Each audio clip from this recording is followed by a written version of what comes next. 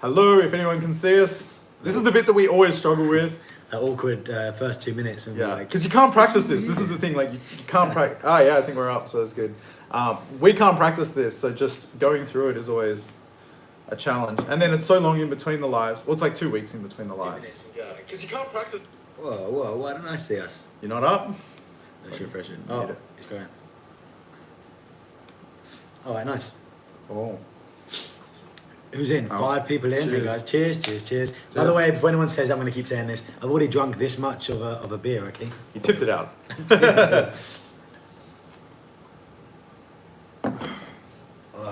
So we'll get better at figuring out this. I need to figure out how to plug in a microphone, because I do wonder about the audio quality. Yeah, I do wonder, because you're taking it from all the way over here. It's like a meter away from us. And it's a phone. And a phone, yeah. Yeah.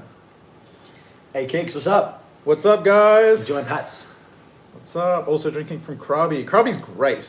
I really enjoyed Krabi when I was there. Who's having a beer with us? Cheers. Dan's a little bit sick at the moment, so... I'm on the way out of it. I'm getting better. That's why I sound a bit like this. Why sound a bit like this? Sound like a proper Cockney London geezer. Pull out my sugar. I've had food poisoning. If anyone watched my slums videos, I don't want to say it was that guy from the slums, but it happened to be the day after, a couple of days after. It could have been any of the food I ate on that day, basically, or water, or a parasite. Whatever I had taken wiped me out for like 3 days. It was nasty. horrible. I've wondered that about the water. Like just even from like you brush your teeth with the water. Yeah, and shit, exactly. Right? Yeah. Like, He gave me a bottle of water, which the top wasn't like. I only realised it kind of after I was drinking. I was like, this wasn't connected, so they filled up in the fountain, or they've got like the one bar things. Yeah. And I'm like, well, I hope it's from there, not like some tap somewhere. But I'm sure he wouldn't. Yeah. But they've got stronger guts than that we have here, right? Yeah.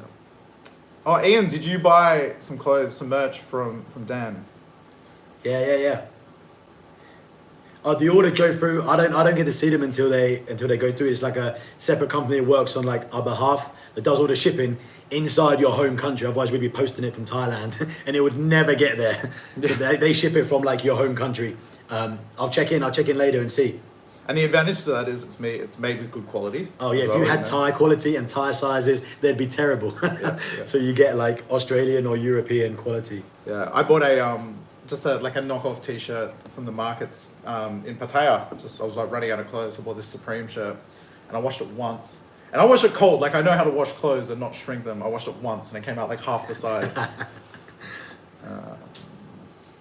What are you guys doing for Christmas? I'm here for Christmas, unfortunately. First Christmas away from home. Normally I go back to Sydney every year, but this year, just with all the travel restrictions, it was hard to organise. Who knows what's going to happen with all those travel seasons coming up, right? Yeah, the whole world's going crazy again. Travel's kind of resuming, and then now there's this whole new Omicron thing that Dan's got. Everyone, he doesn't know. No. There is a case in Thailand. I saw a thing come up, like Thailand reported its first case of the Omicron. Yeah, he's in quarantine, though, right? Oh, I'm not sure. I just saw the thing pop up on the screen. Yeah, I read something on Tiger, and I think it's not me. I've escaped. I'm doing it live. Live with Omicron. Does anyone else agree Thai women can get very jealous? Yeah, I would agree with that, but I would agree that for just about any culture. But yeah, definitely. Ian, you like Dan's merchandise? Here's a little sneak preview of what I'm going to be doing. I'm working on it. It will get out very soon. When there's more people in, I'll talk about that a little bit more. And I would like to, we both would, when you buy merchandise, I want to see pictures of people in t-shirts. Absolutely. Iceberg Travel said, went out on Khao San last week. What night of the week did you go? I was out there last night, and I was surprised at how busy it was. And it gets normally busy Friday, Saturday, but you went out yesterday. Right? Normally Friday, Saturday, yeah, but I went out last night. Had a great night. And I think I got home at like 1 a.m. So yeah, good. It's definitely, I think Khao San's the place to go out in Bangkok at the moment. I hear Nana is getting really busy, which is good. But there's more and more. Coast is that cool, funky, like little like street that Thais love that kind of funky boho vibe, right? Absolutely. Yeah. I just saw a video. What did I think of? And I'm going to try and say it again. Ayutthaya. Am I saying that right? It's a city like with all the old temples, like beautiful. I was only there for a number like hours though, like an afternoon. But it was beautiful. It's like nowhere else I've seen on Thailand with that much history in one place. If you're in Bangkok, everyone should go and visit that. Like a couple of hours drive, less than that. Thank you very much for all the kind compliments that we get in here. It's hard for us to answer the question. So we see the same chat that you guys see. And when we try and scroll down, but it automatically keeps scrolling down to the bottom. So we end up missing a whole bunch of them. How's the weather in Bangkok? This is the best weather ever right now. We were just talking about this, yeah. It's not humid at all. It's like, I can compare it to like a British, like really good British summer, 'cause it's still sunny and hot. No humidity. It's cool. You can walk around, like not sweat. And in the evenings, you were saying you're wearing like normal clothes. Like, last night I wore jeans, a t-shirt, and then a shirt over my t-shirt as well. Like a Western summer. And not hot, like not sweating your ass off. I didn't know it did this. Someone's telling me it I didn't know. In December, for a little pocket of December. It's the best weather. Yeah, I had no idea. Like, I just figured it was hot as shit all the time. Because it's the humidity that gets you, right? Not the temperature's like 30 or whatever, that is hot, but the humidity makes you sweat all day. Yeah, and I think the times that I have come here, like I've come from Australia, right? So it's like you're not acclimatized, whereas we're acclimatized a little bit now. So yeah, I was up north a few days ago with Cynthia. It was, I think, 23 degrees where we were, and I was cold. I was like, shit, I could wear a hoodie right now, like it's 23 degrees. I'm coming to Bangkok next week. Is it easy to get around? Yeah, I mean, the city's massive and huge, and there are loads of areas you'll probably never want to go to. But the Sukhumvit line, like, runs straight through the middle, the BTS, along Sukhumvit. You just want to be in the central, like, parts mostly, and get the bulk taxis wherever else. Yeah, the traffic is fucked. Yeah, it's becoming like it used to. It's still not what it used to be, but yeah, it took me 40 minutes to get from here to Khao San Road last night. Wow. And it's not that far. It's like a 10, I've seen it on the minute center drive. here, the traffic, like, yeah. You don't get a car in Bangkok, you get the BTS because of that. Right? Yeah. I need to start taking the MRT more. I haven't realized like how good it actually is. It goes quite far north and south, right? Yeah. Bolt for taxi. Yeah, Bolt's definitely the best taxi app to use. Sometimes Bolt surges and the prices go up, and then you're often better just jumping in just hailing down a taxi in the street and jumping in one of them. And you can talk to them and say, we've done it before with the tuk-tuk, remember? We showed them a price on Bolt, and then they'll match it. Leverage. Yeah. It's funny, like sometimes I've tried to get motorbikes, and I've tried to like haggle a price with them, and they're like telling me way too much, and I'm like, there's no way I'm paying this much for a motorbike. Like, why would I pay to sit on the back of a motorbike and possibly die when I can get a taxi for cheaper and have air conditioning? Thomas, you're leaving to Thailand in 10 days. So excited. Both of you gave me confidence to get the ball rolling. You are welcome. Yeah. They're the messages I like, man. When they've watched our stuff and they're like, now I've got confidence to just go and do it. Yeah, man, come. Do it. Meet people, say hi. Where are the cannabis cafes to try? So they're popping up all over the place. Everywhere, man. It's one on my street I noticed every day, and I walk past it every day. I didn't notice. It's like a cannabis cafe. Yeah, I saw a vending machine that was like a cannabis coffee vending machine. There's one outside the mall here I saw the other day. Yes, real cannabis is illegal here, obviously, but then you can get a license to sell, these cannabis drinks. And although they're supposed to not have the drug in them, when I went to Pattaya and I had a tea and I had a brownie, and they're like encouraging me to get the good one, get the expensive one, and I was wasted. Like the weird thing was it took a few hours, and they said you'll feel it in a couple of hours. I was like, yeah, whatever. And I got back to my hotel. I had one beer and I was like, I am wasted. To the point like I was trying to do work and I ended up like deleting everything on my hard drive, and then I like crashed my app that I was editing, and I was just like, oh my god, I need to stop. Like I cannot function like a normal human. Bongi, yeah, this is his merch. You must have just missed it. We were talking about it. A sneak preview, yeah. I just got one made today, so there's the hat. I've got a few different logos. This is just one that I tried. I was playing around with the colors and the different color combinations and stuff. But yeah, really excited to launch it. It'll be launching within the next week, and I'll talk about it and give links and stuff. It's a YouTube question. I don't mind talking about money. On average, how much dollars are you guys making off YouTube monthly? About $2,500 dollars, and it goes up every month. Like, it jumps like 400 or so dollars each month so far. 2,500. That's off ads, and then there's other ways like merchandise. Patreon and donations and stuff like that. We just did an experiment last month where Dan was doing videos every second day, basically, and I was doing videos every day because that's what we'd both been doing daily. And we wanted to compare, you know, see what the dip was and see, you know, is it much more like loop. And we found the difference was not that much. You do make a little bit more doing daily, but it's like to do half the work, it's definitely not half the money. And then there's other analysts you need to do, like longevity of a video, right? Like in that month we made the same, but those videos, like there's so much to it. We geek out about analytics every day. Yeah.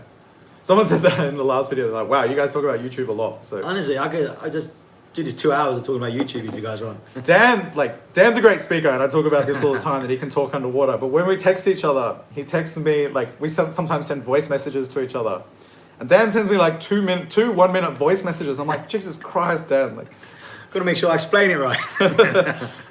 Has Dan got COVID? Yep, I brought it here, man. This is the Omnitron. That's what I keep getting it called. As in like someone was like, who do I watch? He's a British comedian called Dapper Laughs. He's like, sounds like a fucking transformer, mate. What is this Omnitron coming over? Sorry, that's a really long name. Kitty Chai something. So do you get vaccine for free in Thailand? Dan got it. I did. I got 2 times Pfizer for free being a foreigner in Pattaya. And they're still continuing, I think. There's a rolling thing. They're giving the foreigners Pfizer because foreigners wouldn't take the Sinovac. Free. Absolutely free, yeah. Andrew Milner asked, Keis, you help me make the move to Thailand. Nice. Welcome. And you won't regret it. I guarantee it'll change you. Perfect Life wants to vlog, but they're too shy. Everyone is. No one's good at anything until they practice it. Like, remember that. Like, you don't just put out a camera. You should have seen some of our first ever videos ever, and I did some behind the scenes. Embarrassing. No one's good. Everyone's shy. People won't care here when you're vlogging yourself like they will back home. You won't get looked at. It's very common for people to take selfies here in Thailand and stuff. Like, it doesn't matter. Yeah, and like, you do become really numb to it. So I actually practiced. Like, I was very shy to do it as well, and I practiced before I went to Korea first. But I used to practice at home. You know, I would walk around in my room and practice. I would do out, like, I lived in a building complex. Yeah, I did my local town. We had a garden area, and I would practice outside. And I remember, like, I'd be doing it, and every time I'd see a person, I'd be like, shit, and like pull the camera down. But you get really used to it, and now, like, I don't even notice how many people are around me. It's just become such a normal thing. I mean, you can make a living from it, right? And do your dream job, or worry about some stranger you're never going to see again, do not know, will never care about anything seeing you for 1 second. And they've already forgotten about you the second later. And as embarrassing as it is, you're actually doing something quite cool. So yeah. Here, whenever the people see me do it, people say, hey, YouTuber. When I was filming the other day at the market, someone filmed me filming because they're like, oh, you're a YouTuber. Yeah. It's like considered a job here. Do Work 03 said, what areas would you recommend to get an Airbnb in Bangkok? Come in a couple of weeks. I would recommend staying around Nana or Asok. That's very central. It's like right smack bang in the middle of Bangkok. I think that's a great area. It's somewhere near the BTS. So if you can look on Google Maps, on Airbnb Maps, and just somewhere along that train line would be the best. Ben, no, I do not follow the cricket, mate. Of course I don't follow the cricket. You guys lost to Australia today, didn't you? No, I didn't. Didn't even know we were playing cricket, I'm afraid. I didn't know either. I do not follow sport. I don't follow football. Rugby I do, like when it's international. I do not follow any sports, I'm afraid. I'm the least manly person ever. If I can't make money from it, I don't invest my time into it. That's pretty much what I got in life. No, I'm joking, I just don't. Yeah. When will Pattaya and Walking Street open again? And will Pattaya go back to how it was? I don't know. This is a good question. So Pattaya, just a couple of days ago, they're now bars that trade as restaurants can serve alcohol now, legally. So that's a good news, that's a step. The latest was January 15 that bars and everything will open, but that might move forward now. The thing is, nothing gets announced here until the very last minute. That Pattaya thing didn't get announced until it was like the next day. So they said... And back to like it was is a different thing, right? Yeah, I mean, I think they just don't want to make any like guarantees for people in case something changes. Back to how it was. Remember, it's going to be supply and demand, right? You as a bar owner owning a go-go bar, whatever, you're not going to open unless you know you're going to get lots of foreign tourists having to come in. Remember, it took Pattaya 60 years to get to what it was like in like 2019, more than that. So to ask it to like come back again in like a year is impossible, I think. I think a year, it won't be like it was, but I think in a year it'll be amazing. Yeah. It's all about footfall. If if there's more variants and more lockdown and stuff. But Bangkok's getting busier every week, and it's noticeably. I'm That's it. seeing. Today I kept seeing too many white guys. Yeah. I was getting annoyed, right? I was like walking along, every 10th person I walked by, I was like, this is the foreigner, another foreigner. I like used to feel special that you were like a Westerner here because there was none. Now they're everywhere. There's so many Westerners here now. Win-Win said the girls in Thailand don't answer my calls anymore. Should I go see her or find a new one? I mean, find a new one. There's plenty here. I don't know, if you're not speaking to them anymore, I'd jump on Tinder and just do some shopping around, see what else is out there. There's plenty of amazing people here. I've met such great people here. Japan, how do I find a cheap condo? Just walk into the place. Yeah, walk into the place, and don't be afraid to lowball them. Like this place was, they were before COVID was 30,000. They were asking 22, and I got them down to 15. So I got them to half of what it used to be, and I just like lowballed them. I said like, I'll pay 15, and that's my maximum. And they said that's too low. Would you like? They came back to me with counter offers, and I just ignored them for like 2 days. And I was like, hit them up 2 days later. I was like, if you are interested, like I still want it for 15. That's good. And there is so much inventory on the market, right? There are so many apartments, flats, every business. There's so many here.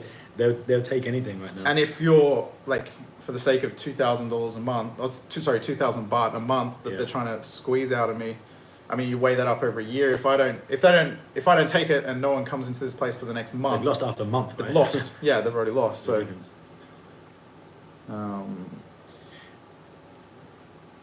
Kix said, I went out to a great party last night, Thai style. That's really cool. That's the best. To the video, man. Yeah, they're the best ones. Right? Yeah. I love those like random experiences drinking with Thai people. I went to a really cool Thai bar, and it's in Rangsit, which is about half an hour, 45 minutes in a taxi out of Bangkok. But it was like a real local area, as like live Thai bands, and it was all Thai people. I had a great time there. Digital nomad, what visas are you on? Visa question. We're tourists. STD. V. STD visa. Someone said that before. Keys, how do you get away with one woman in Bangkok and one in Pattaya? I'm not concerned, they'll find out. They both watched the video, so they would definitely know about it. Cynthia's not my girlfriend or anything. Cynthia and I are just friends. She actually has a boyfriend, so that's the funny thing about doing YouTube. My whole life is out there. I'm very transparent. So yeah, it's kind of hard to have any You'd be secrets. the worst at like trying to keep secrets, and then you put your whole life on YouTube every day. Yeah, I can't lie about where I am. If someone says like, where are you?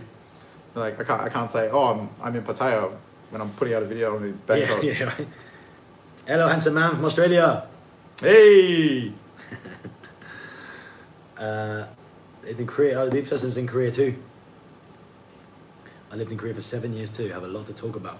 That's awesome. Korea's amazing. I'm dying to get back to Korea when I can travel there. It's looking like it may open. They've been closed to Australians. So it's a bummer. I've been dying to get back there. I've got great friends that I miss there. So it's a really cool place. Falco, rewind this video just about 2 minutes. 2 minutes, then we just talk about the apartment there. You must have just missed it. Do you like that? Lights. This is what I've been trying. Like I crap on about it in all my videos, saying like, oh, I want to have like cool lights so we can make like this home studio. And this is exactly what I was trying to get. And these colors work cool. The purple, purple and blue. Yeah, I like it. So we're vibes, just good vibes colors. Good vibe. Yeah, exactly. My favorite colors are aquas and pinks. Where can I find weed in Thailand? I'm sure it would not be very difficult at all. And we spoke about the cannabis cafes earlier on in this vid. But I wouldn't, I just wouldn't risk it. Yeah. The drug lords, you know they're crazy. And right now there's not a lot of foreigners to find. So if they can find you, and they will, right? I would. Dan, great speaker. Yeah, I would normally be, but right now I sound like I'm chewing a wasp. Dan is an incredible speaker. It's something I don't think he realizes. I tell him all the time, but I don't think he realizes how good he is. When the first time when we vlogged together, we made a video together, and I saw just like how well he spoke and like gets it all out in one take. I was like, how the fuck do you do that? It's practice, man. Yeah. Well, I was a teacher for a little bit. I think that helped. Trying to get a message across, right? Yeah, maybe it helped. You put out 28 minutes. 28 minutes? Is that how long? 38. Like 38-minute videos. 38-minute videos. Jesus. Yeah, I'd like to have a chat. Like to have a chat, guys. Did you get my visa fixed or are you still leaving this month? You have to wait to see. Stay tuned. Stay tuned. Maybe I'll be illegal. I won't be illegal. Oh, you got. Thank you, Jake. Cheers. I'll finish my First tip. I'll finish mine as well. Okay, mate. Okay. Thank you. That's Dan's first beer. Actually, we finished our. That was my second beer, but I had one before Dan came. So we actually finished at the same time. Quite impressive for Dan. Carl said Dan can sell sand to the Arabs. Yeah. Ice to the Eskimos. Yeah. Oh, I've just opened up lemon soda. Lemon soda? Oh, that came with my apartment. I wasn't trying to get away with it. That singer, it's in the plastic bag. Oh, yeah. Someone's like, Dan's drunk. Someone asked about, here we go. Passar, I'm sorry if I'm saying that wrong. Yo guys, hello. Last time I asked about you staying in Chiang Mai. How long should I stay? I'm in Chiang Mai for 3 weeks.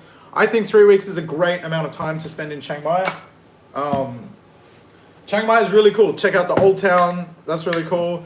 And then also near the, I want to say like the top part of Old Town, if you go, where is it? West. If you go west from there, there's a university there. And around the university area is, there's really great markets and stuff. And it's more of a local kind of vibe there. So I would definitely recommend that.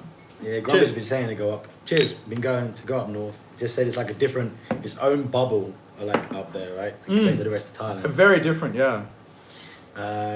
Someone said here, oh, Kicks, me and Grumpy on the run from the visa run. She's got a work visa, man. She could be here forever, I think. She's like, could be here for as long as she wants.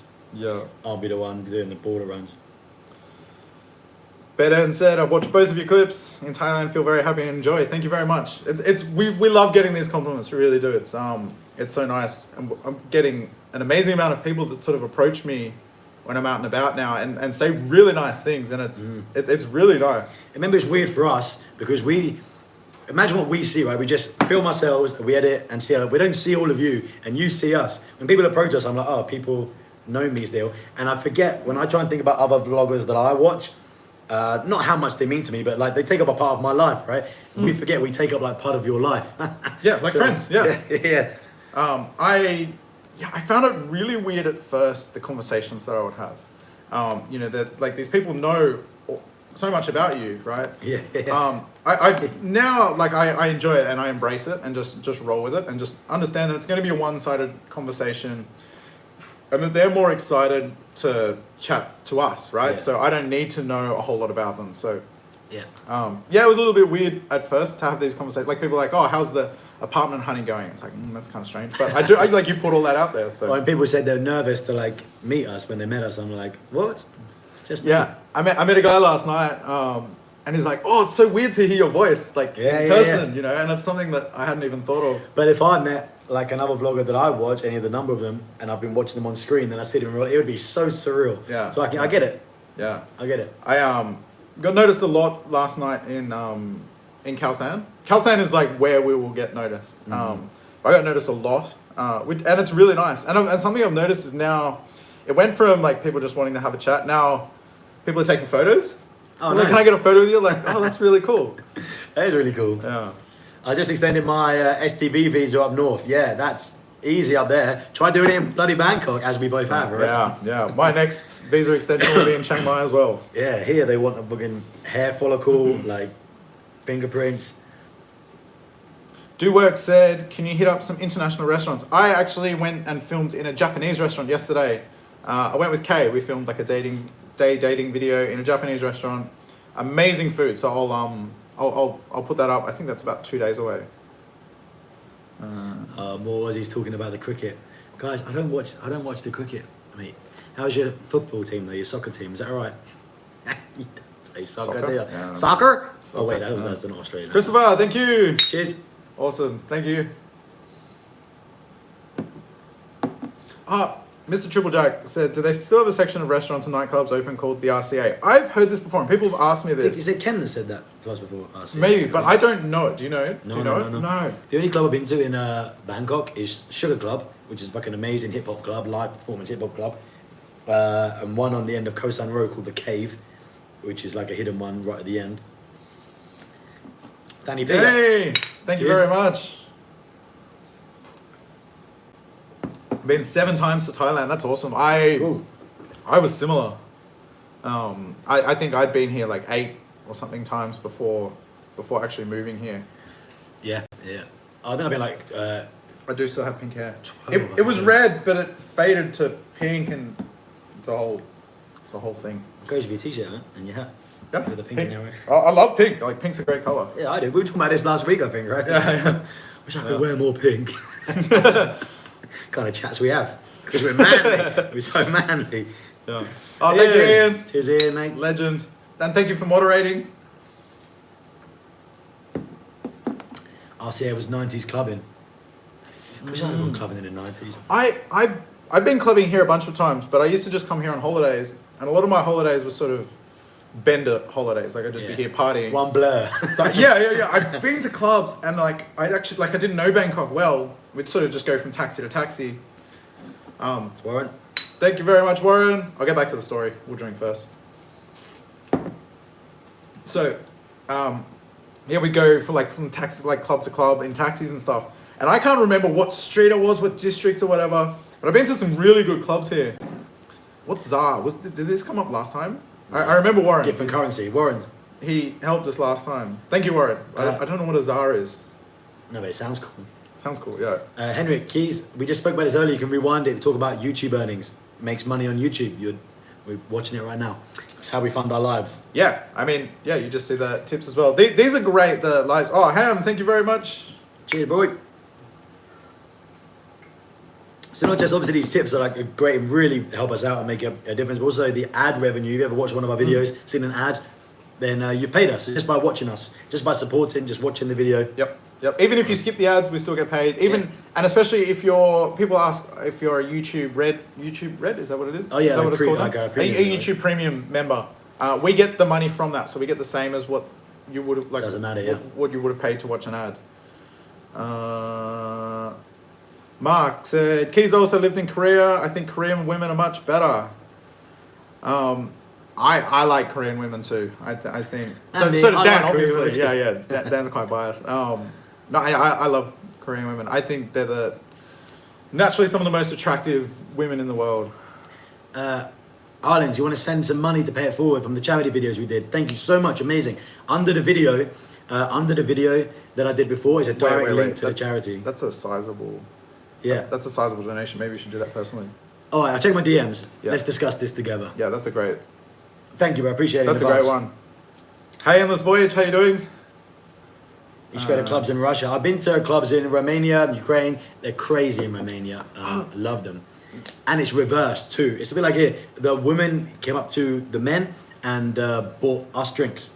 Because I don't know if it's this thing in Eastern Europe, like men work about, maybe I was foreign too. A bit like here, a bit like in Thailand. The women made an effort to come over, as opposed to in the UK, we'd make the move on the woman, right?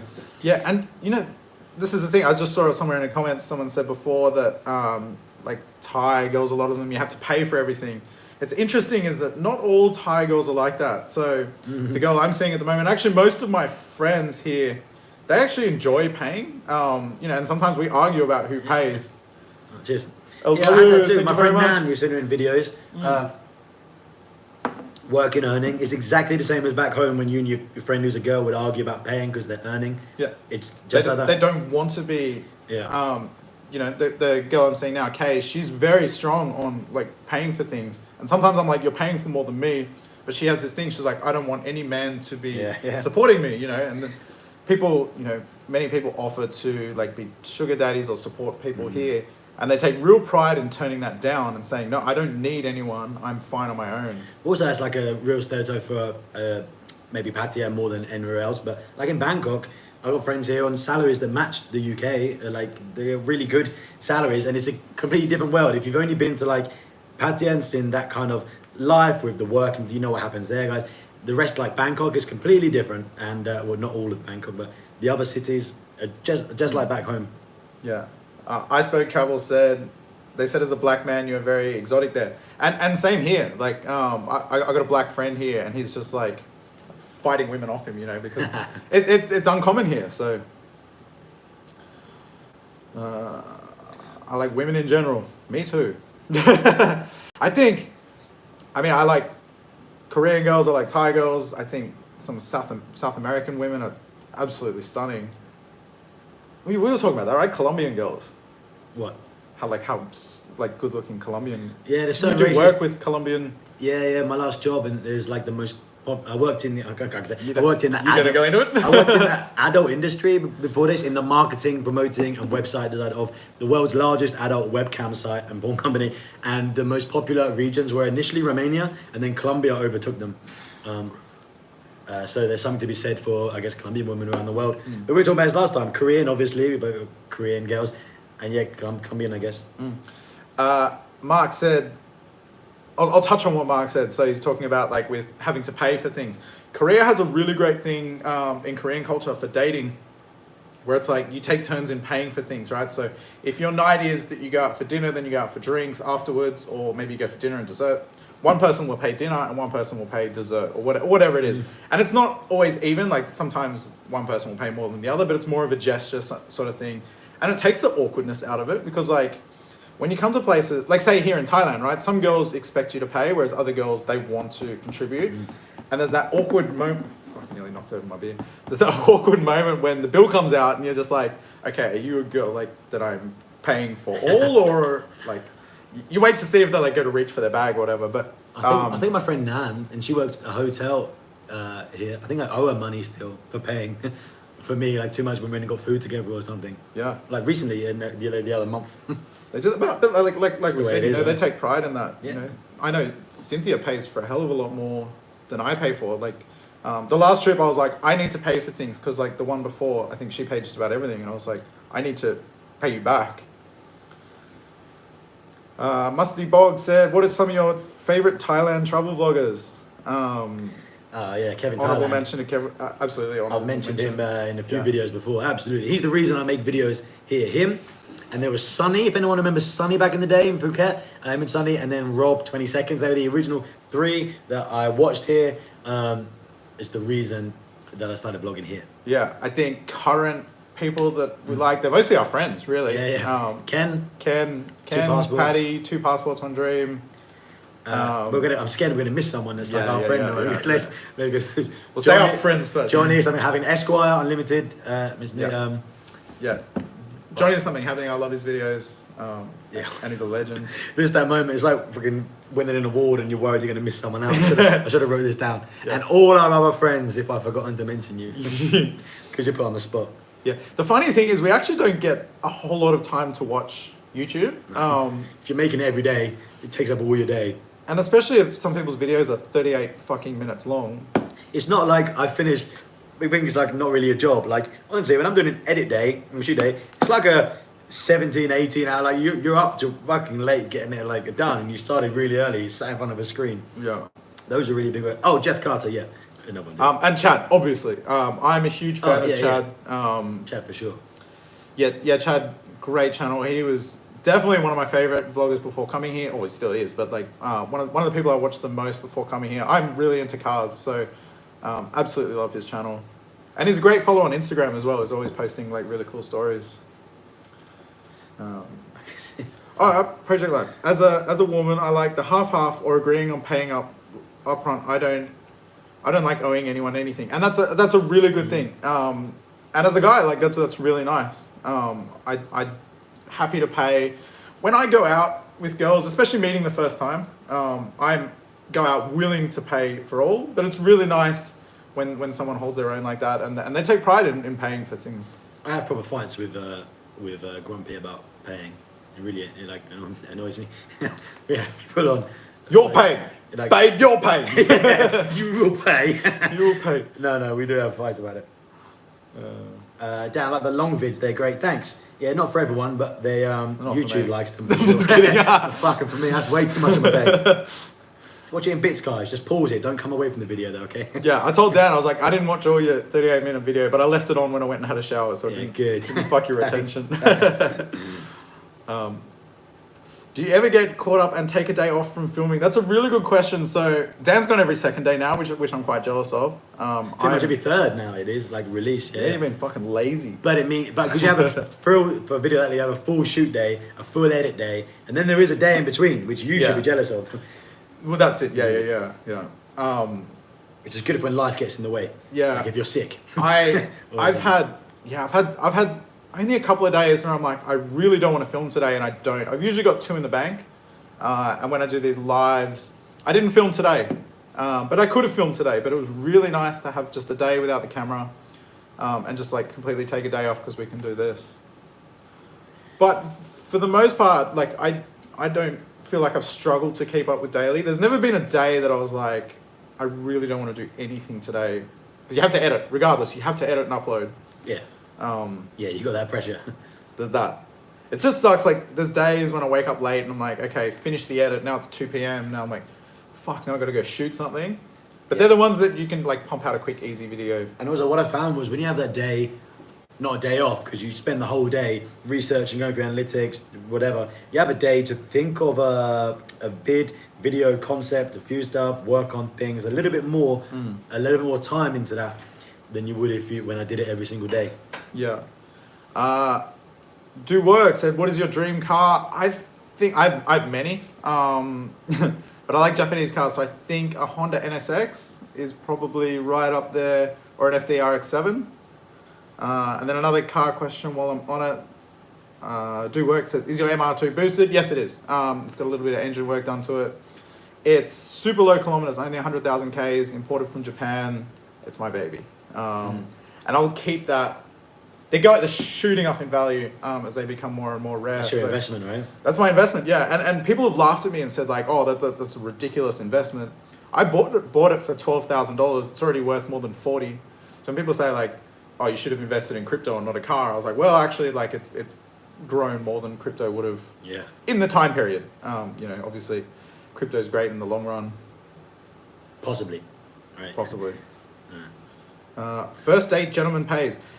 Like, yes, but I think, like we were saying, some women do like to pay, and some women don't want handouts. They don't want the guy to have anything over them, or they want to, just show that they're successful as well.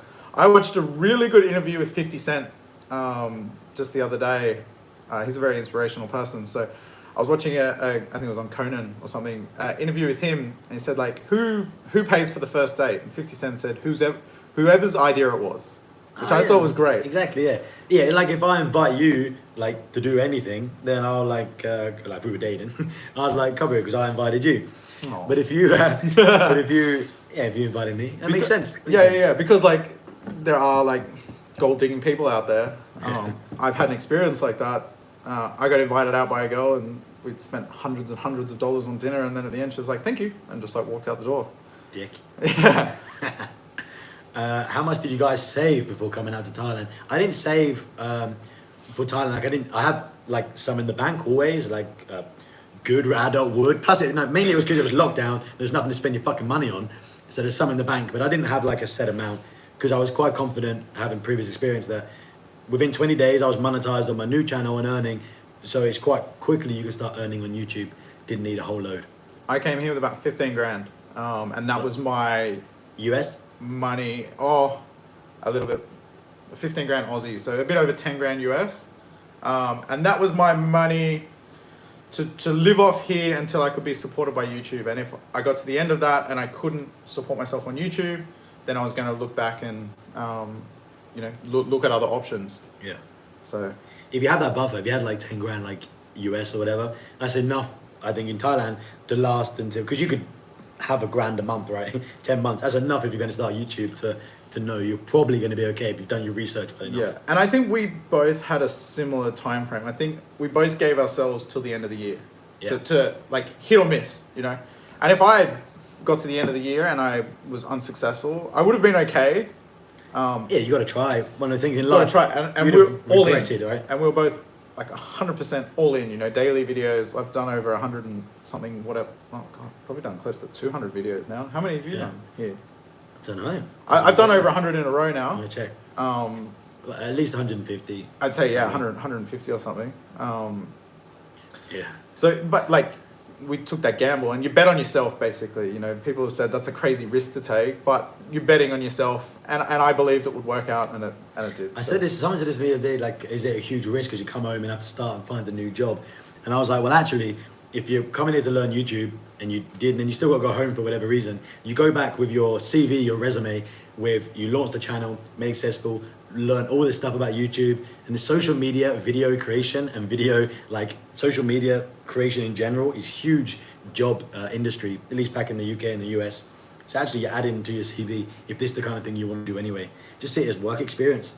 Yeah. The CV if it all fails. Absolutely. Harlan's World, hey Keys, I actually had an MR2 and now you have an FD RX-7. I am incredibly jealous.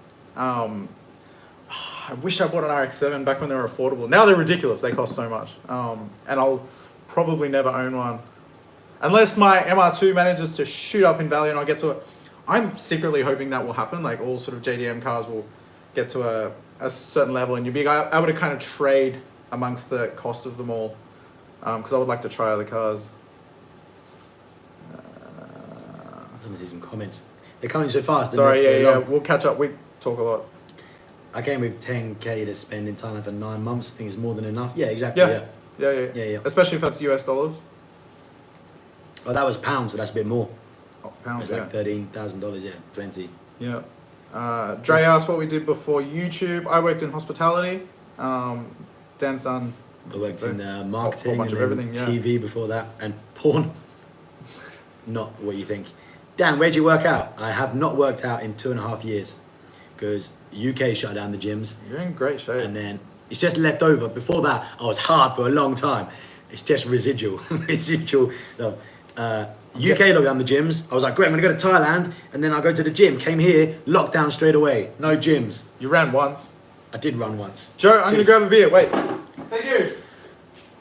I'll hold the fort for you, mate. Yeah, you're okay to talk? Yeah, I think I'll manage a sentence or two. Yeah, no gyms. No gyms. Just getting fatter and fatter, to be honest. And by the way, in the t-shirt, you might look like you're in okay shape. Take this off, mate. I'm all fucking fat and rolls. It's all just hidden well in t-shirts.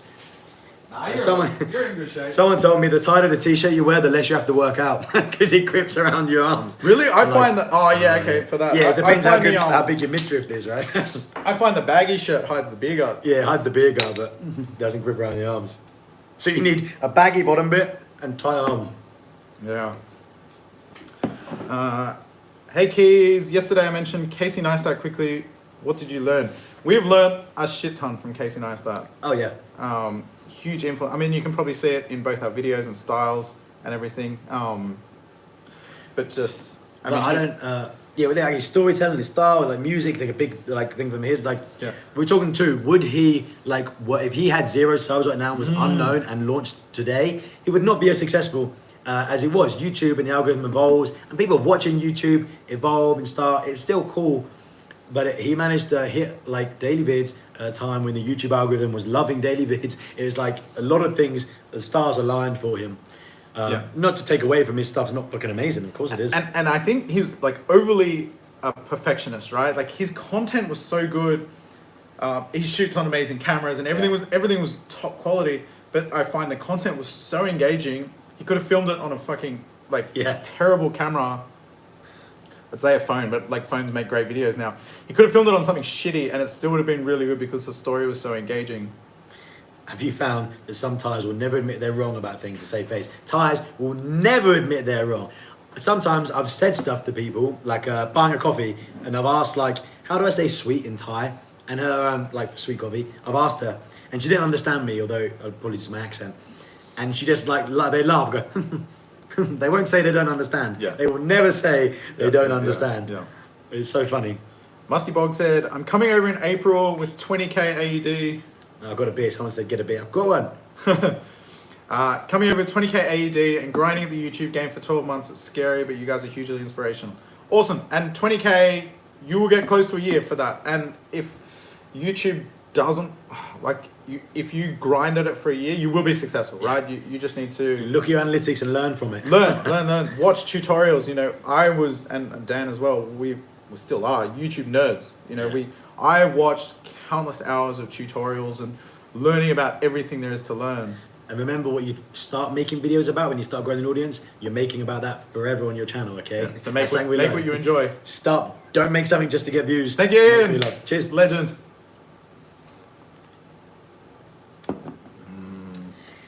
You once paid. Did you say that? What's that? Oh, okay. SM said, Adam, you mentioned once you pay a fine of 500 baht and you could drive as fast as you want afterwards. So the way the system worked, that was like Cynthia got fined the other day driving. So what happens is here, if you've been fined once, you won't get fined twice in the same day, which sounds absolutely ridiculous, but it's true. So you get like a little certificate and you won't pay another one. It's fucking wild. So you don't lose points off your license here. There's nothing. Cynthia got pulled over speeding. She paid 500 baht and you get this little certificate that's like, I paid a fine. And they're laughing, you know, the cops are in great spirits about the whole thing. That like the whole thing is so casual. In Australia, if you get pulled over by cops, they're like intimidating and they're like talk down to you and they're like give you the fear of God basically. But here they're like laughing, having a good time. You pay the 500 baht, you get your little like you pay on the spot, get your little receipt. They're like, cool, see you later. And they're like, because I had my camera out and I was like filming it and I was like, I'm sorry, can I not film? And they're like, film, it's okay. Quite funny. Pasar Gabriel, thank you very much. In pounds, hey. And if you come in Chiang Mai, I'm a Romanian barber working in London for the last 8 years. Great, I do. Great. London barber would be great. This is something you struggle with, right? Yeah. Getting a good haircut. Fucking barbers, man. I've got to go back. Like, this guy shaved my hair up to here. Like, you finished the fade here, went up to here. I'm trying to grow it out still. And we know that your hair doesn't grow fast here. Bill's BKK, this is a really cool story. I traveled to Bangkok in 1990 with a one-way ticket and $1,700 and ended up staying here almost 9 years. And there's so many great stories like that. Yeah. If you want to stay here, you will find a way. You can work online, you can do working online is so easy these days. You know, a lot of online jobs you can get with no experience. The pay is shit, but to live here, it's enough money. Yeah. You wouldn't do it back in the West. That's why I tell a lot of people, like, well, there's a comment there about how you're going to retire from Canada. Obviously, you got your own things going on, their houses and stuff, so you can't retire, family, whatever. But a lot of people are waiting to retire to then come out here. Hope you get old enough to retire. Hope you don't get sick, whatever. Like, you can come now and you will earn less. There's so many jobs online. And just start living the life you want in the place you want earlier.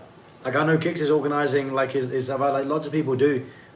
It's like, and people are scared to work online. I'm not great with computers. Well, you weren't great at walking either until you learn to do that. Like, you can learn anything you want to. If you want to live here, it's very easy to make it happen because of the internet generation today. Yep. What colour's your hair on your passport? It's normal, and that's the funniest thing is every time I show ID and I have to take my hat off, I'm like, it's fucking terrible at the moment, but there's something happening. I've just got to wait like a week and I'm changing the colour, so, yeah. Yeah, Keis, there's that barber. Oh, you mean the barber, the one with the great big boobs, that girl that's on all the videos? She's in so many videos now. She's become like this YouTube star. I told the Grumpy, I said, we need to go there and like flip it, and Grumpy will get a haircut from her. And she'll with the girl with the big boobs, get like a trim. A female vlogger did it. What's her name? Pearly G. Yeah, Pearly G went there. Yeah. Was she first? No, who was? I saw Esquire, but I think I saw Nick NDR-TV do it too. I'm not sure who did it. Okay. I mean, it doesn't matter who did it first. Yeah. One video helps another one. Yeah. That's why we always say people worried about filming the same place, same things, similar stuff. No. If we both went to the same restaurant after each other, one vid would probably help spike the search on another. I'll probably be suggested on the back of yours and vice versa. It's good to go to the same place. Yeah, and I think people like seeing, you know, everything's been done here, basically. Like, everyone's been to every place, but like the reason you would watch someone over another person is them there, right? Is their own take, right? Like, I've seen videos of Ken and Paddy, and they, you know, they've both been to the same village or same town or whatever, but I watch them to see the person and see their take on it all. So it is interesting. How often do you drink? I drink way too much lately. I would say about 3 nights a week. I drink every time I do a live with Adam. That's the only time I drink. 3 to 4 times a week. Too much. It's mostly around socializing. Problem is, I've just made like so many friends here, like different groups. Like in the West, you have like your group of friends that you hang out with, and we don't have like a set schedule, right? I can wake up anytime. So if someone asked me to go out on a Tuesday, I can go out on a Tuesday. So it's dangerous. George, or Jorge, if you're in Spanish version, you watch us, the experiment with the long versus short videos. We spoke about this earlier in the video. So last month, Adam made like shorter videos every day, and I made every 2-3 days a longer video. The money worked out almost identical. What we're trying to work out now, and we'll see, is the longevity of a video. So if YouTube shares a video for longer because it's longer and he can make more money from it, it's all interesting stuff that we love to geek out about. And also your personal life, like making something every day or every like 2-3 days. But the money seems identical. The money seems identical. It's working out as well on what you enjoy more. It's funny, I'd never wanted an editor before. I always feel like the editing is what makes my videos. But then what I've come to realize recently is I enjoy shooting much more than editing. I don't dislike editing, and it's totally fine, but I enjoy the shooting process so much more. It's like I like make cinematography, I really enjoy that. So it is interesting, and we're both going to keep experimenting, and it's great to be able to compare. That's the really good thing with similar channels, basically the same audience. Everyone here in the comments, you probably follow both of us, so it's really good for us to be able to compare. Like, we were literally doing it before we came onto the live. We were like, had each other's phones, and we were just like looking at the analytics. You might find that because you love the shooting stuff, if you've got like an extra day to plan things, or half a day, whatever it is, because you get to plan like your shot so much more. You can think about your intro and like shooting it and how it's going to look and things. You might find that. Yeah, I find like the more I plan, the more cringy it seems to me when I try and. I only plan my first minute or two, like in my longer videos, and you can see it probably did it, and after that it goes like it just goes. But that's it. I feel like the beginning. Oh, thank you, LW. Cheers, bro. LWB. Dan's not drinking enough. Dan's doing a great job. He's sick as a dog at the moment. We're on the same amount on the same beer. Actually, we are too. Yeah. Very impressive. Have another sip. Fuck you. I'm joking.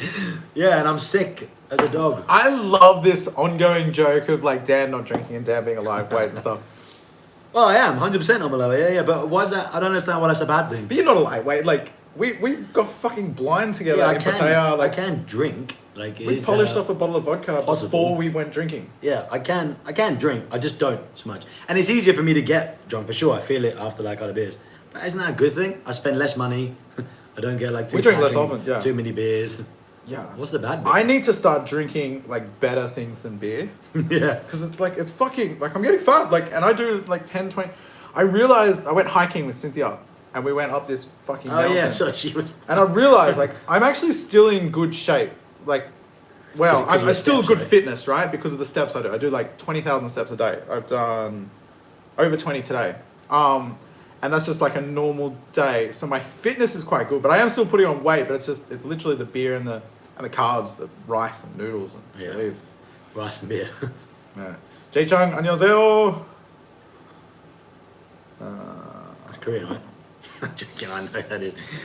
Dan needs to have a number 10 Xmas party. Yeah, that's in joke British politics. What's I get that. What? Huh? Number 10 is our Prime Minister is like number 10 Downing Street, where the Prime Minister had a secret COVID Christmas party last year when it was lockdown. Really bad. Like everyone's. I did hear about that. Yeah, they had like a secret like lockdown party. Yeah. Little fuckers. And a woman was interviewed about it and she was laughing about it. Yeah. Limit yourselves to 22 beers each. I could do 2. 2.2. McTanktop said, have you ever thought of hiring someone to take all the B-roll? That's the part I enjoy the most. You can probably tell that from my videos. I would happily just do all B-roll. That's what I enjoy doing. For me, I try and break up do all intros. Yeah, we could combine and make a really good channel, especially like in my style of going like B-roll talking. Dan can do the talking and I'll do the B-roll. We'll start a second channel when we're both like hugely successful and rich and we don't need... Sure. Do you have thoughts? I have thoughts of starting a second channel. Is that... Oh yeah. You thought about that? Yeah. I thought about it We've never actually spoken about this. When I first launched, I had a plan to do like this one and then a second channel talking about YouTube. And Oh yeah. You have mentioned that. I feel bad in November, but just too busy, right? I- You've got to properly plan it. And then you become a daily It'd be daily again. On person, 2 channels. but like between 2 channels. I've given a lot of thought lately to starting a second channel. And most YouTubers that I see, big YouTubers, they all have a second channel. Yeah. It's almost like a backup, right? If something goes wrong, you've got all your eggs in one basket here. If for some reason we got blocked, banned, hacked, deleted, whatever, you're People fucked. do it with Instagram all the time, right? Because there's so much more like that. Yeah. Right? Does that make sense? So yeah, it'd be cool to do a second channel. And that's something I've been giving a lot of thought to lately. It's just making more videos. You can split this out between what will your second channel be on? I am thinking about doing a food channel as Oh, the yeah, second cool, one yeah. because like I enjoy eating, obviously, you see in all my videos. But like the way I structure my videos is they're so fast paced to keep people engaged. So I try and do food. My food portion of my video is a minute maximum. Yeah. Because like I feel like it'll get boring to the people that don't care about food. But I do enjoy the food side of it. So You could do that for sure. and I eat every day. I would love to do videos where I just slow it down. For me, the fast pace is my brand, and that's what I try and do. But I would love to do a video, and I sort of experimented this a little bit. The video yesterday I did with Kay, it was a dating video, but we're basically in a restaurant most of the time. And I haven't edited it yet, but I want to see what it looks like of 4 minutes maybe of video shot in a restaurant. So there's lots of talking and there's lots of B-roll and stuff. I haven't cut it up to see what it's like, but interesting. And you've got a big enough audience on here that enough of you guys go over and sub straight away to the new channel. So then you can monetize. Then it'll work, quickly, yeah. right? And it's if you're a small, like a really small YouTuber, it'd be too difficult to start a second one. But I think, the more and more. I mean, you got your first 1,000 subs very quickly. I was right? monetized in 20 days. Yeah. That's unbelievable. Do I have Instagram? No, I don't have Instagram or Facebook. I don't have any of them. Do you I've not got have Facebook anymore? No, I've got Messenger still. So if we're previously friends, we can talk on Messenger like me and Kix do. But I don't have the actual account. I got rid of it so I can just constantly on YouTube. I'm just one trick pony. And I'm actually launching a video about this in the next couple of days. I'm talking about social media and whether it's a good thing or not. The distraction my phone is unbelievable. I use my phone for B-roll sometimes. I'll get shots on there and I just airdrop it to my computer. And I find I pick it up and I go into photos to airdrop it to my computer.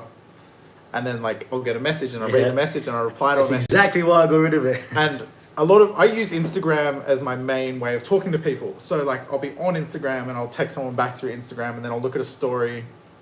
Or the algorithm's someone so good. And then Sucked in. bang, 10 minutes is gone. And that's 10 minutes, but you do that 3 or 4 times, you've added an hour to yourself, to your work. I notice, and that's why I talk about when I do my edits in the car, I actually put my phone down. And when I edit in the car, I have 0 distractions being in the car, and I hammer through edits, which is really weird. It's exactly why. Their algorithms are so good. Facebook, videos are the one for me. I will scroll through and watch. They're so good at knowing what to get you to watch. You lose half your life.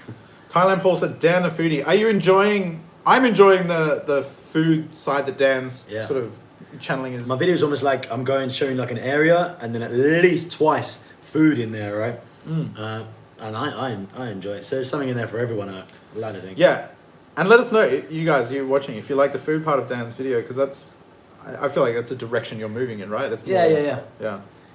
I mean, there'd be a bit of all kinds of stuff. I don't just want to just do food. That would be a great channel. If you just do food, where this is on my existing one, I've kind of got to show food and a little bit of an area, right? And it's 39 minutes. 39 minutes of food is too much. 39 minutes. Yeah. That's how Mark Weens does it. 30 minutes. His videos just are long, food. yeah.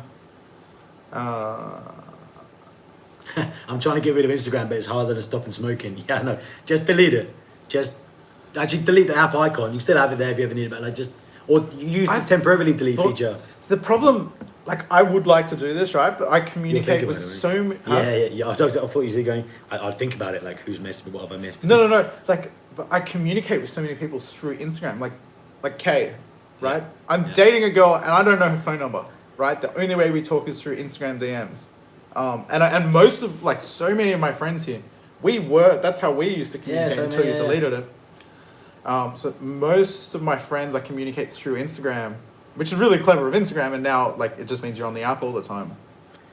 I did an English breakfast vid in Bangkok. Yeah, I went to the English pub, Tong Law, and I shot that ages ago, English fry up. But I haven't put it out. I've still got some stuff in the back burner that I'd never put out. Maybe I'll let it together. You don't have a line? I love line here, don't they? Yeah, No. but I find much less. It used to be all line. All less line. so now. Yeah, less so. Most of the time Instagram most of the time I meet people for the first time, and you add on Instagram. Yeah.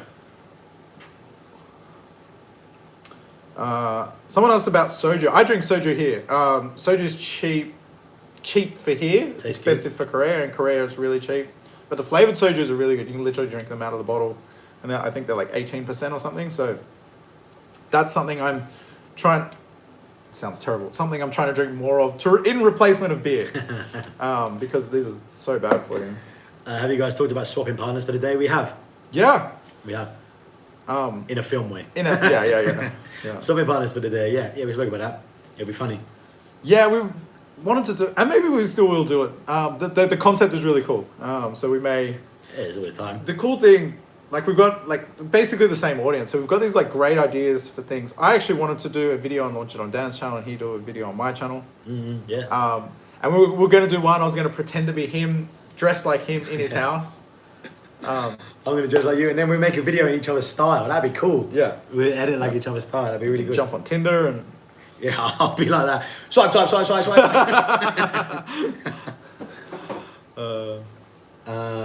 right.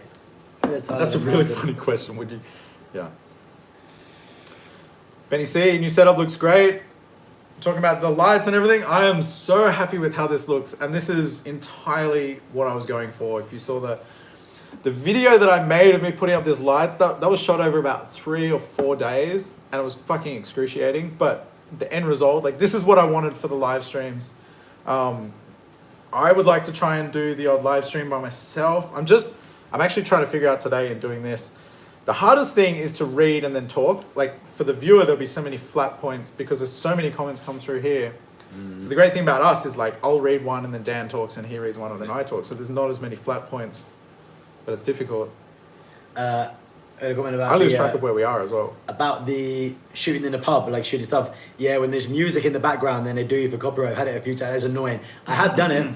If you're in there, if there's hardly anyone in the place, yeah, cheers. If there's hardly anyone in the place, and you tell them you're making a video for YouTube, ask them to turn the music off for half an hour, and they'll always say yeah because you're making a YouTube video about them. Or you chop it, you chop it so much because only if it recognizes music for so long, when you do it. Or I've clipped a lapel mic to here, and when I'm talking, you just don't have a gap between when you're talking, right? As long as you're talking over it, it won't recognise the music. I'll be fucking fine. I wouldn't even need to edit. Just be talking. Yeah. No, I do that. And sometimes, like, people say, like, why do you keep chopping the video? Like, if there's background music or whatever on. Yeah, you got it. You're just like, yeah, you can get away with a few seconds of copyrighted content. Have you pushed it? Like, do you know where the limit is? No, I've done a few. I've gone like a couple of seconds, right? Definitely, like yeah. I don't know where it is, and I thought if I knew who it was, I would use some like well-known tracks, like some like bits in there. If I knew it was like 5 seconds, yeah, whatever it is, I'd be like use 5 seconds, right? Yeah. Now, what did I say the other day? I talk about money, and I went money. Like, I would have loved to have used that, and if I knew 100% those 2.5 seconds, would be okay. So I did it. I used Guess Who's Back from Eminem. Like, Guess Who's Back, and that would be I'd say about 2 seconds, and it was fine. And I had that edit, and I had a backup one for if it got striked. Yeah. Damien asked, and I've seen this a couple of times, do we keep all the money from these donations, or does YouTube take a cut? I was under the impression from donations we keep all the money, because the money that gets held is from AdSense, which is Google. Whereas I believe, and I'm not, this is not fact based, but just I'm under the impression that because it's a separate column for us, right? The ad revenue is. We can see 2 lines, and that's what Google gets and then what we get. Whereas the donations are a separate line underneath. So I believe we get it all. Yeah, I think so too. Because you see it, yeah, like you said, in the separate section. And it matches up. Adam did a great impression of you. Yeah, Grumpy needs to take a shit and I want to go to Insomnia.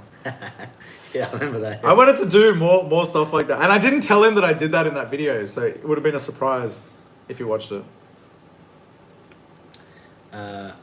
When's the meetup? Soon. We've got to organise it and work it out. After Christmas. Yeah, we'll have to Christmas, yeah. We're just both a little bit tied up at the moment. The hard thing for us is scheduling free when we both have free time. I'm traveling a lot. I need to do a trip up to Chiang next week. So yeah, it's tricky, but I would say just after Christmas, sometime, Christmas, New Year's, around then. Maybe after New Year's. Yeah. But it's something we really want to do. And we've had great response from people when I put that post out saying that we wanted to do it. So we will do it for sure. Want to start a YouTube channel, Nash? Absolutely, just fucking do it, man. Do it. Do your research first, obviously. Like, don't go in there and then... So many people who start something and then go, I've heard this so many times. Oh, it didn't work. YouTube didn't share me. YouTube will share you if it's worth sharing and they can make money from it. So do your research first, 100%. Yeah. Yeah, do your research. I made YouTube videos for, I want to say like 3 years, possibly, maybe even longer, and flopped.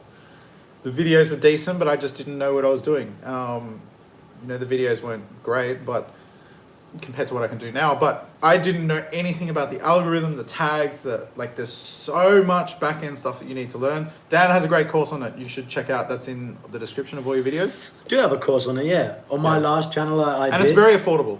Yeah, like $12 or something. There's really expensive courses out there, but that's really affordable. I was like, to make it as cheap as possible and have as many people look at it. I did a channel before, Dan Britain. You probably know about it if you used to watch my stuff before, like lots of Pattaya party vids. And I broke it, completely broke that channel. I tested everything, done all the stuff that you're saying. I completely tested. It's amazing though to have all that knowledge. I just used it, tested it, broke it, got it deleted. It's what to do, what not to do, what worked, what didn't.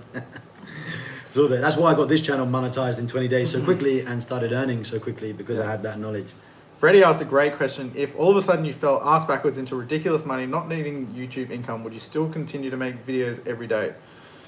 I wouldn't make videos every day, but I would definitely still make videos. Make videos till I die, man. Like, for sure.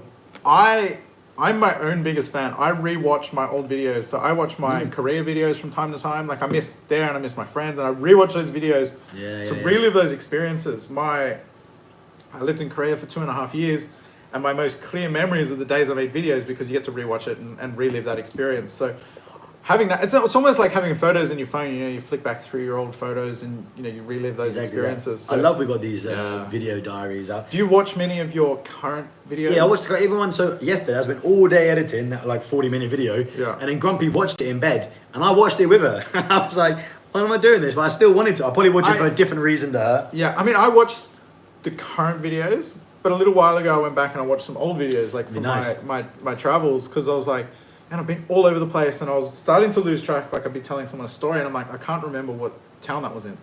Rewatch the videos and I'm like, that was here, that was there. That's a really good question. Do you have to run a budget on how much you're spending weekly on food, transport, emergencies? Yeah, you've got budget. We've got budget videos up on like what's spent on what. Do you have a personal budget? No, I don't think about it. I'm a bit more carefree lately, but I'm trying to spend 1,000 a day. So I'll go to ATM once a week and pull out 7K, and that's my money for the week. That's what I try and spend. But last night I went out and spent like 3,500, 4,000 or something. But then you might have lonely days when you're editing lots and you just get some spend food. You spend street food. So that's what I try and stick to, but it's not a strict thing. So this week I won't make that 7,000 last for the full week, but I'll just go out earlier and just pull another 7 and try and make that last the next week. So we keep an eye on it. I think fortunately now we're both now that we're both making money from YouTube, I think it's much less budget driven. I was quite strict with myself when I first got here. I was like, you got to be this is my money for the week because I didn't have any income. So I was like, if I blow through this, then I'm fucked. Cynthia. Cynthia's in here. Hi Cynthia. Get ready for all your fans. I got a good comment. Like I ate something in Chiang Mai today, and I can't stop having nausea and diarrhea. What's the best cure in your experience? I've been sick just the other day. The only cure is time. You have to wait.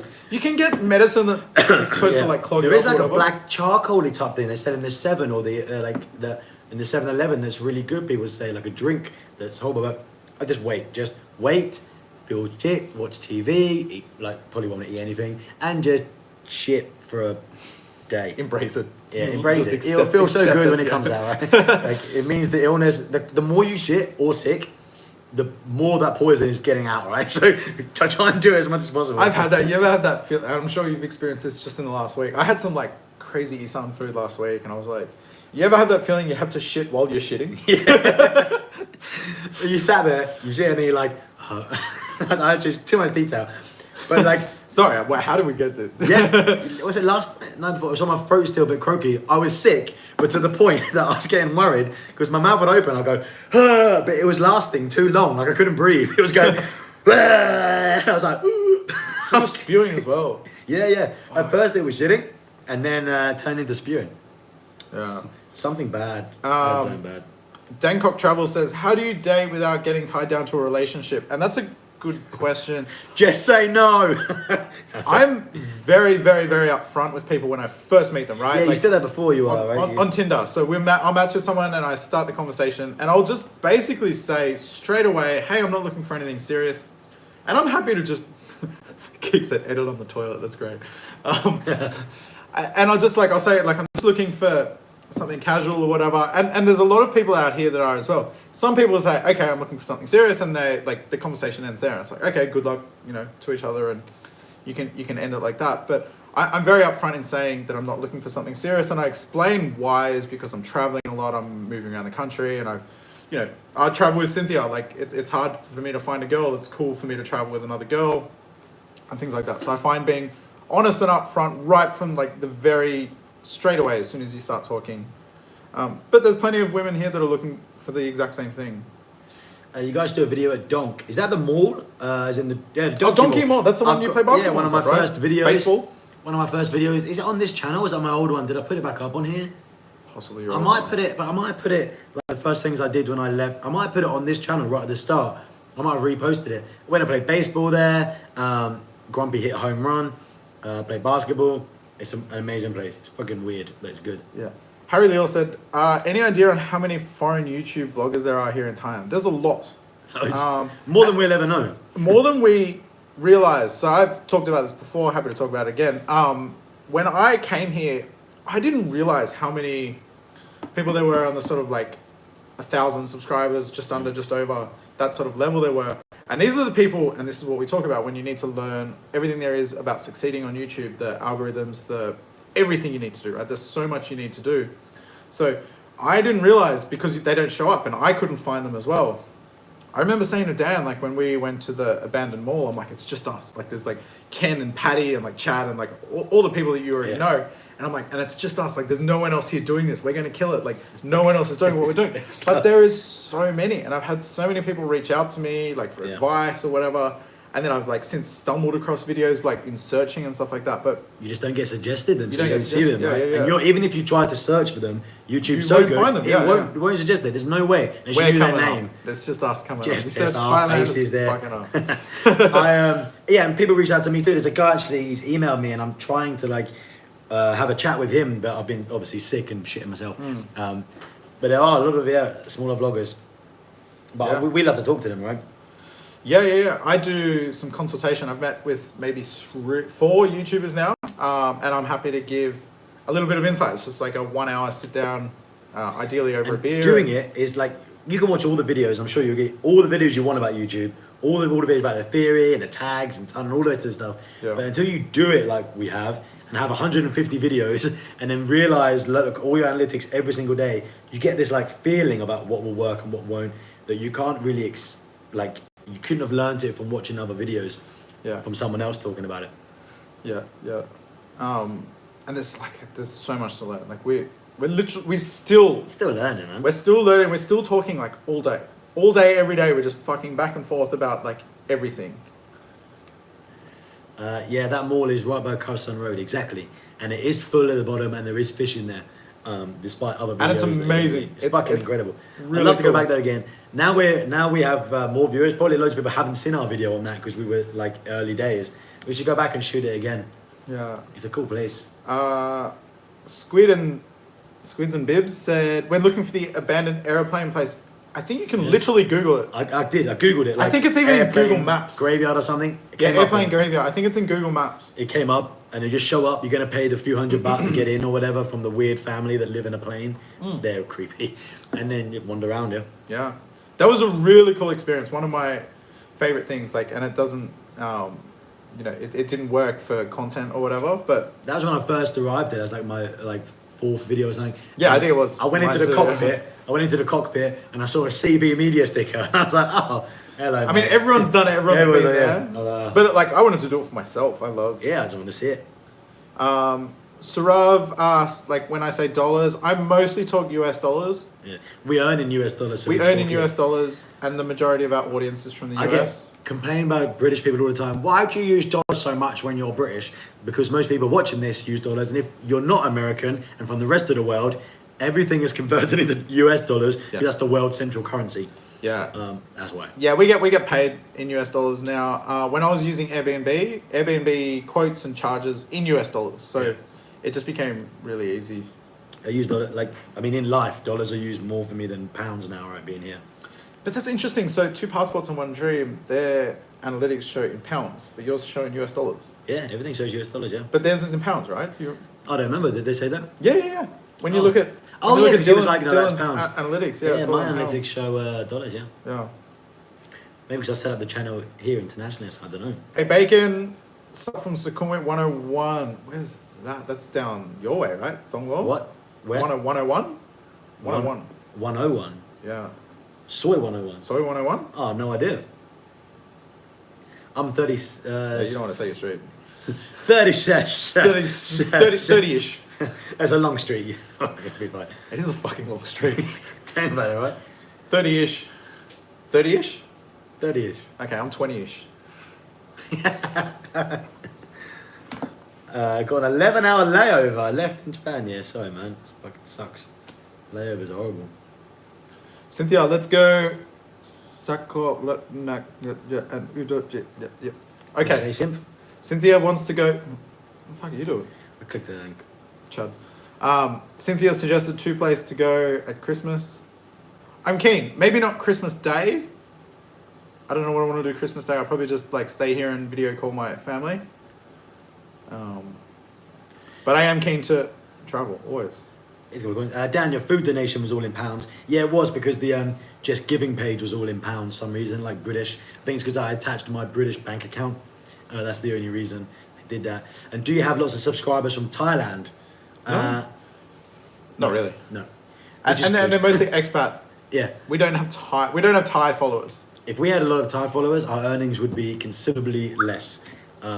Americans and British and Australians are our top 3, and they earn us the most money in ad revenue. Yo. Advertisers will pay more to get an ad in front of those guys than they would a Thai person, by tenfold at least. 11 hours. So if Neil in Thailand, you said you're on an 11-hour layover, can you quarantine. go out? Because like I don't know. I used to book flights that had like a 24-hour layover. So you could go out and so I could spend a day in the city. That's cool. The first time I went to Taiwan was like that. I got a place and I had a 28-hour layover. So I was like, cool, sick. cool. I get to spend like a day and a night out there.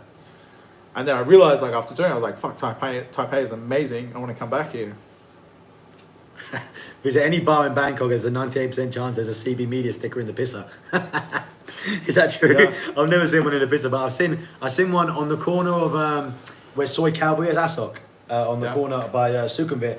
On the back of a sign, I saw one there, and I saw one in the airplane. There's a bunch in Pattaya as well, on those little blue electricity boxes. Yeah, I'm gonna get. We should get some fucking stickers, man. I'm gonna get some good vibes stickers made. Stickers. I was inquiring today. I was at MBK. But they're expensive. I need to find a local supplier. Dan, you should do a 360 video with the Insta360. Yeah, I had a whole channel. My first ever channel in 2016 was all 360. I've got my 360 video camera with me. Yeah. Which is nice. You can plonk it in the middle of anywhere, and you guys can look around like wherever you want to. If I found a reason, you can do the VR right with that, so you can watch that. Yeah, so if they had Google, they can watch if you it. have the Samsung as if they're things, there. yeah, you can turn around. Or most people don't. Obviously, you can just hold your phone and just go and look around like the beach or wherever I am, as if you're there. They were cool videos. Back then, the quality wasn't. I was like, this was 2016.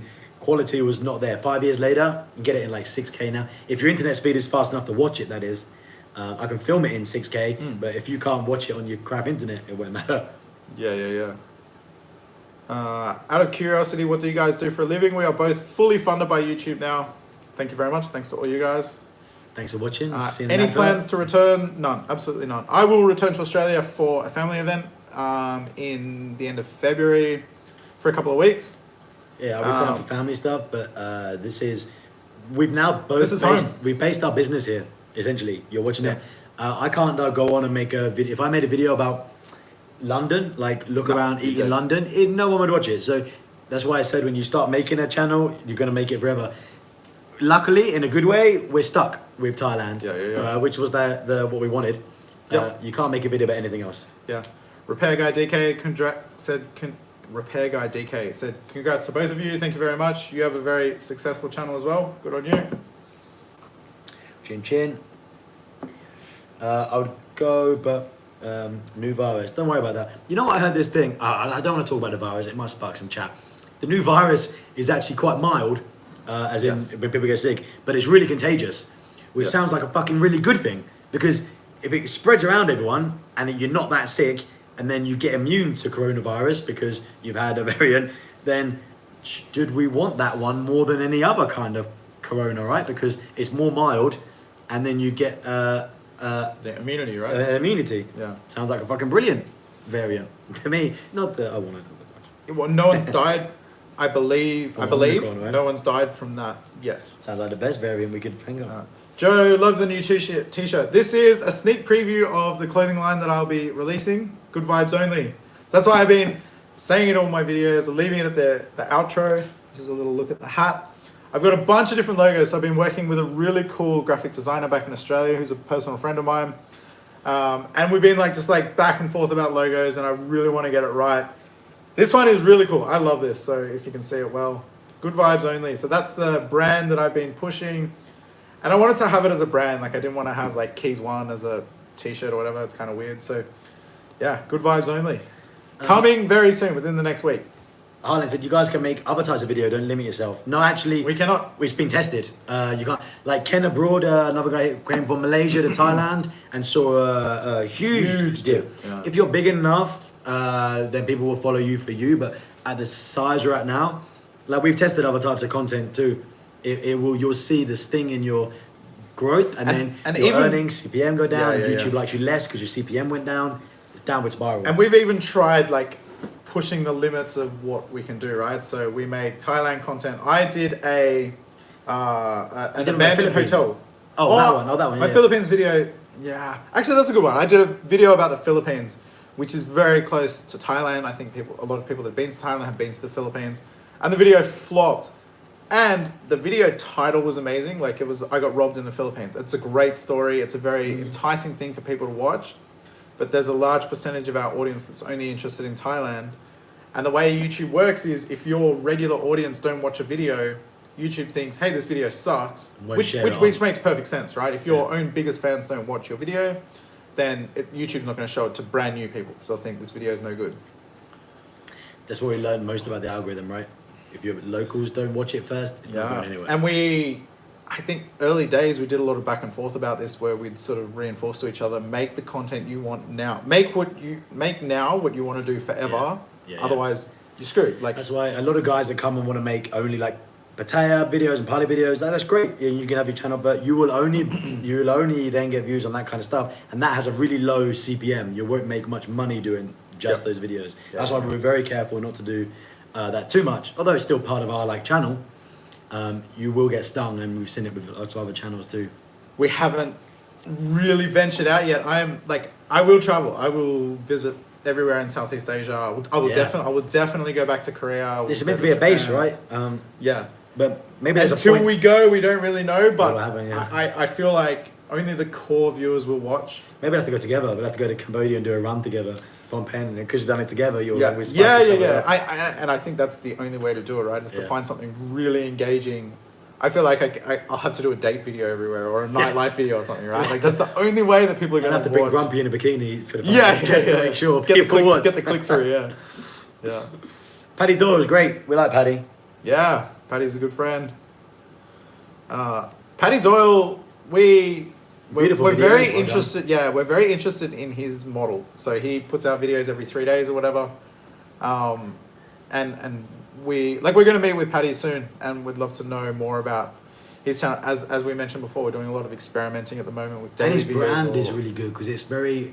You know exactly what you're getting. You know what you're getting, like in format, and it's very PG. It appeals to everyone, Yeah. like a huge market. His branding is perfect. Yep. What's Pat Pong like these days? Last time I went there, I've got a video on it. It was nothing there at all. Nothing. Places like that are 100% tourists for go-go bars on the market, right? And there's just not enough here. Chemo Vlog said, Keys, you and Grumpy should do it only talking Korean for 24 hours. How good is her Korean? Oh, good, conversational, yeah. Yeah, okay. Talks to her mum like all the time. Okay, cool. I've never heard her speak Korean. I heard her on the phone, like, I can't imitate it even. Yeah, And it well, was she said, like, when we were hanging out, she was like, I'm shy to speak it. She's fluent with her mum, like, constantly on the phone. Okay. Until there's, like, the one odd word that's, like, either weird or is only English anyway. Yeah. I've got Korean American friends, and sometimes when we speak together in Korean, they'll be like, I'll be speaking Korean, I'm like, shit, I don't know this word, and I just like drop it in English, and they'll do the same to me, and they're like, you know, Korean American. No, she talks to mum for an hour on the phone, only in Korean, like, Okay, conversation. yeah, So, yeah, yeah. perfect. I would like to hear her Korean. Curious. There's so much came out here, so many things came in. Is Paddy Doyle gay? No, he's not. Easy to think that because of his demeanor or whatever, but he's not. He was dating a very attractive Thai girl for a little while. What's your Philippine story? And it was great. Proud Filipina. I love the Philippines, and I tried really hard to make that video come across like I wasn't shitting on the Philippines because I really love that place, and I'm dying to go back. Dan did added subtitles in several languages to help Oh, boost yeah. the viewership. So I added them in Thai. I always did it in like German, Norwegian, Danish because they were my top earning CPMs. So I did it as a bit of a test, and on the video, the slums one, it got a lot of views, but then that became a lot more Thai viewership, which meant my earnings for that video was lower. That video grew fast and is worth less money to YouTube. So they do want to share it in Thailand because they want to show ads in Thailand, but it's not worth as much to me. So there's like, that will eventually do more damage than good. If I were to make all my videos worth less to YouTube, it would do more damage, which is really interesting. I love that stuff. It was good to test. So good growth, bad money, bad for channel overall. Yeah. Squids and Bib says, no more fake sneakers. I wear, when I'm out vlogging, a lot of the time I wear just a pair of shitty Nikes. They're not my Air Max. They're just like Nike gym shoes. They're fake. I got them from MBK. But all my Air Max 90s, all 1, 2, 3, 4, 5, 6, 7, all 8 pairs of them are all legit. Oh, and I've got some over here in my display. I just threw away a pair of fake trainers today. I bought some in MBK, some Jordans, and I wore them once. They're so narrow, and I've got quite narrow feet, I think. So narrow, they're so tight. I chucked them. I was like, I'm never gonna wear these. Yeah. I'll waste $1,000. Here you can find, I bought just about all my sneakers back in Australia before I came here. But I've bought a couple of pairs from outlet stores. So the outlet stores here are really good. They sell old sneakers. So I bought a super limited edition pair of all white Nike Air Max, which are in this little, how can I point? This little display unit. It's out of shot. They're all white. They're super limited edition. They're worth a shit ton of money. And I bought them here in an outlet, really cheap. Romain, thank you. Okay, bro. You still a homestay vid of the Klong Toy slums? We've done so many vids in the Klong Toy slums. Yeah, to stay there, there's no Like a hotel, accommodation. People have like invited us. Like we were drinking out the front of one of the places, and someone's like, "Come in and drink with us." And then then we we're used like, that woman's bathroom. "Yeah, I was like, gonna say we through need to her go to the house. toilet." That was She's so like, "Yeah, you like walk through my living room and go into my bathroom." funny. And that in that place, the floor. Do you remember the floor was like on an angle? Yeah. Flooded something maybe. Yeah. There are shitty fakes and really good replicas. I've seen decent replicas in Pattaya. What's that mall in Pattaya? The really small mall On the beachfront? opposite the beach. Mike's Mall. Mike's Mall. There's Mike's Mall. It's on the halfway beachfront. between Walking Street and the hotel we stayed at. Anyway, there's a mall and they sell all knockoff stuff Might be there. Mike's. Yeah, they do just good stuff. They've got And- some and vests and they've- football kits and stuff. I looked. That's where I bought my knockoff Nike running shoes. But I've seen they've got Air Max and stuff in there, and they look good. I just feel like the quality of them's terrible. They won't last long, but they look good.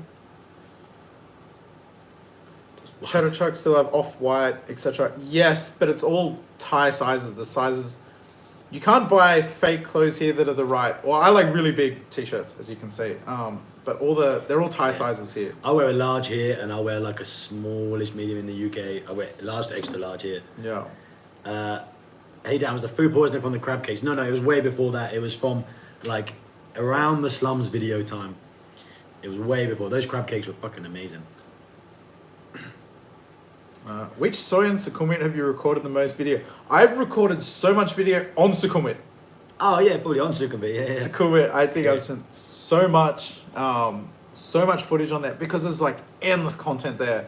And you can, for me, when I'm getting the B-roll there, it's like, okay, today I'm going to focus on whatever, graffiti or something that makes Bangkok look really raw. Or like another day, it's like, okay, I'm going to get all the cool cars that drive past because there's amazing, like you see Teslas, you see Ferraris, Porsches here in Thailand. So you can focus on that. So yeah, there's so much content here in Bangkok. And that's entirely why I wanted to live in Bangkok, is because there's so much content here. So much. I find when I go to Pattaya, I start to hit points of like the B-roll. It's like, okay, I did that yesterday. Or there's only so many times you can film palm trees or whatever. Yeah. So it's great to go there from time to time, but yeah. Why was Keys having a coffee with Grumpy yesterday morning in Sukhumvit? Sorry, man. Where was you yesterday? This is how you find out. Where were you yesterday, man? I was definitely not having a coffee in Sukhumvit. She was at work. Or was she? Yeah. I shit the bed in Goa, India. Yeah, I shit the bed in Bangkok, Thailand. Fucking. Did it get to that? No. I woke up in the night going, fuck, this is close. Touching cloth, as it were. Joe, you asked a really good question. Keys, you said you bought 15K with you. If you didn't have YouTube money, how long would that 15K last? Because that's what I'm bringing for 3 months. 3 months is absolutely enough. It would last you a year, right? I had... Oh, wait, that's... 15K Aussie is like 10K US. And I plan to get 6 months out of that.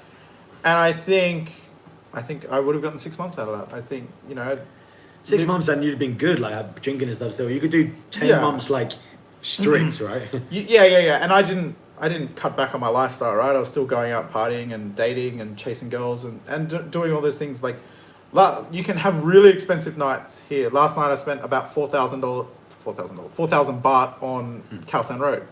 But, I mean, the day before that, I might have spent like 200 baht all day. I had street food. There's great little markets near Your here money where I'm spent living. goes like this. It looks like Yeah. It's still that way. But if you're watching your money, you can live here so cheap. And I've been traveling and Airbnbs and everything like that. So I think, was it 15K for 3 months? You're laughing. You're going to be minted. Yeah. You're going to be a king. That's $3,000 US a month. Oh, You're fucking fucking baller. kill it. you can be out on Khao San Road every night. You'll be dragging girls back. You're good. Tong Lo, your guys' favourite area? No, I live there, but I haven't been out there and so much. But living there's nice. Michael Gordon, why are you denying it? Definitely seen the two of you. Where on Sukhumvit? Details, please. There's definitely no way. Yesterday morning. What did I do yesterday? No, yesterday I was with Kay. I made a dating video. And I was with... Definitely not with I was Dan. with Grumpy because we drove back to You guys were together. No, I made a dating video. What type of video, what type of visa are you guys on when the STV runs out? STV's been extended for another year. Yeah, to get a new one, but what about when it runs out your 3 times? I think he means. I mean, then we'll just look at Extensions. tourist visa and extensions. I mean, we plan to travel, right? Like, we want to, once everywhere's open, I don't see myself staying here for 90 days at a time anyway. Like, I would like to be here for a month and then go do a week somewhere and then come back and then go do a week somewhere else. Like, Cambodia, Laos, Vietnam, It makes sense China. to do the bordering countries first, right? For you guys watching. If you need to do a border run, or if you're thinking of an alternative to Thailand while things go like this. Yeah. Cambodia would be a good one, yeah. Joe, if you don't drink, you're gonna live like a fucking king. This is where the majority of my money goes. You are going to sadly. need some STD checks then. I'm joking. Yeah. You're going to have too much money. What are you going to spend it on? Girls. Are you single, Joe? If you're single, if you come... Yeah, but if you're in Bangkok, you're on Tinder, you're not going to spend any money. But you would, right? You just being at food. cruise down to Nana. just to see what's up. Just Well, to have get like a 6 at cultural- once. Been there. That'd be crazy. I've dragged like 4 out of it. Dan, what work? You come with me. Let's go. What work does Grumpy do? She manages Chain of restaurants. restaurants. Like I don't know what the official title is, or I wouldn't tell you. No, it's like it's a chain, restaurant chain, Yeah. and then you like manage like all of them around the country.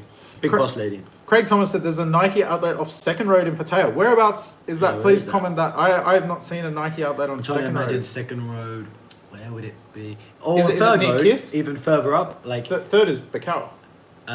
no, I mean there is one called Third Road above Bacau. Oh, okay.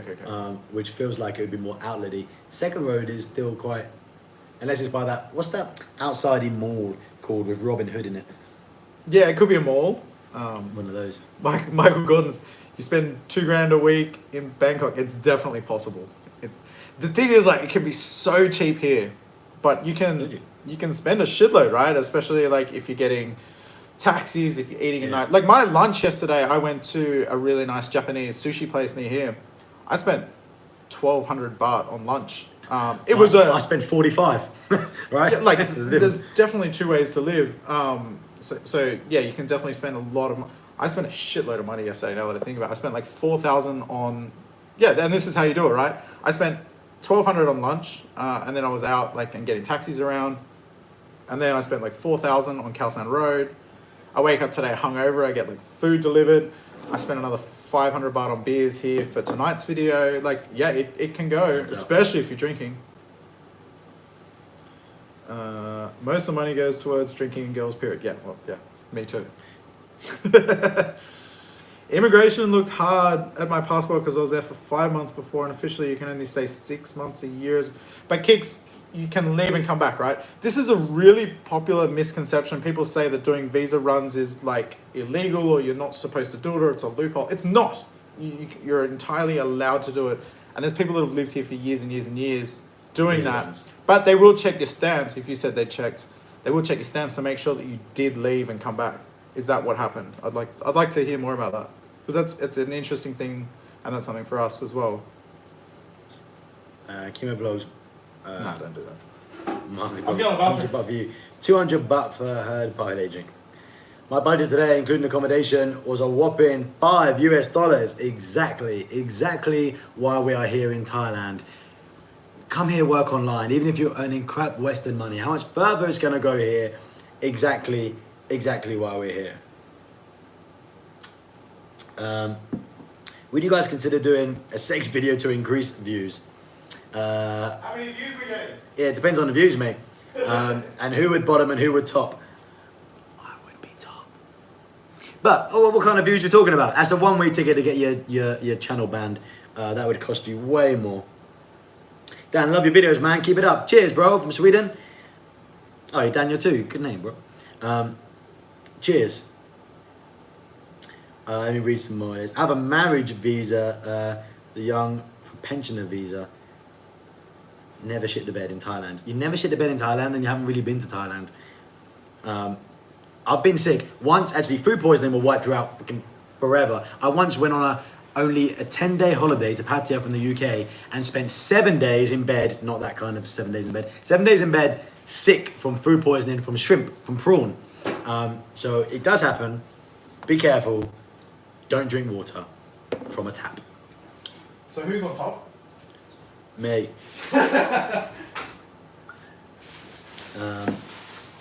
Oh, I can joke about that stuff. I don't give a shit. No, funny.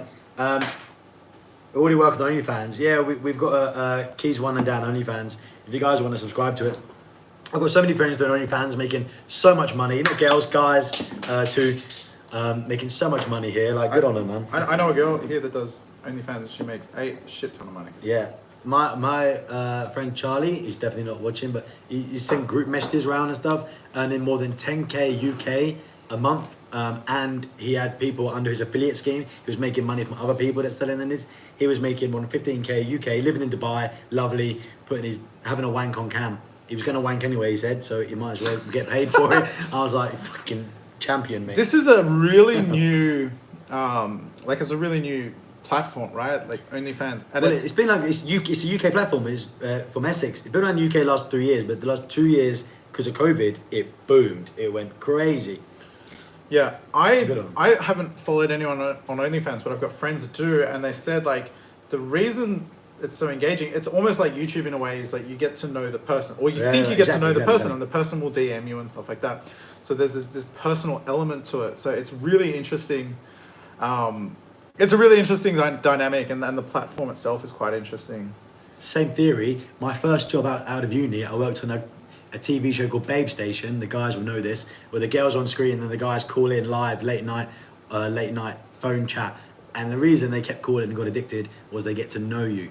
So yeah, it's that cross between porn and getting to know the girl. That's why it works here. Craig just hit up about that, the Nike outlet. Central Marina Mall.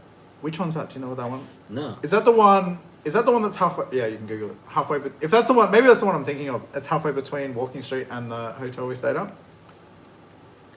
I think that might be Mike's Mall. Let me see this. Central Marina. Let's go on maps. Chemo Vlogs. Both of you guys are smashing it. Honestly, keep up the hard work, lads. Thank you. Yeah, bro. This is the nice thing. We do work hard. Like, it may seem like we're just fucking around all the time, but we do really work really hard and have a lot of fun, and it's been so rewarding for us. So. Oh, it's right inside. Oh, is that between Bacau and?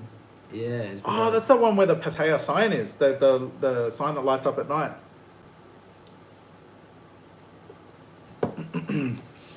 Gotcha. Oh yeah, look, Night Factory Outlet Store. This is huge right there. It's massive complex. I've never seen this. Well, I will have seen it. I just don't know which one it is. RUX. I see your name. I don't know how to say it for RUX4. Adam, what does Kay say about you traveling with other ladies? I mean, I'm quite upfront. Like when we first met, I explained I travel with Cynthia and stuff. Cynthia has a boyfriend as well, and I respect Cynthia's boyfriend, so it's not really an issue. Kay's pretty open-minded anyway, and quite cool when it comes to that. So I show everything on YouTube basically. So there's no secrets, and I'm very honest and upfront about everything right from the beginning. And I told her that this is how it's going to be, and if you're keen, then let's go. If you're not keen, then that's totally cool, and I understand that. Are you guys in crypto? Passive income is the future. Agree, passive income is the future. Every video we make is then making money forever. It sits there. It's passive. We don't have to do anything. I don't do crypto because I'm not in control of it going up and down. Lots of other things are. I have things like a course which people buy, and I make it once and then it's there forever and people buy it, passive again. I don't do crypto because I'm not in control of it, which scares me. I don't have enough money to invest in crypto. I'd rather buy cars or something as an investment before I get fucking blasted on here. Yeah, I've got a house too. It's also a risky, but I mean, real estate is quite secure, right? Yeah. Hey Toby, on the Hong Kong again, and your wife, you're in trouble. Saw that. Toby comes in my premieres all the time, and it's always hit and miss if he's in the good books or the bad books. So enjoy your Hong Kong. Good luck with the missus. Is the Wi-Fi generally good in Thailand? Fucking much better than the UK if I'm there. Yeah, speeds are great here. Hit and miss, so what's your speed? Are you're connected to the Wi-Fi here, right? Yeah, I'm on a average plan. So they said the plan is included, but if I want to upgrade it, then I have to pay. All I care about is upload. I don't download speed's always good enough, and I don't download it as long as I can stream. For me, upload is the big one, because I stayed in a place and the upload was limited to 1 megabyte per second. Oh, really? And we're uploading every day, and it's the slowest part of the process. I've stayed I was on Soy Lenki in Pattaya at I forget what the Travelers, it's called Travelers, a bedsit place, and their internet was fucking incredible, 100 up, 100 down. It was mad. I'd never seen speeds like it, and they're yeah, this is just what we have for hotels here in Pattaya. I'm just doing a test now on this internet we're on now. It's a 51 download. In the UK, you are considered super plus 30, right? Download, and the upload is 22. In the UK, I was only getting an upload of 6 to 10. What's your home upload? That was great. Do you have good Wi-Fi at home? Similar to this, I think. Quite similar to this. 20 is fine. By the time I start uploading, everything that I've like all the shit you have to enter, Yeah. like it's done. Oh, 50 down, 20 up. Like, yeah, plenty for anything, I think. You're good. Best place to get a tattoo in Pattaya and Bangkok. In Bangkok, it is California Ink. For sure, they've got the best. The guy who owns it is Australian, who runs it, and an American guy, but he will like make sure he's the connection between the English language, because you're getting a tattoo, you've got to explain it, and the best tattooist in Thailand, and he brought these together. They're fucking amazing, and it's 50% off right now, all tattoos. Pattaya, I'm not too sure. Kicks TV, I invest in sneakers. And it's funny, like, I'm sure when you talk to people publicly and you say that you invest in sneakers, people will tell you that's a terrible investment. Like, what the fuck are you doing? But when you know sneakers that are niche, an right? incredible investment. I've invested in t-shirts, and I've done like, well, not this, but like I bought and sold like Supreme shirts, like legit Supreme shirts and Off-White and stuff like that. There's incredible money in this. Sneakers, there's huge money, like in like Jordans and like Yeah, Yeezys Jordans. and stuff like that. I watched, there's a TV show on Jesus. Netflix called Swap Shop, right? And there's some guys that went and found a 1989 Air Jordan or something, and they're like, these will go for like 6K or whatever, like plus, or did the right thing, like what, make loads of money. And they found it in some like boot fair. Yeah, that was when I met Kay. That was like, the pink hair got me, but the Jordans sealed the deal. Like she has like a pair of Jordan 1s, legit, and I was like, wow, they're fucking cool shoes. That's what I threw away today, those fake Jordans. Because Yeah. they were too tight. Get the real When I was at stuff. that second-hand market, they had legit Jordans for 1,300 baht. Oh, yeah? And I actually, now that I got a pair of sneakers in my little display over here, I wish I'd bought a pair of them. They're Air Max 90s. Yeah, you should, yeah. I used to have these MX-90s in like, it was like a grey, pink and light blue. Oh, like, yeah. Together, they're really cool. This was like 5 years ago. I love 90. You're wearing 90s And they're the right today. colours. Yeah. Yeah, I'm wearing Max today, yeah. Yeah. Grumpy's got a couple of good pairs. Yeah, she only wears, like we keep trying on like Air Force One, like some reason, they're the ones that fit her best. She must be like between sizes, and then those shoes, they're the best. Steve, why don't either of you have a suntan? I spend fuck all time in the sun. I would love to just relax by a pool. Actually, you do a bit of relaxing by the pool. Yeah, but like the amount of time like spent in the sun, and then continually, like you go on a holiday, you spend every day in the sun. But we'll have like gaps where we're just in aircon for like days, right? Actually, and this is, yeah. I've got And a, it goes, I've got a watch tan. You can say I It's have a not that little bit of a sunny. tan. Can you see that? It hasn't been that sunny. can't really This say. week maybe, but Yeah, the this last months when we've been like, it's been hot, but not Yeah. sunny. It's I- cloudy and rainy. And there's something you might be fascinated to know, right? So in Dan's videos, right, your last video, you're relaxing by the pool in the video, right? Yeah.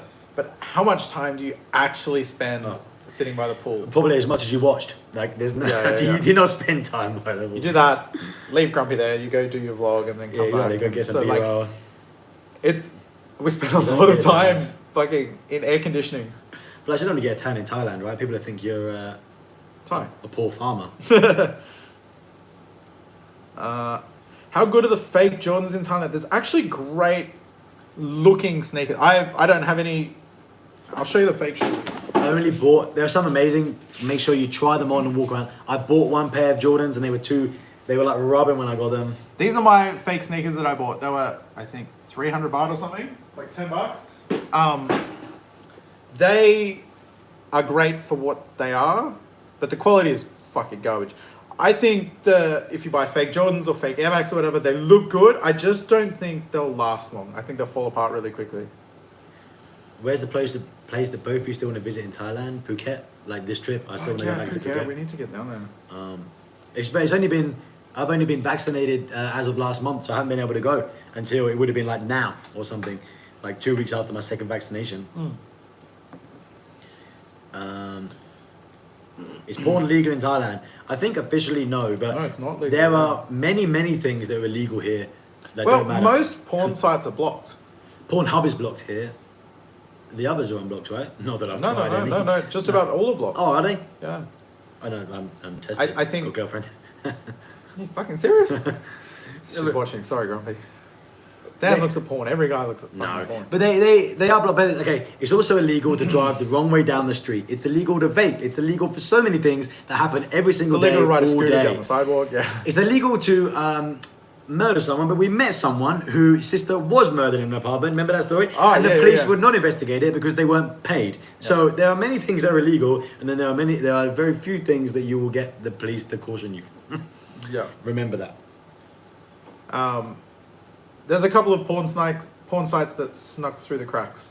and that's what everyone goes on. Well, use your VPN, guys. I was gonna say, yeah, get a VPN. You got the VPN. Do you? I don't use a VPN. I use VPN for Netflix, and I watch BBC still and UK channels for shows and stuff. See, I don't watch TV. This is the difference. Like Because I have a girlfriend, we sit in the evening and have those few hours or whatever, right? You're out partying, drinking or whatever. Different, yeah. Different, but yeah, I feel like any time I watch TV or like I watch something, especially if I rewatch something, I get this guilt afterwards, like I've just wasted all this Wasted time. And like the next day when I'm editing, I was like, you know, instead of rewatching that movie for the 14th time, I could have fucking knocked out this edit. Mr. Tim, you're coming here and you ask him what's it like traveling around now? Is it restricted? It's exactly the same as normal. I don't know what you think is restricted. There's nothing No, restricted. there's no restrictions anymore. There's no red zone, dark red zone that you need. And to everything is open do except anything between. a nightclub. Yeah. But well, wait, you can still find the nightclub if you want to. Yeah. Instead of, like, obviously things are going to be restaurants and now bars. It's completely normal.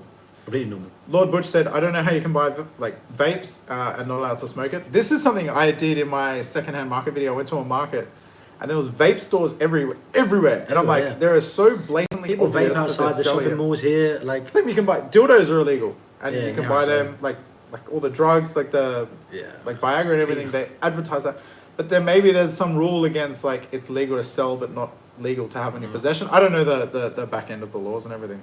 But these are the kind of rules that when people know a fact and they love to say it repeatedly on social media, no, it's illegal to do this in Thailand. No, you can't do that. No. Well, we're here, and if you say that, then you've been to Thailand very few times or know very little about Thailand. You raise a really good point, right? I did a video just recently, and I was sitting on the beach in Pattaya drinking a beer, and someone said like, you shouldn't be drinking in public in Pattaya. That's a 20,000 baht fine for drinking on the beach. And Never been then. My thing is like, well, yes, you're not wrong. You're entirely correct. But this is like, I don't want to say it's a gray zone. I gotta watch what I say here, but it's a calculated risk, and that was a risk I was willing to take. In that everyone on the beach is drinking to watch the sunset. It's a thing. I'd been sitting there drinking a beer and a policeman's walked past me and not had an issue. I feel like as long as you're not doing anything to draw any attention to yourself or like you're not being a fucking douchebag, then you're fine to do these things. You know, they're not gonna cause you problems for doing this. But it's the same. There's going to be loads of laws that, like in the UK, the police aren't going to waste their time when someone's not being an asshole, being a dick, being like aggressive or anything. It's illegal to not wear underwear. Dan did a video on that. I didn't know that until I saw your I video. got a video on like some weird Thai laws a few months ago now. Yeah. Doing underwear. Will you ever be stopped, checked? No, of course not. In 444 said, how about vlogs on 30 plus floor sky bars? I love doing videos in bars and like out with my friends and stuff like that. But the problem is I'm not comfortable filming people that are not knowing that they're in my videos. So a lot of those videos are hard to do in bars and stuff. It's difficult to do. I try and be very respectful of everyone that's around and in the videos and stuff like that, because there's so many people that don't want to be in the videos. They're just out having fun with their friends, and you need to respect their privacy. So while I do want to do videos like that, it's really difficult. I mean, this one's for you. You've done this recently. Like I say, I tried to film in sky bars before, and there's lots of trouble with other people, like I'm saying, and also dark as fuck and music, because you go at night time to look over the skyline. It just didn't look good, but they're incredible. Okay, so someone just asked about the when you make your own choice, you make a choice with it. The $50,000 You thought it was that before, right? insurance. I'm not entirely sure. So I thought it was 50,000 now, and when I went to renew my visa, they knocked me back on the $50,000 insurance, and I had to get the $100,000 insurance. And I've read online 50,000 too. It used to be 100,000. I read it went down to 50. Yes. So it may be for our. I'm for not us. qualified to answer this. What I would do is just go into an embassy or call your embassy and be sure, because the last thing you want to do is get knocked back here. Exactly. But just like a phone call, or if you're. You're in Australia, right? I emailed my embassy. If you're in Sydney, just walk into the embassy. That's the best advice I can give. Like I just walked into the embassy in Sydney, and before I came here, because I wanted advice. So I really don't know. That's a really difficult thing. And with all these things changing, you know, it may be because our visa is old that we need to be on the original. Yeah, maybe what was agreed. grandfathered into 100,000 or whatever. Yeah, exactly. Will your future wives be Thai, or would you consider that? I'm not against meeting Thai people. Dan's obviously in a relationship already, so I've always said that I would probably have to like settle down with an English person. So a lot of people think that Grumpy is like from here, from Thailand or Asia. Grew up in the UK. I think there's something to do with growing up in the same culture. You have like the same banter. You know about the same like TV shows. They're the celebrities. Conversation goes a lot further. I've seen a lot of guys here in Thailand with a Thai wife not talking at a bar, right? Or quiet for a very long time. And I can't imagine, you know how much I like to talk. I can't imagine having like a wife that I couldn't talk to I non-stop. see this, like, I see couples and like one of them is just buried in their phone, right? Yeah. You And see it's that like, knocker. or both of them, you know? And it's like, I feel like if you don't have that connection, Right. when I notice, like, when I'm with someone that I really like, and so for me, it's rare to meet someone that I really, really engage with. And when I know I like that person is when I don't grab my phone. If I can hang out with someone a whole night and my phone stays in my pocket and I ignore the notifications I'm getting, that means I like have a great relationship with them. And I feel like if that's not there, then it's not right. And it's not worth pursuing. Mm-hmm. Have you guys had any safety issues? Not No, one. nothing ever. at all. Nothing at all. Nothing threatening. Nothing even close to dodgy. And we've been everywhere. Like I've been. We've all been over, in some dodgy places. I've been all too. over Thailand. We've been through like slum areas. We've been through poor neighborhoods. In this amount of time, I'd have had more dodgy experiences back home for sure. Than I And did. I did a couple of videos. I went to Bangkok's most dangerous neighborhood. And we are prime targets, right? Like we're walking Cameras, around, got equipment. Cameras, like at any given time, I've got like $2,000+ I got like got camera here, Phones. iPhone, Apple Watch, like everything, like just like rob me. And never once have I felt. I've never even thought about it. You know, No. I've heard things of I like never even thought dodgy. Oh, that guy looks dodgy. Yeah. He's following me. Like, nothing at all. I've heard things in some countries. It's like you need to, if you're walking down a sidewalk and say like the road's on your right, you should hold your valuables on the left side so no one can snatch it from you As they on drive a by or motorbike whatever, or whatever. yeah. And this is something that doesn't even enter my mind. I walk down barely even holding on to my camera. I actually twiddle my camera like while I'm. I mean, I'm sure there is. Walking Obviously, it happens here, but I've never felt it. And I know in London, exactly that. Like, scooters will go past you and knock your phone out your hand and grab it. Not that I've ever even seen that in London, but It's a thing, yeah. it's a thing. I remember when the Olympics were in Brazil, like people were like filming the people yeah. that came to Brazil and like were robbing the people, like the foreigners that would come there. And I saw great like tricks that people would do to steal people's phones and stuff like that. It was like hidden cameras that. Thailand's not. People think of these like third world country stuff like that, like Latin America, the piranha kids that cut your pockets Yeah, and the nick your money. favelas, It's yeah. not like this is Thailand, right? They're not like that. Yeah, not at all. I've never worried about safety or carrying equipment on me ever, not even for a second. Thomas Jackson said, apparently from the airport, the taxi will take you to the hospital, do the test, Yeah, to I'm the not hotel. sure about For us, it was the hotel picks you up. Yeah. So we were pre-booked, so we went through everything that we had to go through. And then at the hotel, at the exit, your hotel person is waiting for you. And you just go into the hotel car and they take you to the hotel, so it's not a taxi. And mine, I had like all the medical, like the PCR test at the front of my hotel. It was like done like literally outside the front. Then I had to like walk through the liquid and all the stuff to get inside. There was no going to hospital. The hospitals have like staff that come to the hotels. They don't want you going into hospital, as far as I'm aware. Sorry, I just got a couple of things saying there's a crackling mic. Are you guys still getting that? Because we don't have a mic attached. Or So is that my voice because I've been sick? I don't know why it's just like off the phone. So if it is crackling, I'm sorry. Hopefully it comes back. Could be connection for those people. So when we do these, I don't actually connect my phone to Wi-Fi. My phone's running off the 5G. Sorry for the crackle, guys. It's most likely a Thai phone network thing. It'll come back quickly. So please hang in there. Sorry. Hey, Badwango, you asked about the long video, short video. We talked about this earlier. Go and check out like in the first hour. We talked about this in a nutshell. The money is identical to make a video every other or third day longer than a short one every day. Yep. Very similar. Yeah. Yeah, and it's we're trying to figure out the perfect formula between us. What works, like what doesn't work. Is it is it more rewarding to make a video every day that's easier, or is it more rewarding to put more effort? I feel like sometimes my videos are nowhere near what I'm capable of producing, but at the same time, I'm pretty happy doing a 2-hour edit instead of a 6-hour edit. Yeah.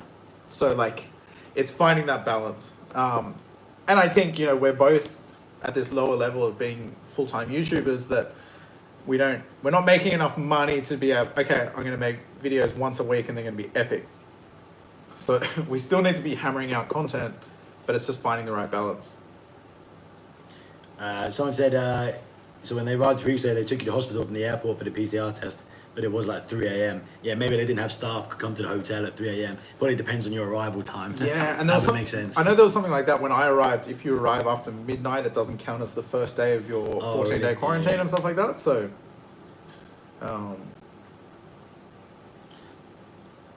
cool. Do you feel like honesty is an issue in Thailand sometimes, where people will just say whatever to please you and turns out untrue? You know, like, I haven't experienced this much, but this is a really funny thing that I experienced in Korea. I found in Korea, people are overly polite and friendly, and Japan's very similar as well. So when I would speak in Korean to my Korean friends, I would say like, teach me how to say that properly because I know I just messed up that sentence. And they would say like, no, you got it perfect, you know, because they don't want to upset you or offend you or anything like that. But I knew like I totally butchered the sentence. Here in Thailand, I haven't had that issue, I don't think. If you still a little bit of crackling, I have no idea what the crackling is. I'm so sorry. Hopefully it sorts itself out. I don't know if I can see. I can't see my phone reception and stuff. Yeah, thanks, Ian. I have no idea. So we filmed this. This is like filming off my iPhone. I don't have a microphone plugged in or anything like that, so it should just be through the phone audio. The longer video is harder to retain views. Yes, the longer video is harder to retain views through the whole video. And this is something that we take into consideration, but it's better for someone to watch, say, 10 minutes of a 50-minute video than to watch 9 minutes of a 10-minute video, if that makes sense. So the more time that you spend, someone said the crackling is Dan taking a piss. The more time people spend watching a video is better. So just because someone watches 9 minutes of a 10-minute video, like a 90% retention, that's great. But if someone watches 10 minutes of a 50-minute video, the 10 minutes is actually takes preference, which sounds weird, but it's basically about keeping people on the platform as long as possible.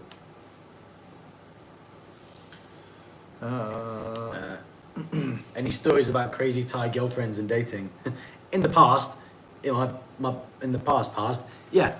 All the stereotypes of jealousy, craziness. I find those things are self-inflicted. Like I've had issues with like Thai girls before, but it's my fuck up at the end of it. They're like, you know, they get mad because you're chasing around some other girl or something like that. Yeah, so like you're on a holiday chasing girls. You're chasing a girl, so you're meant to it's entirely self-inflicted. So if you were doing the right thing, then you wouldn't have these issues. It was funny. Grumpy would tell me stories about like girls. So she worked in the restaurants that have like boyfriends, right? But will have more than one boyfriend. But then will get really upset when one of them cheated on them, and she's like, "You have 4 others," and they're like, get crying about it, and she's like, "Why are you crying? You have 4 others. You're doing the same thing." It's so funny. D. Anderson said, "Are there things going on in Thailand you'd like to talk about but don't because you might lose your visa?" I don't worry about losing a visa, but at the same time, there's real strict laws here around defamation and talking negatively about anything really. So, you know, we do try and be very PG. You know, a really good example is the bars that were open before lockdown. So, no bars were legally allowed to be open, but bars were fucking open, right? We just couldn't. We were drinking back in June and July, right? It never stopped. It never stopped. So, but this is not something that we can say because this is blatantly illegal, and then we're promoting that, which is not a good thing. It's not a smart choice to make. Would anything have actually happened? Like the idea is that they're going to say that the government somehow will see the YouTube video, the other like government's one person, and they'll tell the police that that's one person, and they'll come down and shut down that and find like none of that. It's not worth the risk. But in all honesty, Thailand, no. If the police aren't like chasing down my stolen car and know exactly where it is, they're also not chasing anyone for YouTube videos. Like we have to get real a little bit. Exactly. Yeah, we're very small YouTubers. Still getting this mic issues. I've just unplugged my charger. Please let me know if that makes any difference. Because we don't have an external mic. This is just going straight through my phone. So it may be a connection thing or whatever. And it's not the aircon hitting it, right? No, it's been on the whole time. No, it's been on the whole time. So yeah, sorry for the issues. Hopefully, if that fixed it, then cool. I think I'm on 100% now. So Jessica, we spoke about this last hour. Rewind. We can't do it again in case we miss anyone out. Our favorite Thai vloggers. We were so scared we were going to miss one of our top ones. Probably the same as you. Probably yeah. We watch all the same people. There was a question. Jessica, is that t-shirt and hat your new merch? This is a look at the clothing company that I've been talking about for a long time. Good vibes only. So yeah. Been working on this for a long time. Been working with a graphic designer back in Australia, and we've been doing back and forth, just trying to get everything right. I wanted the images, like I'm a perfectionist, so I wanted everything exactly how it was. Sleep Chop watched the video last week when you installed these. Oh, the lights? Yeah, I was thinking about that. Yeah, this is I think the video is called How to Lose a Deposit on Your Bangkok Apartment. So yeah, I'm really happy with how this looks, and for doing these live streams, this is perfect. And also, like, we want to do videos not all out in the street. We want to be up, like, you have a really cool setup in your room with the microphone in shot and stuff like that. I wanted a really cool, I watch a lot of YouTubers that have like cool lights in the background, like tech channels and stuff like that seem to do it. Tech channels always have a great setup, right? Great setups, yeah. So I wanted something like that. So it's still a work in progress, still working on what I want the shot to be, but this is like, I had to move my table to be in like the middle of my living room area to get this shot, but I'm quite happy with the colors that we're getting here. Oh, I just refreshed. I just had a good question. Someone asked, I generally know what it is, but I won't be able to say who it is. Coming to Thailand in a few weeks, like top tips for living there. Like you have to pick a tip or two, or a top tip for living here. Someone arriving. Know the layout of Bangkok. Coming to Bangkok, so many people arrive here and just like dot themselves somewhere random in the city. Learn that Sukhumvit is the center in the middle. The main few stops from like Silom, from Onnut to Siam or so. Like that's where everything's gonna be. Like learn the layout of Bangkok a little bit. Watch some videos on the layout. My advice, I didn't see the comment. Are they coming here to live? I think to live, yeah. I don't think they If said you're it. coming here to live, my biggest advice, this is what I fucked up in Korea, and I worked really hard at getting this right here, is to just chill, right? You're going to get here, and you're going to want to do everything straight away, and you'll treat it like a holiday, and you'll spend a shitload of money. Your first week, you spend so much money compared to the rest of your time, right? Yeah. So just chill is my biggest advice, because you're here for a long time. Man, I'm still getting this crackling audio issue. I don't know what. You think maybe my phone's the other side of the room? It's not my phone, man. There is nothing on here that should be. Must be a connection thing. I mean, I don't really want to like close the live stream and start a new one. Yeah. I'll tell you what.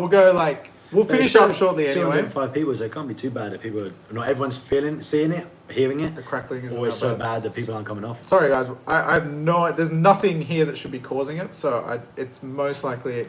No, I just. Someone asked, is it on the charger? I just unplugged it from the charger. I'll plug it back in, see if that makes any difference, but sorry, we're going to finish up shortly anyway, but just wanted to... YouTube question, Brandon has 250 subs, wants 1,000. If you got 250, you're on the right track. Yeah, make a lot of content. Do it every day, make them like 6 minutes so you can bust them out quickly, and just get in front of as many people as possible. Do it every day for a month or something, then get a bit longer with your vids and better and stuff. Yeah. Put out the content, loads of it. Dan, what's the weirdest food you've eaten in Bangkok? I've got some fucking weird food I've eaten, so you answer first, and then... Oh, what did I eat? This weird. I ate worms, like cockroaches, scorpion, that kind of stuff. I cooked them in my house. I have a video where I cooked frog's legs, worms, and what else did I... Tentacle, salmon guts in my apartment. That was not nice. Yeah, that kind of stuff. Yeah, I've eaten mouse. Mouse? I ate mouse. Oh, and lizard. Lizard. I ate monitor lizard. That fucking big monitor lizards that you see. Big one? Yeah. From Lumpini Park? From Lumpini, like not from Lumpini Park, but the same, essentially the same lizards. Yeah, I ate the same. I saw it like when I was eating it, it was on a plate, and I could see a hand and I had the scaly, Oh. those little diamonds on it. I was like, that's fucking lizard. I know what that is. Yeah, that's a pretty. Thailand Paul, you have 150 subs now. If it may not seem, and Looney Tunes has 254, it may not seem like you have a lot, but to get to that means you're on the right track. Keep going. Getting subs is the hardest part. Getting your first 100 is by far the hardest, and then it gets easier and easier. The thing is, before that, YouTube doesn't know who you are, right? Like, originally, you show your videos to your friends and your family, and everyone watches. So, for example, when I first shared my channel to my friends and family, my mom will watch something, my brother watches car videos, my dad will watch motorbike videos. So YouTube had no idea. My mom watches travel videos. So YouTube has no idea what my video is actually about. That's why we say do as much content Yep. as possible initially. I've heard it takes 80, I think 80 was the number, 80 videos for YouTube to even figure out who you are. Yeah. So the more, that's what I always tell when people launch new channels, and I work with them, my Cosmos people, 30 videos, 30 days, YouTube will quickly or quicker figure out what it is and who to share it with. The more it shares it with, the more you get subs. That's easy. That's the key part of the formula. Yeah. Lord Butch said, why finish? Has Grumpy messaged Dan to come home? No, we want to keep this relatively short. She would never. How long have we been on now? An hour and Couple 30, yeah. Like to keep it under 2 hours. It's a lot of fun for us to do it, but also it's 9 o'clock, so. Dan really Dan in does that have to go photo with Ollie. Oh yeah, I put up a video of me, a picture of me when I was like 21 or so. That's me with a really dodgy long haircut, flicks out of the back. It was when Justin Bieber was really big, and it all came across the fringe, and it came at the back. That's a good look back then, guys. Fucking knock it. That got me all of one girlfriend. That haircut. Oh jeez. That's all you needed. That's all I needed. It's only one of me. You've only got one dick, guys. What am I gonna do? Mullet. Yeah, 100% mullet. It was a huge mullet. I'm no YouTuber, but somehow one of my videos has over 150,000 views. That's great. That's something to do with. They make more of exactly the same video. Whatever that is, yeah. Do 10 of them again and put them out 10 days in a row. Yeah. It's extremely rare that will ever happen without some kind of following or something. But it's obviously caught on with some kind of trend or something that's suggesting it, or some big page is like suggested your video exactly. Can you go to Chiang? Of course, you can go anywhere you like. You can go anywhere you like in Thailand. There's no limits. Intuitive Travel said, do you feel like you drink too much alcohol while in Thailand? Alcohol can ruin life. 100% alcohol can ruin life. I feel like I drink, and I want to say this properly, I feel like I drink too much, but I don't drink too much like I have a problem or anything like that. I don't need to drink.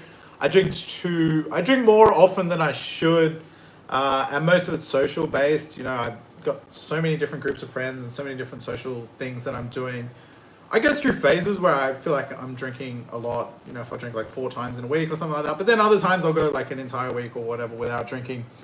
The problem is when I go, I'll shoot to Pattaya and I catch up with my Pattaya friends. And a lot of it revolves around drinking. And then I'm in other areas and I'm like catching up with friends. But then I just did like a trip away with Cynthia. I drank one of the nights with the local Thai people, but I didn't drink for like 4 or 5 nights in a row. So it can definitely be a vicious cycle here in Thailand, for sure. Paul T, thank you very much on that video for the charity with Mark. Appreciate that. And then Bill said, you guys should try dancing shrimp salad. I've had this. Have you ever had this before? No. They're still alive in a bag. I ate them. On my last channel, I had a video called like, it wasn't called I shit myself, but I basically shit myself. It was called like being sick. It was exactly from that. It seems like a running theme lately in my life. But it was, dancing shrimp that got me really sick. Which it doesn't usually. Everyone else ate it fine. I got sick, sensitive stomach. Yeah. Jessica asks, any reason why street food content seems to be so much better than other content in Thailand? And that's a great question. And someone else asked before, I think asked about doing a food channel or whatever. That's something an idea that I'm playing with, of starting a second food channel. Food channels do really well. They're just oversaturated, right? So it's oversaturated. So, but I think we're in a fortunate position that we already have people that we can migrate over. Exactly that. But it's a very different style. For me, food vlogs are not entirely what I enjoy doing, but I love eating. and I'm very passionate about Just food. find your own style around the So, food. so I do enjoy it, yeah. It's a very popular. Something that really interested me is the mukbang, which means like eating in your room. Mukbang is Korean, and it means like room eating. So these are videos of people like literally watching them eating, and the way they eat is not at all attractive to watch. You know, there's people that are just like shoving food in their mouth, and I'm always quite shy about what I show. I don't like seeing myself eating, like chewing and everything like that. So I usually like black it out or whatever. But no, it is a very popular topic. Like people love food. There's a lot of foodies out there. Being a foodie is a real sort of trend at the moment. So yeah, it does well. I think street food in particular is a search term, but also it sounds intriguing, doesn't it? Like if I said restaurant food or like street food, Asia, and Netflix have those great street food places. Dan, when you done the fundraising video, how did you feel filming the queue? Do you mean the queue of people? And felt fine. Some people were like, a couple of like weird comments, obviously didn't understand the concept, were like, great, get the money, but don't film people doing it. Well, it's the filming of the whole thing that then in turn gets at least 1,000-fold more money for those people. If you don't show it, it's the same reason we have charity adverts and things. If you don't show what's happening or where the money's going, then in turn they can't make more money. And that was entirely not for profit, right? You didn't profit anything. Oh, it cost me more money. I even transferred them my own money. You spent more money. Yeah, it cost. I transferred them, and it cost my credit card an extra $200 just to do that. Like no money in it whatsoever. But because I showed it on video, it made over $3,500. If I just put up a post somewhere or said to people, "Hey, donate," I would have made about like $20. So and showing it does help. And I want to add something to that. So. Did it feel like you were degrading people? No, I don't think it was at all degrading. I think it was more showing, you know, what you can do and the change that you can make. You know, so I feel like as I watched the video, I feel like it was shown in a really positive light, and it shows like, you know, that people need the awareness of like the struggles that are going on here at the moment, and life is really tough here. For Thailand has so much tourism based economy. Yeah. And these people need help, and if you don't show that, then it won't raise the awareness. Exactly, showing it. Yeah. If I tell you, hey, there's some really bad stuff going on, like tourism's gone and no one's got any money here. Can you give me some? Oh, I showed you that video. There was a motive and music. It helped them out so much more. What's that called? The end justifies the means, right? Yeah, absolutely. Why is quality of life so much better in Thailand? Well, on that note, you mean for us with foreign money here, it's exactly economics, right? Also, you know, good weather, relaxed culture, great people. You know, you can, and a big thing is like you can live really cheaply here. You know, we're trying to both start YouTube channels, and you know, until you start making really good money, we can live here off not that much money. You know, we were talking about before that you can live quite comfortably here on $1,000 a month. So, you know, it's definitely beneficial to be in a country like this. Add to that, great food, great people, great place to live. Crackle is gone. Is the crackle gone? It must have been because I'm not connected to Wi-Fi. It must have been Do you follow the rugby league? Do you think either of us follow sports? Do you think either of us are sports fans? No. No, sorry, man. I don't. If it's international, if like England are playing or something in like rugby or football, yeah, I'll watch that. Ian said the crackling is because Dan's voice is too loud. He's talking too much. There's no low points. I thought it was my like sore throat from being sick, like chundering too much. I've been sick. It's not coronavirus, guys. Lord Butch said a really nice thing. I've seen a few YouTube do the donation thing, but Dan's video really got to me. So happy to donate.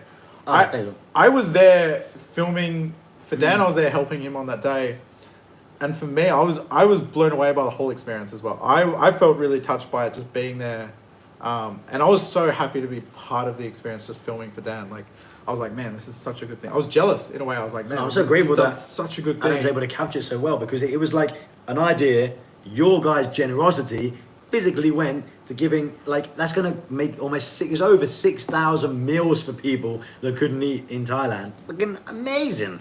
Like, just from you guys giving, like, your change from an idea we had and then able to capture it, like, fucking great.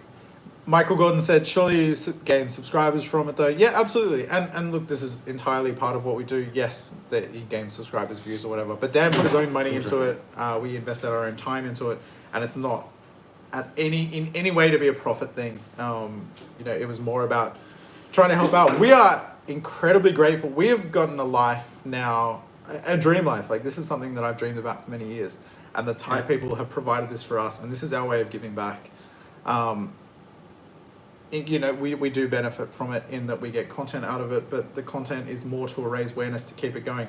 And since Dan has made that comment, we actually had someone reach out earlier and they want to donate $2,500 to help the same people. So had Dan have not made this video, this person would not have reached out and said, hey, I want to give you another $2,500. So we will be able to continue this, which is entirely the point of what we were doing. Yeah, exactly that, yeah.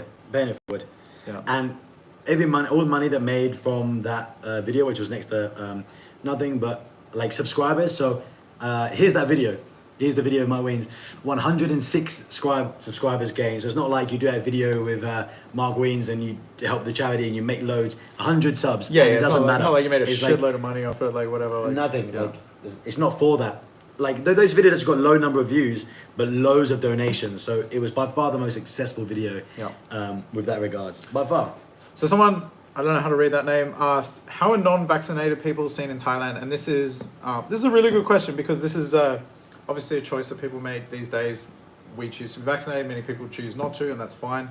I don't find that many places ask for vaccination. I know some countries, like, you have to be vaccinated, you need to in Europe, they're going a bit crazy for that, right? Yeah. But here I have an experience. I've been to one restaurant in Pattaya that asked me, on Khao San Road, they ask you, but, you know, I've been into the majority of places, no malls ask you, not many places at all ask you if you've been vaccinated. Yeah, no. So, if you choose to be unvaccinated, that's totally fine. And they can't do it because I guess they couldn't do it because not the vaccination hasn't been provided to everyone yet. Yeah, so they can't do it. Yeah. Otherwise, it would block out half the population.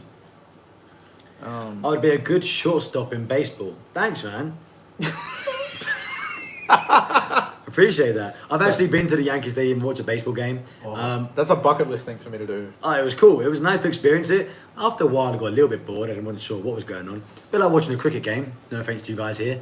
Fucking boring. Cricket's fucked. Sorry. But it was good to have a beer. Watch the views drop down. And the it's good guys, to have a beer in the Yankee Stadium. Like, I've been to Lords and watched cricket too. And you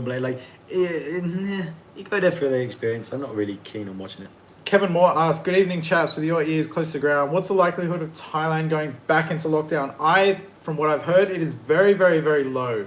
So there was an economist for Thailand recently advised that going into a lockdown for this Omicron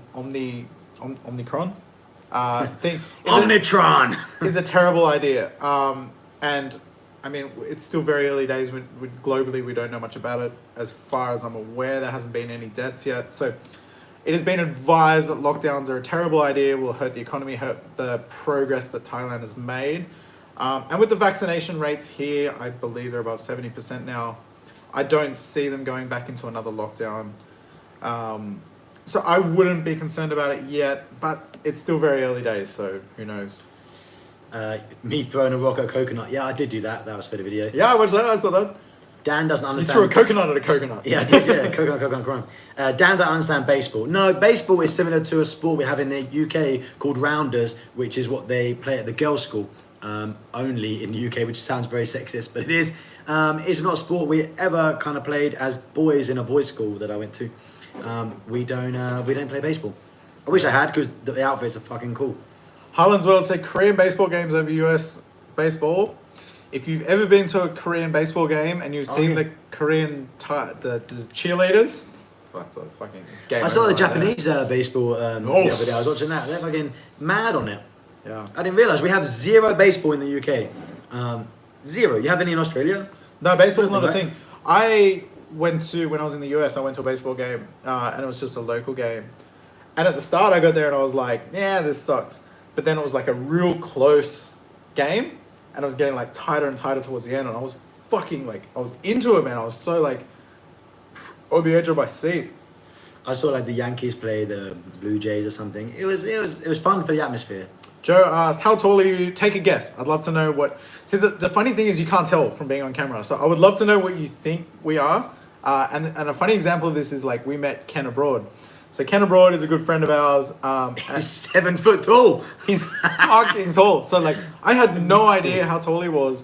And then one day I met him in Chiang Mai and he was on a motorbike talking to me, and we were just like chatting, and then he got off the motorbike and stood up. You're in. And I was on the sidewalk, and he was still taller than me, and I was like, "What the fuck?" Because you can't tell from YouTube. Australia going to smash the Poms at cricket? Yeah, maybe, I have no Probably. idea. Who cares? Why are you guys so handsome? Thanks, Mum.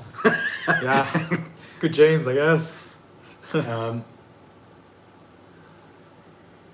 Korean-based whatever, US baseball, yeah, sure. Peter Ward said, "I'll be there as soon as I can walk across the border from Cambodia." Yeah, I you said thought that that was sometimes, opening. yeah. Well, I Is that thought it was open, open, but it was obviously not just There's yet. Ken there. I ain't that tall. Yes, you are, Ken. You're 7 foot, at least. At least. Ken said in one of his videos, "It's like they think I'm very tall. I'm not that tall." It's like you fucking are, Ken. Especially he's come to Asia. You've come to like the smallest populations in the world, Southeast Asia. I come here because I feel tall here. I go back to Europe, I'm fucked. 5'8" and 5'10". I'm not good with feet. Is that a UK? Yeah, that's thing? what he is, yeah. Who's 5'8", who's 5'10"? You always look taller in photos. And the seat, like somehow go I'm on like, tiptoes. when we like sit down on the seat, I'm like, why do you look taller than me? This is fucked. Are you a little bit taller than me? You are, right? Yeah, just a little bit, not much. I think you are 160 to 170. I am 176. I have no idea what centimeters are. And Dan's just like a little bit short. We're basically the same height. Dan's 4'2". Yeah. About 6 right, foot and 5'8". Fucking. Maybe we look big on camera. Shotgun 6 foot. Yes. Must not be 6 foot. No, I'm not quite that tall. I'm very average in Thailand.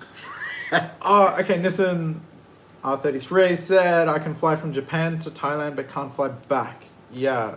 And this is the thing. I'm dying to get to Japan. And it seems really difficult. Yeah. Dan, do you think you'll do any further videos in Klong Toi? Absolutely.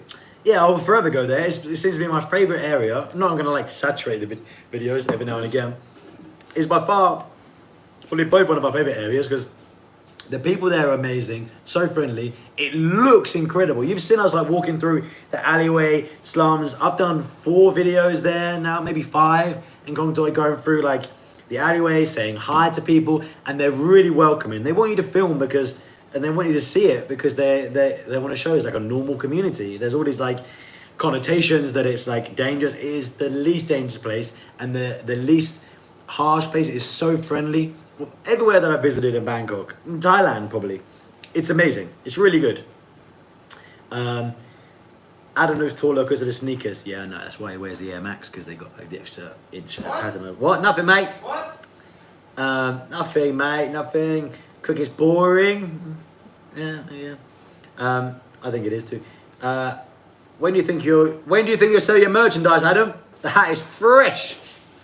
Yeah, coming soon, within the next week. I've been working on. I get up real nice and close. Good vibes only, baby. Been working real hard on this. Working with a graphic designer in Australia who's a friend of mine. Trying to get it all perfect. Working on like.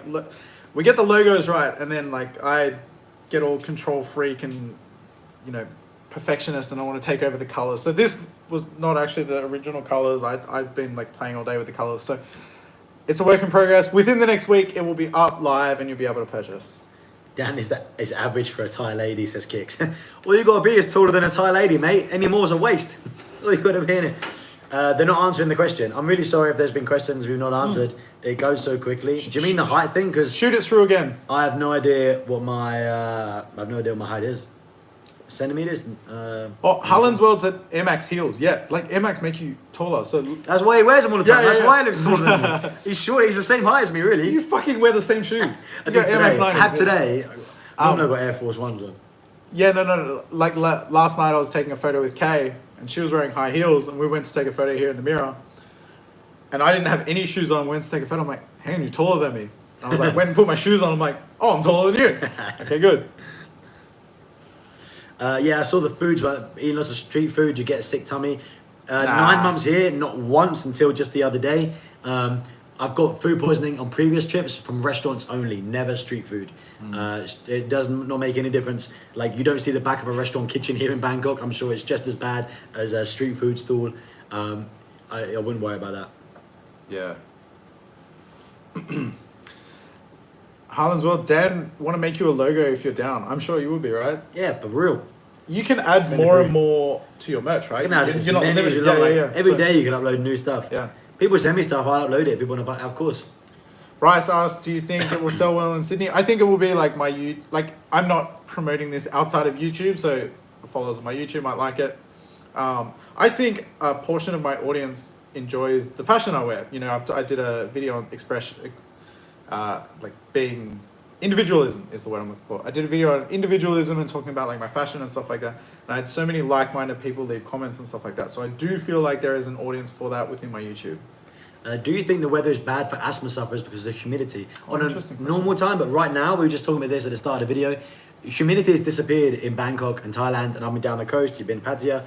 Right now, December, it's like a European summer. There's no humidity. It's cool. You can wear normal clothes in the evening. I could wear pants, long pants, trousers in the day. Like, it's crazy how much the humidity like makes a difference. It's gone in December. I'm not sure for how long this is going to last.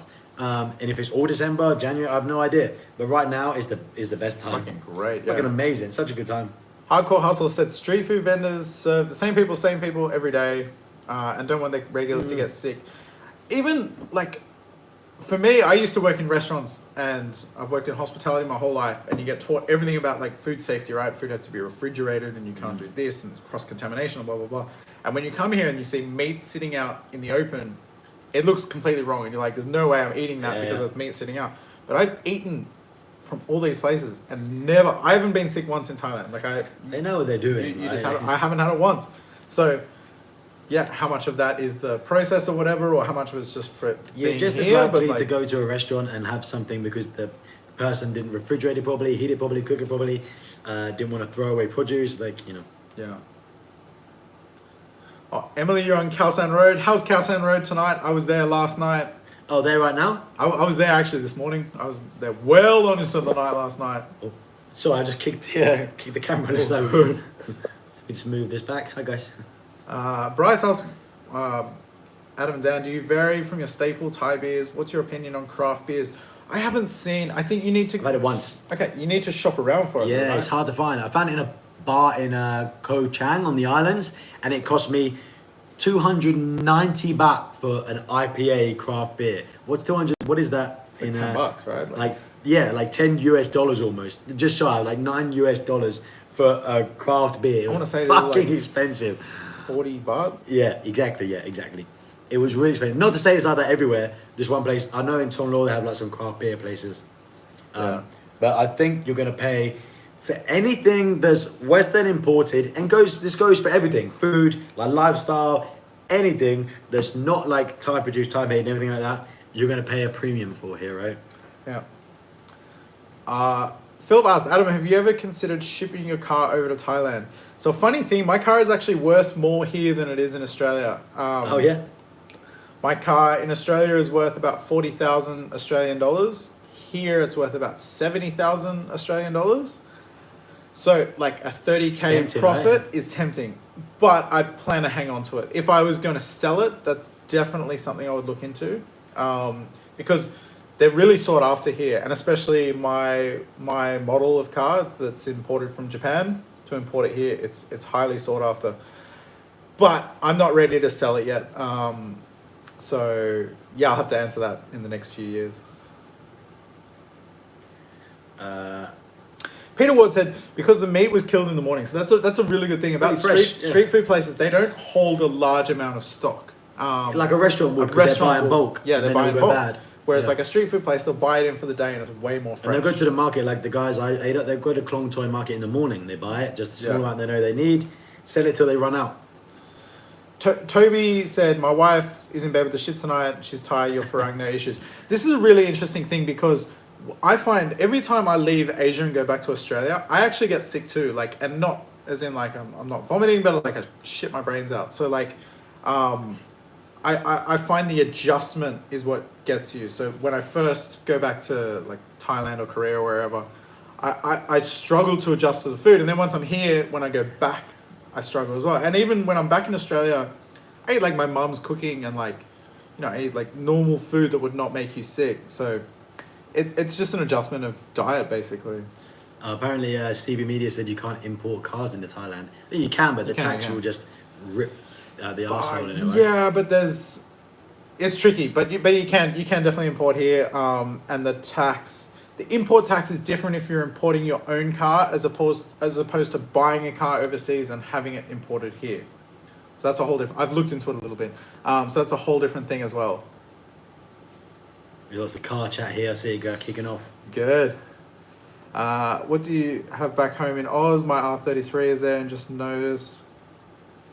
You go to S15. S15s are fucking shooting up in value. That's a great car. That's a car I would really love to have as well. I've got a 1990 Toyota MR2 that's imported from Japan. I got the turbo model. It's Targa top. Really cool. I love it. My baby. I like R30s. I love R33s. S15's a great car. Is Thailand heading towards another lockdown? I'm hoping to go early 2022. No. Highly unlikely. No. I mean, like maybe Europe will, and then like Thailand will. Other depends how crazy things go, but nowhere near soon. They definitely won't. No. So Bryce said you had a Golf R32 shipping over from NZ. Is that to Australia or to here in Thailand? Because yeah, that's a different car as well. Like so that would be really expensive to do. Buy locally, I think an R32 to buy locally would be really, really expensive here because they're really uncommon. I haven't seen any Volkswagens here. Nothing at all. I don't see Golfs, I don't see anything. I never seen a Volkswagen, no. The import tax here is 300%. So the import cars that people buy, for whatever reason, Toyotas are really popular. I think because they're cheaper to start with. But like Civics hold a prestige here, right? And Civics, Toyota Civics, they're a shitbox car, but they hold prestige here. So yeah, buy locally, yes. But my car would be worth more money for me to bring it here, pay the import tax and everything, and have it here and sell it here than it would be to sell in Australia. It'd still give me a higher profit. A lot of work, but I'm not there yet. Thailand or Las Vegas? For what? For what? Jam Slam? I mean, price is going to be cheaper here. Red light district naughtiness still here. You know, drinking women. cheapness, and Thailand still here. I love Las Vegas, but atmosphere was crazy, but you can still get that in a lot of places here. Vegas is unique in its own way, right? Yeah. It's Vegas. Yeah. And that's why people It's go. the only place in the world you're going to go and find like Paris and New York on the same strip, along with like you can go through the Vatican, like go down a gondola, and you're like, this is America. You've gone crazy, but there's enough craziness you'll see here too. Just a different kind of crazy. Toby Price said, "My dad left an old school Skyline back in the UK. What, like how old school are we talking? Like, And where did he leave it? Because I can sort someone to get it out, mate. Because if it's a '76 Skyline, I will fly to the UK and buy it or take it. I'll get a homies to go there with a truck now. That's Pick my up on a that's trailer. my like ultimate car. I saw one for the first time at the auto show I was at last week. '76 Skyline. That's my. Oof. Gambling and shows. There's no gambling here, and there's no shows here unless they involve ping pong. And you can. True. You cannot. So this is something I only learned recently. You cannot gamble privately either. So like, I have a group of friends that we play cards in Pattaya, but we play for drinks, and it's not a money thing. And I showed it on YouTube, and someone's commented like, you need to be really, really careful showing that you're gambling on YouTube. And I was like, it's all good. Like we're just playing for drinks, like not for money. And then I did some research on the topic, and I realized like you cannot, like two people in your home, we cannot have a bet on anything. It's crazy. But you finished that beer before me. Illegal. Tell them, please. That's the only reason I wouldn't finish the beer before you. But again, are the police going to come and do anything about it? Of course they're not. But no, there are no casinos here. I saw people do that Cambodia run to go over the border. Anyone done it or heard about it? You go across the border and there's a casino right there in like Cambodia. For that reason. Yeah, people. Tongul said, I see the Thai constantly gambling on pool tables. Yes, and people gamble for everything. It's the same as the West They love to gamble, and everything, but it is entirely illegal. And they gamble. I see people gamble on their phones all the time here. If you use a VPN or the sites I got through, people gamble all the time. Same as they vape. Same as they drive the wrong way down the street. Hey! Same as lots of things that are illegal. Cheers, mate. Love your streams, Dan the man. Come on, man. Cheers, bro. I appreciate it. Really good having you here, mate. I'll just get out of the shot. Kicks TV said it's illegal to carry 2 decks of cards. That's fascinating, because But can I carry 3? No, What was it? this is fascinating because like when I bought cards the first time, I was blown away at how expensive they are here. Cards? I went to buy a deck of cards in Pattaya, and I went to a place and I was like, "Can I get a deck of cards?" And they're like, "They're 500 baht," and I was like, "Get fucked." 500 baht? I was like, "Get fucked!" Like and I thought they were trying to rip me off. I'm like, "Why would anyone pay that much?" It's like $16 or something? Yeah. It's crazy. You'd think like a deck of cards a couple of dollars, right? Yeah. And then I went to a 7-Eleven. I was like, "Do you have cards?" And they're like, "Yeah." And then behind the counter and under a thing, and I was like, "What the fuck is going on? Like, why is it so hard to buy cards here?" And there was still like 300, I think I paid for a deck of cards from 7-Eleven. Crazy, man. And Because then they're I've come associated to with find out, gambling, like, yeah. associated with gambling. That's so funny. Another thing, people like porn is illegal here, right? I bought a 1974 Penthouse magazine from a secondhand market. Did not even think that the fact that I bought that, put it in a bag, and carried it home was a risk. Oh, sometimes at Muay Thai fights here you can gamble. Yeah, I've seen people gamble on the Muay Thai fights out in the open, right? You can, but you can do many things here that are not legal. You can get a prostitute here. There's lots of Prostitution's things illegal. here. Loads of things. I've seen cockfighting too, and I've been to a bullfight in when I was younger, like 22. I went to a bullfight almost accidentally in Koh Samui, which right now I'm a very different man. I would be so horrified by it. And I saw people gambling on cockfighting and bullfighting too, like two bulls against each other. Wait, you said Marina Bay Sands Casino is good. Is that you're talking about the one in Singapore? I've been to Marina Bay Sands. It's fucking incredible. He said, "Seems I'll bring a deck of cards along with me from home, mate. Bring 10 packs, make a profit." No, you can't carry more than 2, right? Oh fuck, you're right. You get busted at immigration. Dish them out between bags. Imagine that, like. No, he said you can't bring 2. If you bring 10, out of all Oh, things you exactly. get busted for, it's like cards. you're in prison. Like, what did you do? Oh, I fucking bought like 4 decks of cards. Yeah, you fucking are. You're crazy. Yeah, there's a black market for it. Surely, I would have bought a 200 baht black market set of cards. Johnny from Wayne went to the casino over the border. You mean something happened in Johnny? To renew his visa. It wasn't a good place at all. Very shady. I bet it's shady, man. I bet it's shady. Yeah. Cockfights in Samui are popular, yeah. Lots of cricket questions. Unfortunately, We don't give a fuck so about that was much nicer than what I was going to say. I was going to say there's like we don't have. There are sports bars here, but we don't. Not gonna show it's the not a cricket. thing that we hang out at. Like we don't do that. So.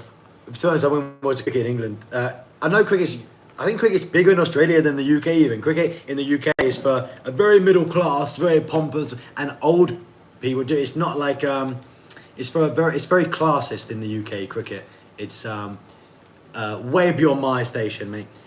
It's not really for like normal people. Ah, this is cool. Kicks TV said, "Congrats on the 18K, Dan." He must have just clicked over while we're on the chat because you're Thanks, guys. 17.9. I was like 10 away. Yeah. Cheers, guys. 18,000 subscribers. You crazy nutters. What are you watching me for?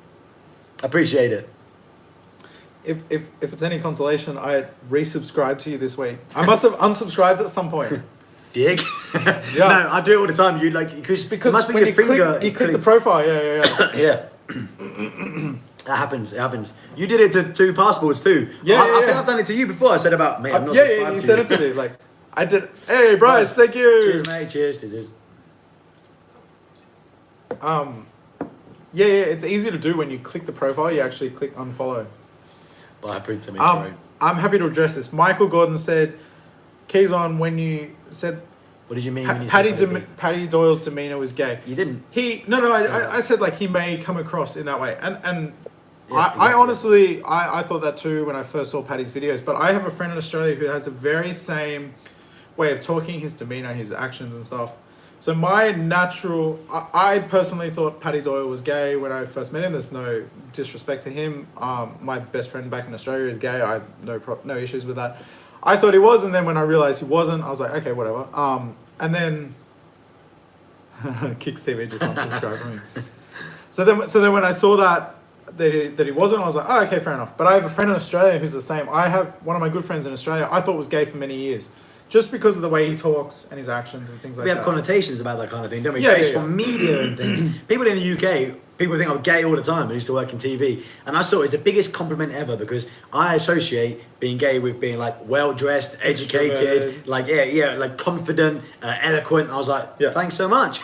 People see it as a negative thing. I think it's a massive positive. Yeah. So the same for my friend in Australia. Like one night we were hanging out and he said like, last night I fucked this chick, and I was like, what, really? And he's like, yeah. I was like, dude, I thought you were gay. And we were good friends for like a very long time. And when he said it, he's like, yeah, I'm straight. I was like, oh, I'm so sorry. I thought you were gay. Like, not as a disrespect or whatever. So when I found out Paddy was straight, I felt exactly the same way. Oh, he reminds me of my friend Jason back in Australia. So Paddy is a great guy, great channel. I hope that didn't come out in a negative way at all. I'm a huge fan of his work. I don't think I've got so many gay friends back home because I worked in TV, and I don't even know if I've got any gay friends in Thailand. Oh yeah, I do. Brody, one American guy. Yeah. Yeah, I don't have enough friends in Thailand, to be honest. I'm friends with. Yeah. I saw that. I'm normally not looking, but Just one friend. That's all I've got. I'm friends with a few ladyboys here, but not any gay guys. It's fun. Like I'm not. Yeah, you just don't. I don't meet enough guys. Full stop. Yeah, it's hard to do. And there's something I really struggle with is meeting Thai guys. Yeah, meeting. I've struggled meeting Thai guys. You know, it's funny. I was out in Khao San last night. How do we meet gay men? And I met this really cool Thai guy who was like hip hop style. He was like cool, and I approached him like a girl. I was like, bro, you're fucking cool. Can I get your Instagram? Like, I want to DM you. I'm like, can we hang out? Like the same way that you would like hit up a girl. And I was like, I don't have any Thai guy friends, but you are the type of person that I want to be friends with. So like, it's so funny. Albi Travel Eats, let's get Keys on to 18K. I'll get there. I'm just a little bit behind. Dan's got a couple months head start on me, so. Yeah, exactly, yeah. Oh, yeah. We grow almost at exactly the same rate. I've just started. You're pulling away a little bit, but. I just started like a month before, and like, that's it. I remember saying to myself, or saying to him, months ago, I was like, as long as I'm on the same trajectory as Dan, I'm really happy with that. Like, I'm not at all in competition for Dan on like exactly. views, subs, whatever, and I'm happy for his success. But as long as if he's going up and I'm still going on the same timeline, then I'm good. If Dan like went up this way and I went down, like there'd be a problem. But there might be some kind of things like more subscribers get more subscribers, right? So sometimes it'll like there'll be weeks that I'll get something and you won't, or vice versa. But it'll balance out in the end. Yeah. And it's only going to be good for me. Like if Adam suddenly got 10,000 subs overnight, they will be suggested me, right? Yeah, eventually you get them, right? It was good for everyone. I heard you guys are in a relationship. Fuck. Tyler, how did you hear? People also heard that I was out for coffee with Grumpy yesterday morning. Yeah, all kinds of shit. Tell me more. DM me. What else is going on? Yeah. Me and Grumpy having coffee apparently on Sukhumvit. Sorry. Is that when you told Grumpy we were together? I told her the news. Yeah. Any Thai hip hop recommendations? I don't listen to Thai hip hop. I've been to hip hop clubs like Sugar Club. Someone on my Klong Toy video sent me a really cool Klong Toy hip hop artist. Oh, I've seen that. It's linked below on my very first Slums video. And you go and check that out. It sounds really fucking cool. Tom Gore said, fact is, Keys is copying a lot from Dan. Quite possibly. Like, we have a very similar style. We have the same, like, influences, the people that we look up to and aspire to be. Most of it is subconscious. It's amazing how subconsciously things you pick up, right? So I watch a guy called Casey Neistat, and when he talks, that's where that's where it is. When he talks, he does this thing with his fingers and hand, right? And he does this. When he's making a serious point, he goes like this. And it's amazing how many other YouTubers I watch that do the same thing when they're making a serious point. I'm really handsy because I saw him. I do hands a lot, but it's the finger ring thing.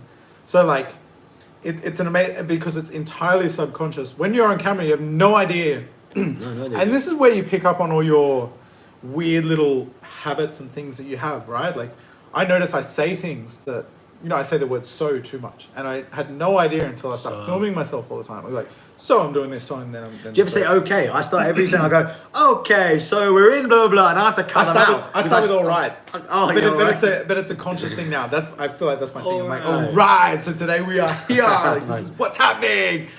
But, these are very subconscious things. So if there's things that we copy from each other, then I watch Dan more than any other YouTuber. Yeah, vice versa. And so any little things are subconscious. But I feel like that helps us both in the same way. We have a genre of our own almost. We are basically the same. Do these lives get saved? Yep, you'll be able to watch this after. Yep. Watch us again. Some money. Another person said we should swap girlfriends for the day. Yeah, we spoke about it. Yeah. We're on it. Don't worry, we're on. I watched Casey, but I never noticed that. Yeah, you'll notice it now. I think maybe in the video he released it today, that video. Yep. He talks a lot close to the camera. I think he might do it there. Yeah.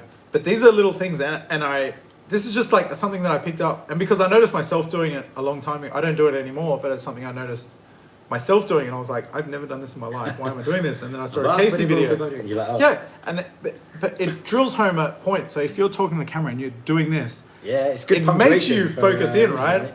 And this is why people say, you use your hand gestures too much, but it's entirely what keeps it captivating. I like this. What's your thoughts on how well and diverse Chad's content is and how quickly he's grown in his channel? Yeah, Chad had this. Thailand travel, cars and audio, brought them in. It went like this pretty much. Now he got rid of this and it's all cars. And that's because that's what he loves and that was the aim. And that's amazing what he's done, having that diversity. His videos are well made. The long tail boat is the one that broke him away from the mold, and that's the video that I found him on. Yeah, well deserved. It's like really well made. Yeah, a combination of well made, good timing. Topic's great. Timing, like it's right. The lockdown, no one's here and stuff. Like all these things came together at the same time. It's like when luck meets preparation. Like is when it's like perfect and deserved, well deserved for him. And he grew amazing, really fast. And there's that audio. I didn't realize how big car search was on YouTube, but he brought two big niches together. So clever, yeah. Two niches. This is the ultimate thing. That's the thing, right? I like cars, and I found him purely from a car thing. And then when I saw that he's Thailand based, I was like, that's a home run for me. I love you, Jack. Yeah. I was like, bang, like watched all his videos. And I've shown him to my brother. My brother doesn't give a fuck about Thailand. He's been here, but like it's not his interest on YouTube. And he loves cars, and we've watched content together, and he's like, this is great stuff, when you're watching these car videos. There's a couple of questions here that I'll hammer through quickly. What Jessica said, what does pink hair girl think of Cynthia? They know each other, not directly, but they know of each other. I'm very transparent in everything, and when I first met pink hair girl, her name is Kay, I explained that I travel a lot, and she can look at my YouTube. My whole life is on YouTube. I have zero secrets. Everything is out there. So she's fine. Cynthia has a boyfriend, so it's not a threat. It's not an issue. I respect Cynthia's boyfriend. I know him and I like him, so there's nothing to really worry about. Then Bacon said, what color is your hair now? It is faded red, which is kind of pink. It's fucking terrible, but I'm fixing it this week. I'm just waiting. It's a process. Should you both swap girlfriends for the day in video? We've talked about that. Oh, I think I just talked about that. Yeah. Do you ever see Retired working for you? Yes, and we both like his channel. I've never seen him in person. Have you ever met him in person? No, I never met him in person. Right? I've spoken to him through DM, but I only ever spoken.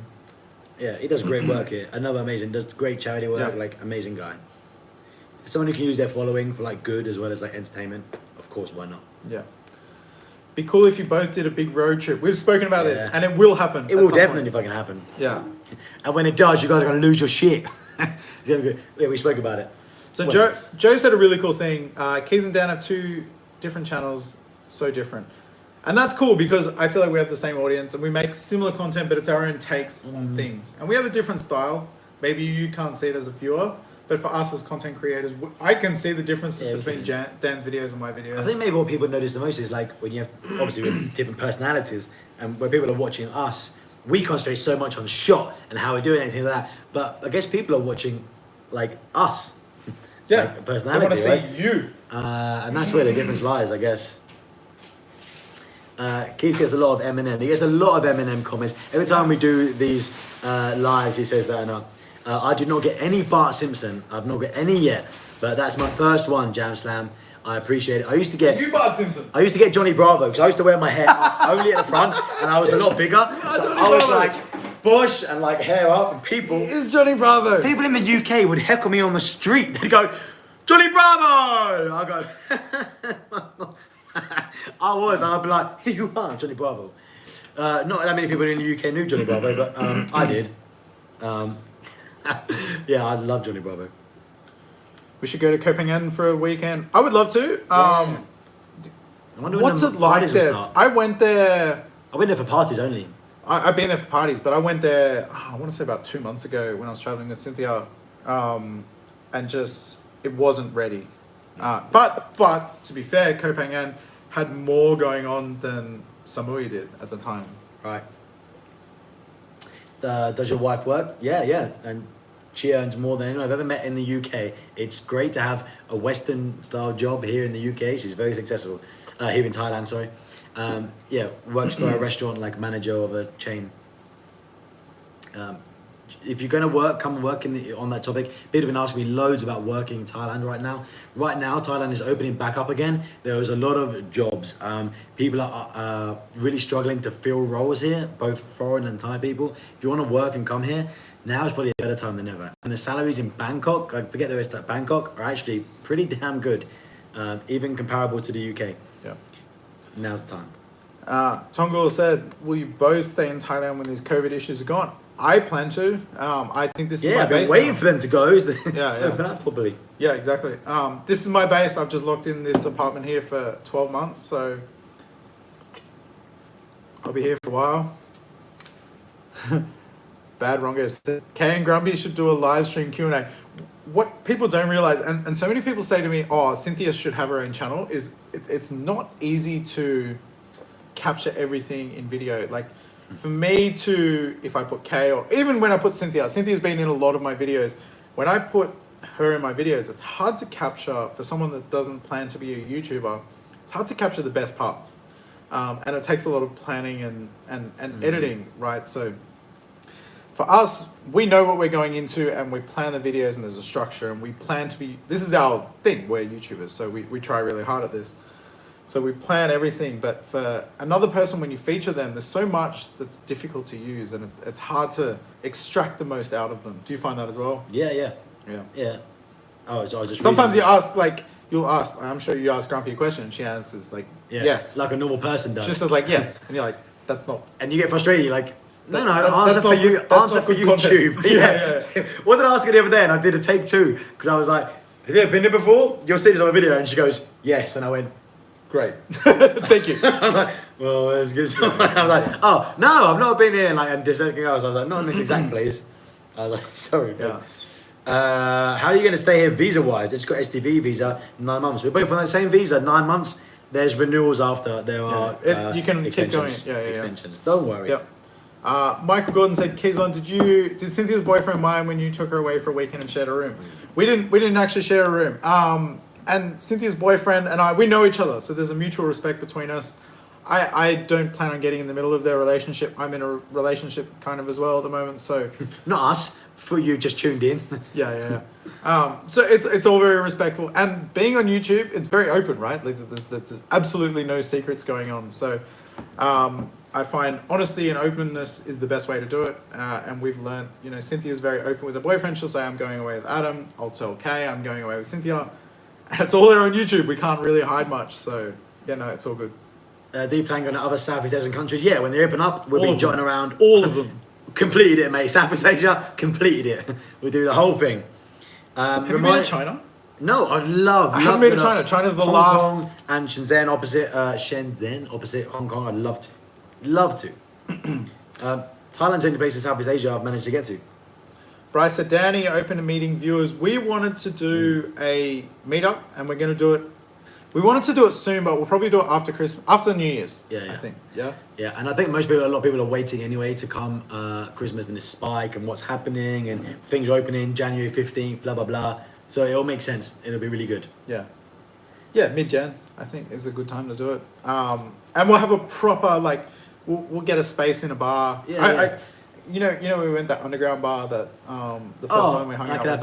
They've got function rooms, right? Yeah. So we'll probably hire out a section of a room and we'll do it properly so we can hang out with everyone. Bring your questions on bits of paper and we'll answer them one at a time. It'll be really fun. Yeah. I'm joking. Can you stay more than? Yeah, you can. Yeah. There's always a way to extend it. Here, don't worry. Jessica said, when my partner and I get to Thailand, we're going to vlog. Do you think 2 videos a week on a subject is better or a daily vlog with no real set subject or setting? Ooh. As a couple? 2 a week or daily? Thailand. This is a really good question. I always think there's this. So we did it almost accidentally, okay? So I think, and this is the best journey, arrive, go daily for a month or so. This is what you're saying, right? When you arrive, go daily. Then you get as much content as possible. YouTube understands who you are, who follow, who they should share you to, and everything else. And then after you've done 30 days, a bit less, and get longer. Those first 30 days can be 6 minutes, get your retention up. And then we went back to daily. Then we went back to daily, and then it really spiked our subscribers. I think going back to daily was a good thing for us. Yeah, it was. And then I've come down, and the money stayed the same, and the growth's been just as good. But I think the initial thing is that you want to give YouTube as much content as possible. Those people that do like 2 vids a week, 1 a week, and go up, it may happen for them, but it's going to take a long time. Too slow, yeah. I entirely agree with you. As much as possible initially. It takes YouTube a long time to figure out exactly who you are. So the more content you put out, the better. If your partner and you come together, people like to watch people, all right? And this is a real thing. 2 Passports and 1 Dream are a great channel. If you don't follow them, check them out. They're personal friends of ours. And they are like they're a good-looking couple, and they hang out together and they do videos together. And I want to say it was about only a month ago, I was hanging out with them and I had dinner with them. And they were saying like they were running out of ideas. And I was like, people just want to just do anything. I'm like, make food videos. You, right? I was like, make food videos, whatever. Like, just pump out content, because I enjoy seeing them together and you see their interactions together. And then they started like doing more food videos, and then they've blown up and they've since like shot past us and they're killing it. But I think making content and just showing, videos don't have to be about much, right? But people enjoy the interaction between 2 people. If you're one person doing videos about nothing all the time, it may get a bit boring, but 2 people... People want to see the interaction between you. I did a test on this. People watch this for Grumpy, right, my girlfriend, and I did those ones where I did 2 videos in a row. I just went to the mall with her, and it really sharp, really bad. We did nothing. Went to the mall. I took the piss out of her, she took the piss out of me, and people watched for ages, and they got good views just because it was 2 people bantering in Thailand. It will work, but that pattern, loads of content at the beginning, and then get less and longer as you come out. Kick said most will come to meet Grumpy and Cynthia. Yes, if Grumpy's not there, I'm not coming. but we won't invite them. Like this is the funny thing, right? So Cynthia, like the poor thing, she got bombarded. So people went to my Instagram. Grumpy doesn't want to be in. So people went to my Instagram from my videos with Cynthia. They found me, which is cool, and I encourage that. I show my Instagram. They've gone through my following listed, which is 16. I follow 1,600 people, I think, or maybe just over. Found Cynthia, added her, DM'd her, and then like this kind of scared her off. So there was a long period of time she wasn't in the videos because she was overwhelmed with messages from people like wanting to hang out with her and stuff. Especially when I started saying like she's not my girlfriend.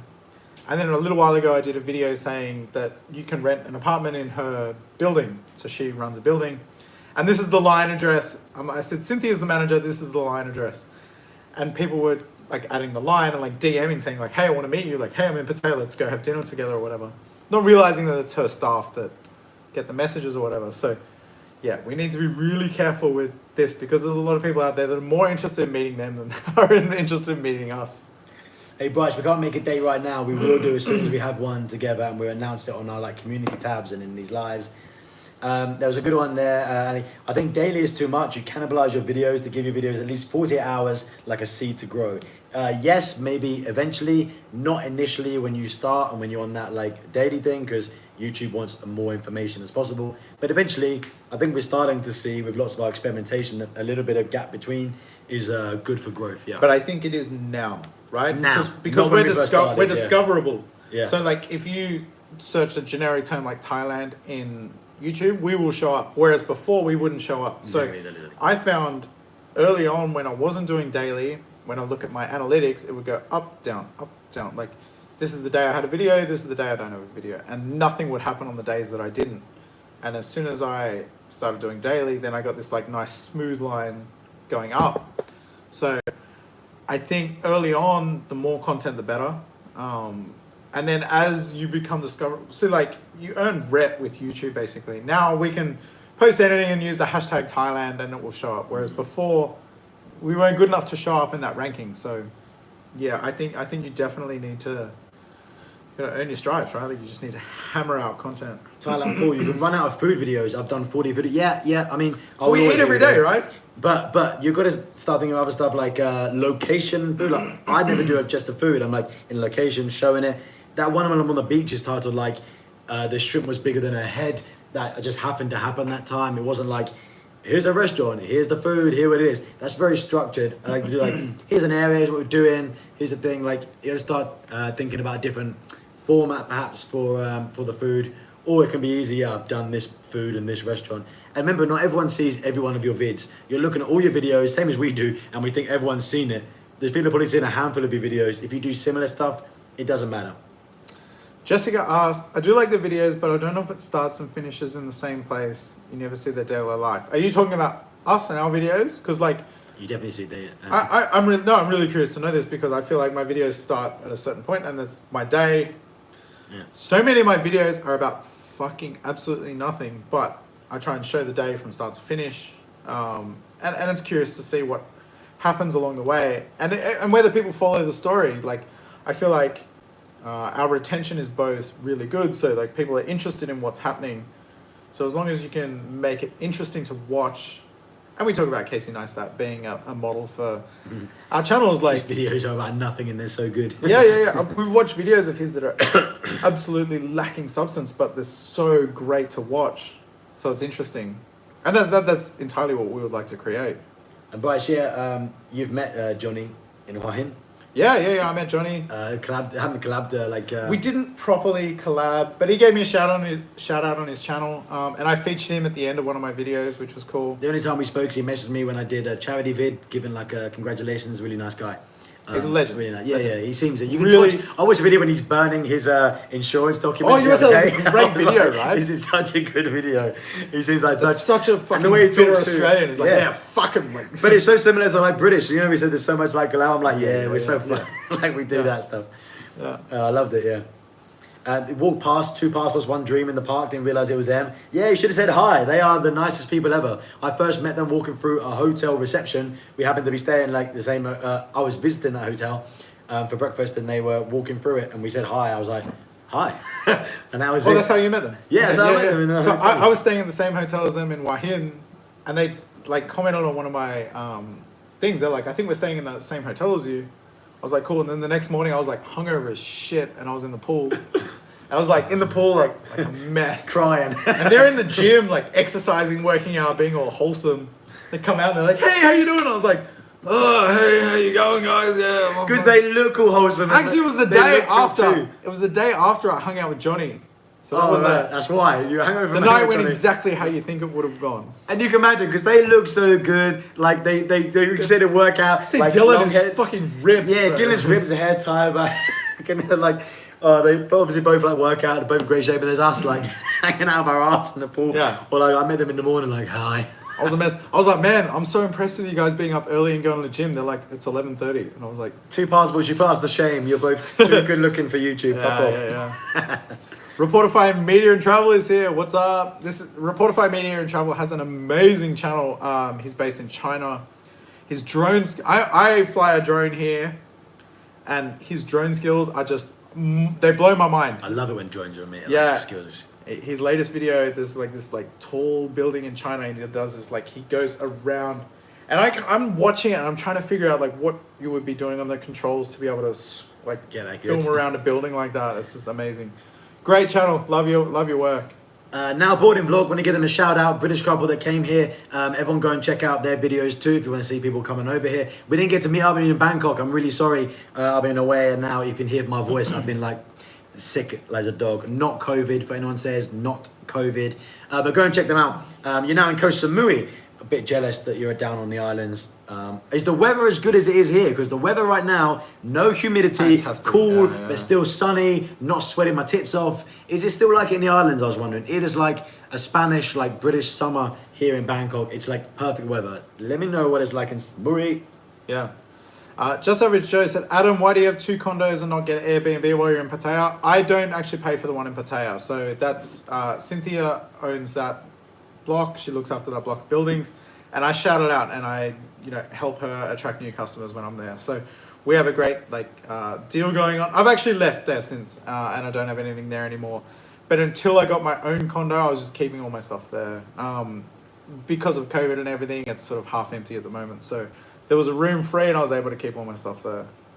31, same here. Is it sticky, humid, or like breeze and like can breathe still? Because that's what the weather's become here, and it's been nuts, like really good. But I want to come to the islands, but I don't know whether they have the same climate as here. Do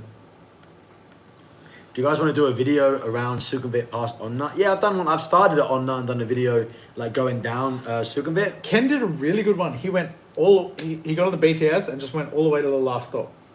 And just got off and is like, let's go check this place out. Really cool concept. Cool, yeah. I did it. I went from like Onna to Siam, got off at every stop and like checked it out. What was and there. you also fucking walked that. I was fucking exhausted. Oh, and then I walked Tong Lo almost Onna, or Ekamai all the way along to Siam. That was exhausting. Yeah. Just seeing what's around there, but that's the central bit. But yeah, just outside of there is like gets a little more affordable, right? Yeah.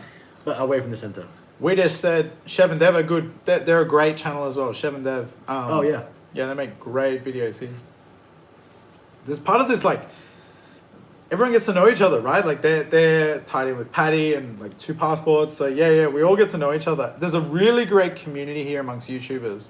I thought it would be like a real competition thing. No, opposite, right? Yeah, it's the opposite. Like, and I feel fortunate that we've made friends with the people that we have. Oh right? yeah. Like Ken and 2 passports are like so nice. When I met Ken, I think I had 3,000 subs and he had 50. And he was cool to me. Like I texted him, I was like, hey man, like I like your stuff. And I was like, he's not gonna answer me, he's got 50K. And I'm like, some newbie. I was like, wasn't even in Thailand that long. And I'm like, I got 3K, he's not gonna fucking give me the time of day. Yeah, you do, right? And we hung out, we didn't make a video together, we hung out, we went to dinner and like, yeah, we had great conversations. So there's a glut of Thai foodie wannabes now. I think, yeah, and there's many people wanting to be the next Mark Wiens, and it's for a good reason. It's a highly searched content. There's a lot of great videos about it. And I think a lot of those people, like, I don't think many people are doing it like for, I don't know, the fame or money. Well, maybe that, but if you watch food vlogs, like I watch travel vlogs and you watch car vlogs, whatever, then you love that stuff. People watch food vlogs, then they want to make food vlogs too. Like I want to make what I watch because I love it. You know, all goes in a circle. I watch what I love. I want to make what I love. I like it. It goes around. So I think those food guys, they watch food vlogs that are so popular and then want to make it. I want to make food vlogs because I enjoy eating. Yeah. And this is like, I try and include this in my videos every day is because I really enjoy eating and I like good food. I am not very eloquent at describing food. You know, when you watch a Mark Wiens, he can break down the texture and the composition of the food and how it's cooked and blah, blah, blah. I'm not great at that, but I am fascinated by it. I worked in hospitality for years, so I would like to do it, but it's more so that it's something I'm passionate about. I do really enjoy eating, so. Oh, Kicks, do down the BTS. You want to go down the BTS and do it? Stop, man, do it. But I managed to go from like Ekmai or I'm not, whatever, so, and I was fucking exhausted, man. Up and down the stairs, non-stop. Choose a section is what I suggest. And everyone, go and check out his link. Check out Kicks. Check out Kicks TV. He was here before. We partied right on the brink of the lockdown, and now he's back. The bad boy's back. Yeah. Content coming up. Kicks is a great guy, and he's helping us out tonight. He's keeping an eye on you motherfuckers in here. No, I'm just kidding. He's being a moderator tonight. So like we do appreciate the people. Like Kicks does this, Ian does this. They do it for nothing. They don't get any money or anything from us. They just do it to help us. So check them out. They're great guys. Looking at this. No, Roaming Cook. Bryce said, is Roaming Cook not on the cards? Roaming Cook is a friend of 2 Passports and 1 Dream. We were actually supposed to meet recently, but he couldn't make. He had something come up. So, I hear he has a great channel as well. I've seen a couple of his videos, and they're really good. I wanted to answer this. Harlan's World said you should check out some cheap suits made Dumb and Dumber style. This is a really interesting thing. When I used to work in corporate, I got a suit made here, I want to say like 5, 6, 7 years ago. And I didn't expect much from it because they only cost like $100. And I got home and like I wore many different suits for work. And that suit was like the best because it was properly tailored. Probably made to. It was great. Right? And I expected it to fall apart. And it didn't. And it was incredible quality. They made them really well here. So was it a Thai or Indian tailor here? Yeah, it's like the Indian guys working here. Yeah, so exactly, like when I came back, I went to the same place and I was like, I want 6 fucking suits because they're so cheap, they're so good, and they're perfectly made to you. So yeah, they're great. Surprising. You would think that the suits made here are shit, but they're really good. And I love it so I only went in a few times from when the tuk-tuk dropped me off. You all know that. Yeah. But I've gone in and they've got like the fabrics and they're literally like rolls of like Armani fabric, be it Armani, whatever. But like good fabric. And you literally choose your fabric, choose your line on the inside, choose your color, choose your cut. There were pictures like everything is just made to you for like $100. Like, if I bothered to wear a suit now, I would get one. But we're fucking YouTube hippies, so not wearing a suit Flip-flops. ever again, unless I'm Flip-flops, going to a wedding. Yeah, just flip flops and baggies, t-shirts from now on. Yeah, that's baggy it. T-shirts. Baggy t-shirt. Good vibes only, baby. Reportify Media said you did a video with Chad when he was at 3,000. Yeah, I read that. Yeah. That's cool, and I'm sure that was a great experience for both of you. Like Reportify, you're over 100K now, I believe. So both about to click over 100. So both very successful YouTubers. And I'm sure for you guys meeting when you're both lower level, it's really exciting to watch each other's growth. And that's the same thing we talk about each other. I remember messaging. So I had my old channel down Britain before it was like banned. And I remember messaging Chad when he had about like 4,000 or 5,000 something going, oh, your channel's going really well. It's going to be really good, I think. And I had like 10K at the time. I said to him when I had my old channel at 10K. He had like 5K. And I was like, it's going to be really good. And then he hit that video that like shot off, overtook me like a week later, went crazy. And I was like, I told you, you'd be great. And then that channel got banned. But it's really encouraging. I find it really encouraging when I have much higher YouTubers reach out to me and say, oh, you're going to do really well. Like when you hear things like this, it's like, they know something. It's a little bit, you're relieved, right? Like it's like, I'm very grateful, but thank fucking God. Yeah. Keis or Dan, is it worth getting a Thai? This is a great question that me and Dan will probably debate on. Is it worth getting a Thai phone when I'm in Thailand, or just stick to my Australian phone for everything? Get a fucking Thai phone. Get a fucking Thai phone. So Dan, I've got it here. It's fucking useless. It's not your actual phone. So Dan has a Thai phone. They're both there, right? Dan has a Thai phone, but he's not contactable on that. Oh, here. So Dan needs to hotspot his Thai phone to his Western phone to get reception so that I can message him. So sometimes we'll go like 6 hours without a fucking reply from Dan. Because, Thai phone not always on. Oh, it's dead now. It's dead. Oh, no, fucking This is the internet for I'm a useless human. English phone. Here's the thing. I don't really want to be contacted, guys. All right?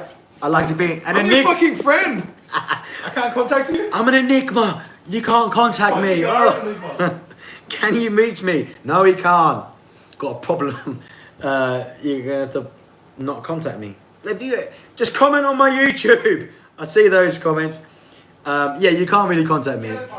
But it's very, very easy to. If you go into like, even at the airport, I filmed in the airport, there's like an AIS or True. You can get like a tourist SIM. There's always a package. There's always a deal to go online. There's always a deal for like, I can't remember what deal I had, but it's crazy for like unlimited and like pay up front.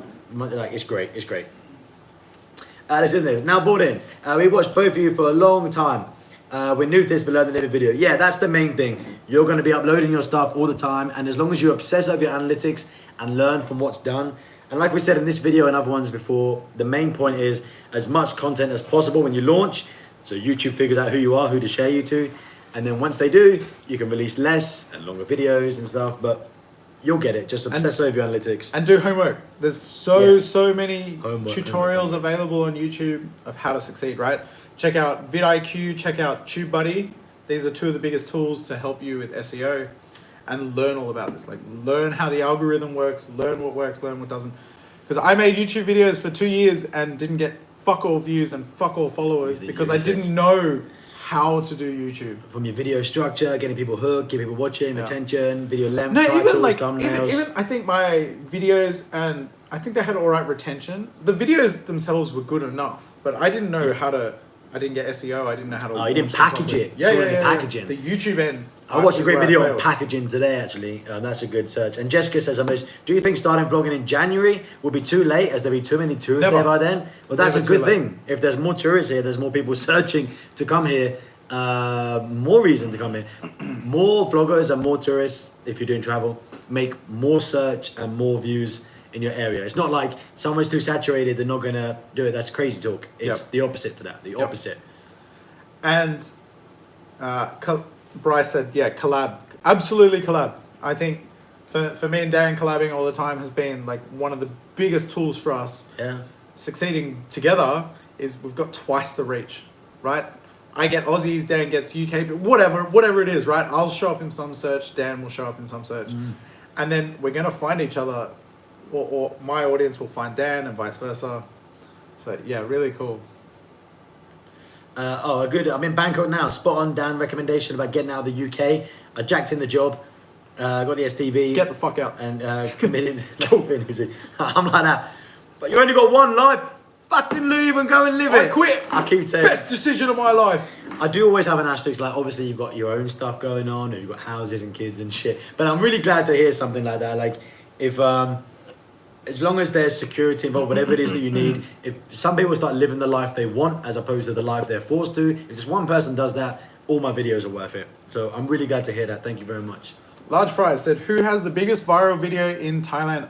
I would think it's the longtail boat video, right? Apart from Mark Reens, must be that Chad video, I guess, yeah. That was the video that I found his channel. As we How many mentioned 1 earlier. million vids? I had a video on my last channel hit 1 million vids with partying with Thai girls. How many 1 million Thai vids are there? I mean, there's going to be like 50 or so, but does working for you? ones that we know. Working for you, does he have any million? I don't know. You can check. Let me check. Hitting the million is like, that's the really difficult thing to do. But here's the thing we talked about earlier about like how much certain videos are worth to you. That was a Pattaya video, partying, nightlife, that got 1 million views and it dropped down in how much that video was worth because it was about alcohol, partying and things. Whereas if I'd made only 20,000 views on a food video, it probably would have out fucking performed it. If you can believe that or not, it's crazy. But what your content is about really matters. I'll tell you what, guys. Kicks TV needs 13 subscribers to get to 1K. Give him a follow. Go check him out. Oh, do that right now. He's a great guy, great channel. He's helping me tonight. He's a moderator here for free. Like, he doesn't want anything. I've actually never met him, and he's happy to help us out here. So go check him out. 12 more now. So yeah, 12 of you go subscribe to him. Because the biggest thing for me, like as soon as I clicked over, actually I didn't struggle to get to 1,000 subscribers, but I needed the watch time to get. As soon as you get monetized, your channel goes up, right? Because YouTube starts to profit. YouTube from can make you, money from you. and Right? that's it. That was like night and day difference for me. I was like getting there, and then as soon as I got monetized, I was like bang, and we're off. People talking about Casey's new video, Thailand Paul, Casey's new video. Did you enjoy it? I loved it. Are you gonna take his course? I almost. If I'd have not started, like, I'd be like, yeah, I learned how you make 6 videos, months. please. 6 months ago, I would have paid $300 for it. But I think we've already probably broken down his videos to know how he makes it. I feel like right? we've extracted almost more than. But $300 might be worth. Maybe he's got some genius piece. That's what you're paying for, right? Is there some genius? But he says, I remember, feel like there's fragments of that in all his videos. He's not- If we watched all fucking 10,000 of his videos. be careful what you buy for that. He's not telling you how to use cameras, equipment, edit, or how to get views and subs on YouTube. It's just about his style of storytelling, right? Yeah. Which is genius. Joe Dow said Vietnam gets a lot of clicks. Yes, Vietnam does. Funny thing, when I was living in Korea, I went to Vietnam and I made a video there, and I thought it would do well, and I actually did really badly because I was off topic. But I think for us now, you know, we need to stay on topic as much as possible, and I think going from Thailand to Vietnam is close enough to on topic that we might do all right. Kicks, keep us updated. We want to know with how you're going. Put a link for your channel here. We'll give you a plug. There's a video called I Hate Thailand, has a lot of views. This is the tough thing, right? This is a great topic to do, but you need to be really careful with things like this because like you're walking the fine line of what's acceptable and what's not. You can get in trouble for making videos like this. Like defamation is a really big deal here. You can't speak negatively about Thailand or whatever. There was a TikToker just last week who got banned from re-entering Thailand. I think he had 500,000 subscribers on TikTok, and he talked shit about Thailand, and he left the country and they wouldn't let him come back in. He has a home here. He owns a home here. I think he has friends and family and everything, and he's just like flat out banned. Like he cannot come back. So you need to be really, really careful. Paul Warwick said Bangkok 112 is the biggest, possibly. I feel like we don't condone those sort of channels. They have their place. You know, people do like to see the streets and what's going on. I don't necessarily agree with channels like that. You know, I feel uncomfortable filming anyone without their consent. So, like personally, as a vlogger, I I'm not huge on those channels. You know, they like the talent as well. We put a lot of work into filming, editing, and everything. Yeah, a completely different type of video, right? We're trying to tell like a story and have a structure and everything. They're just walking around the streets.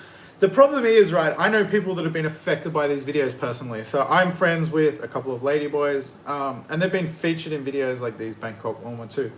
And they get shown in a negative way, and it affects them personally. Like, they're not okay with being filmed in a way like this. So, yeah, it's a moral dilemma. Kicks TV is $9.98. Two of you fuckers go over and subscribe. Help him out. And then when this is finished, watch a vid. Click it and play. You got. We can unfollow later. No, I'm just kidding.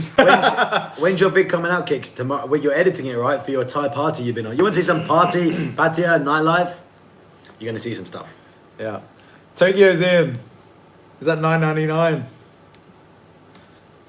Kicks, I expect a commission from your first. I see 998. 998. This is fun.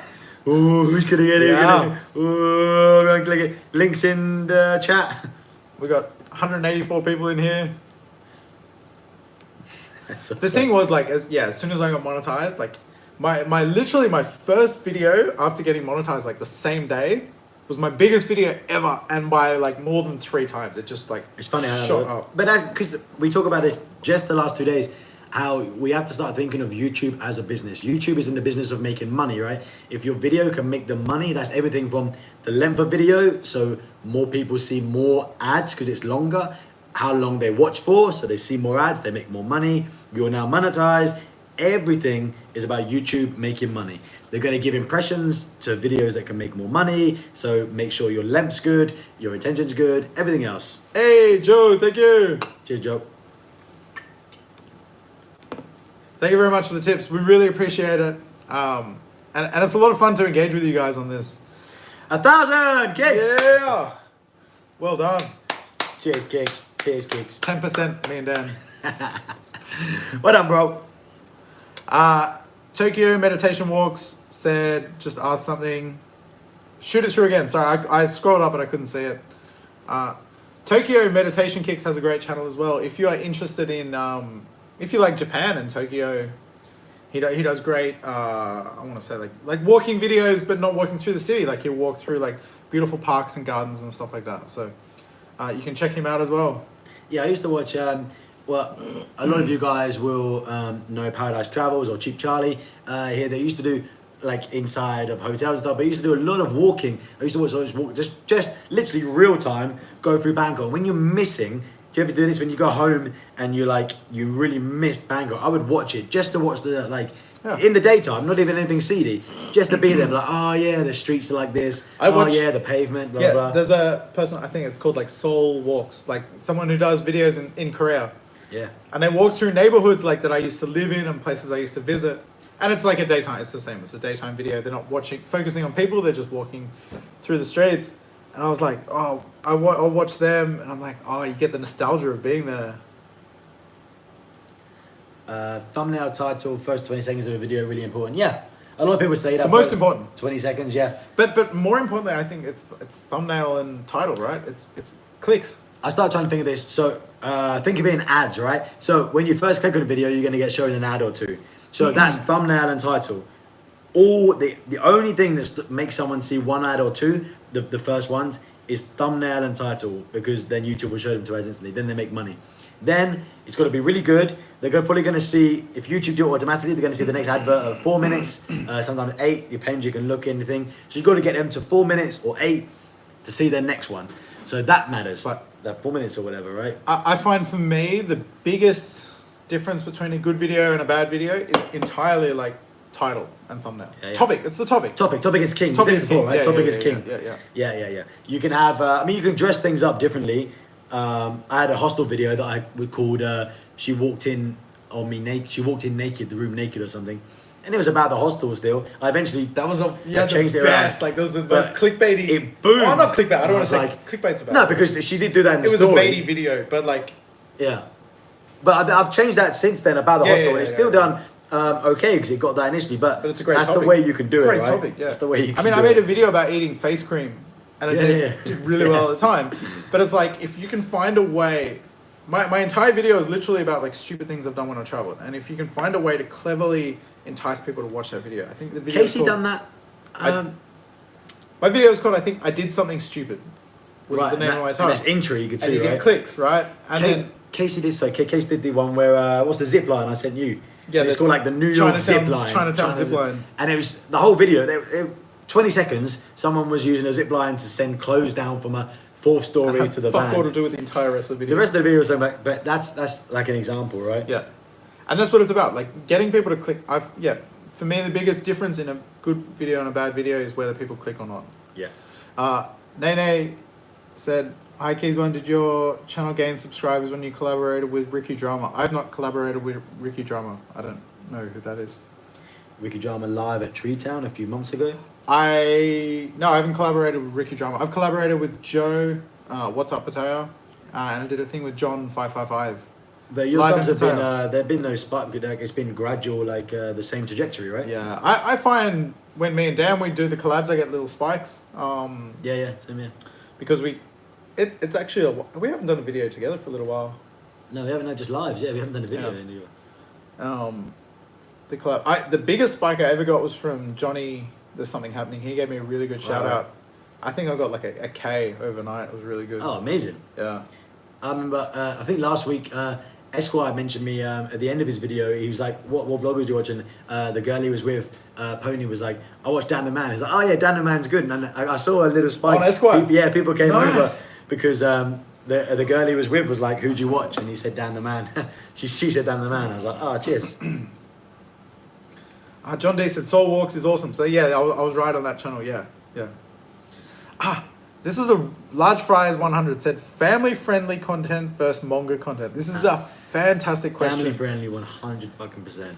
But this is where the trouble lies. If you do manga content, that's the bait, right? And this is, you do one of those manga videos and you get the views, you get the subs, and it's like a drug, and you're like, well, I can keep doing this. Like, I can keep and this is entirely the reason we don't go to Pattaya all that often, because like there is an audience out there that if you attract them, then you're stuck doing that content for the rest of your Because you time. put up any other place in Thailand that they're going to watch, right? Yeah, Or any yeah. other video. Plus, you'll see, and I did it on my last channel, like, this isn't guessing. I did it on my last channel, Down Britain. I had all those party videos, and I watched my CPM, that's how much my videos are worth to YouTube, drop, below $2. Below $2 per 1,000 views. Yeah. I make now more family-friendly content around it. My video the other day was like at $12 per 1,000 views. The difference is crazy. Those videos that get you views, you're going to have to make those forever, and they're going to go down until eventually I was limited and then blocked, and you can't make any videos on YouTube anymore. Yeah. Stay away from the manga content. Yeah, it's tempting. It's So tempting. Oh, if I was going Fucking to start again, soy 6 videos forever. if I didn't have the knowledge, I'd be like, yeah, do this, yeah, Pattaya, if I can show the girls party. And I think like that was my strategy a little bit when I came here, and I think I learned from your. My last time I did, yeah, lucky we spoke, and I was like, yeah, don't do that, you'll get limited and blocked. You're making no money. Because I see you're like, oh, okay, you do a nightlife video, you get 1 million views, like that. That's where it's at. I had that 1 million view, but it made next to no money, got me limited, eventually got my whole channel banned. Yeah. Crazy. I'm gonna hammer through a couple of questions quickly. Jeffrey Peterson said, "What software do you guys use for thumbs?" I think we both use Photoshop. Photoshop, yeah. This is an interesting thing as well that we haven't really discussed much. Dan makes amazing thumbnails. I'm a huge fan of your thumbnails, but I've tried doing something completely different. I don't put any text in my thumbnails, and I try and build intrigue through the photo. Yeah, you do that, yeah, and they're good. I see them, I'm like, oh, because all in the expression, like a turn or something. And Yeah, I'm like, yeah, nice. something. What worked? We haven't really compared click through. That's something we'll have to do. Quite soon. Best to use your face in the thumbnail. Yeah, there's also a rule. Yes. I actually spoke to CV Media about this.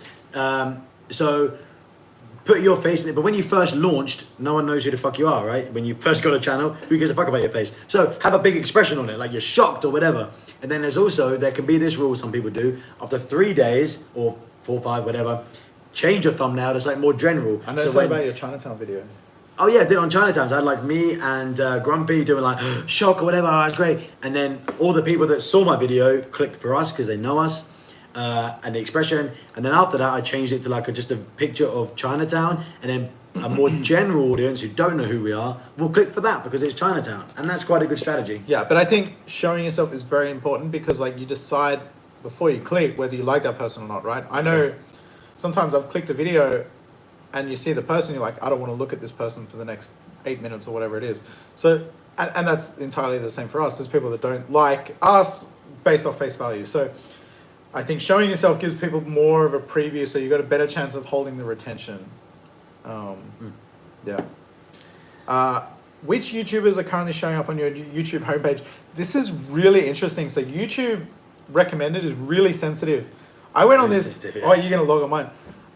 I went on this tangent the other night of watching. I like to watch interviews with people that are well spoken. There. It's going to show us on your homepage. So I went on this tangent. I was watching like 50 Cent interviews. I was watching Barack Obama and all these things. And I was watching people that are really well spoken to see. No, that's live though. It's different. To see what would show up. And then for the next few days, it was showing me stuff I didn't really want to see, but just I wanted to see in that mood.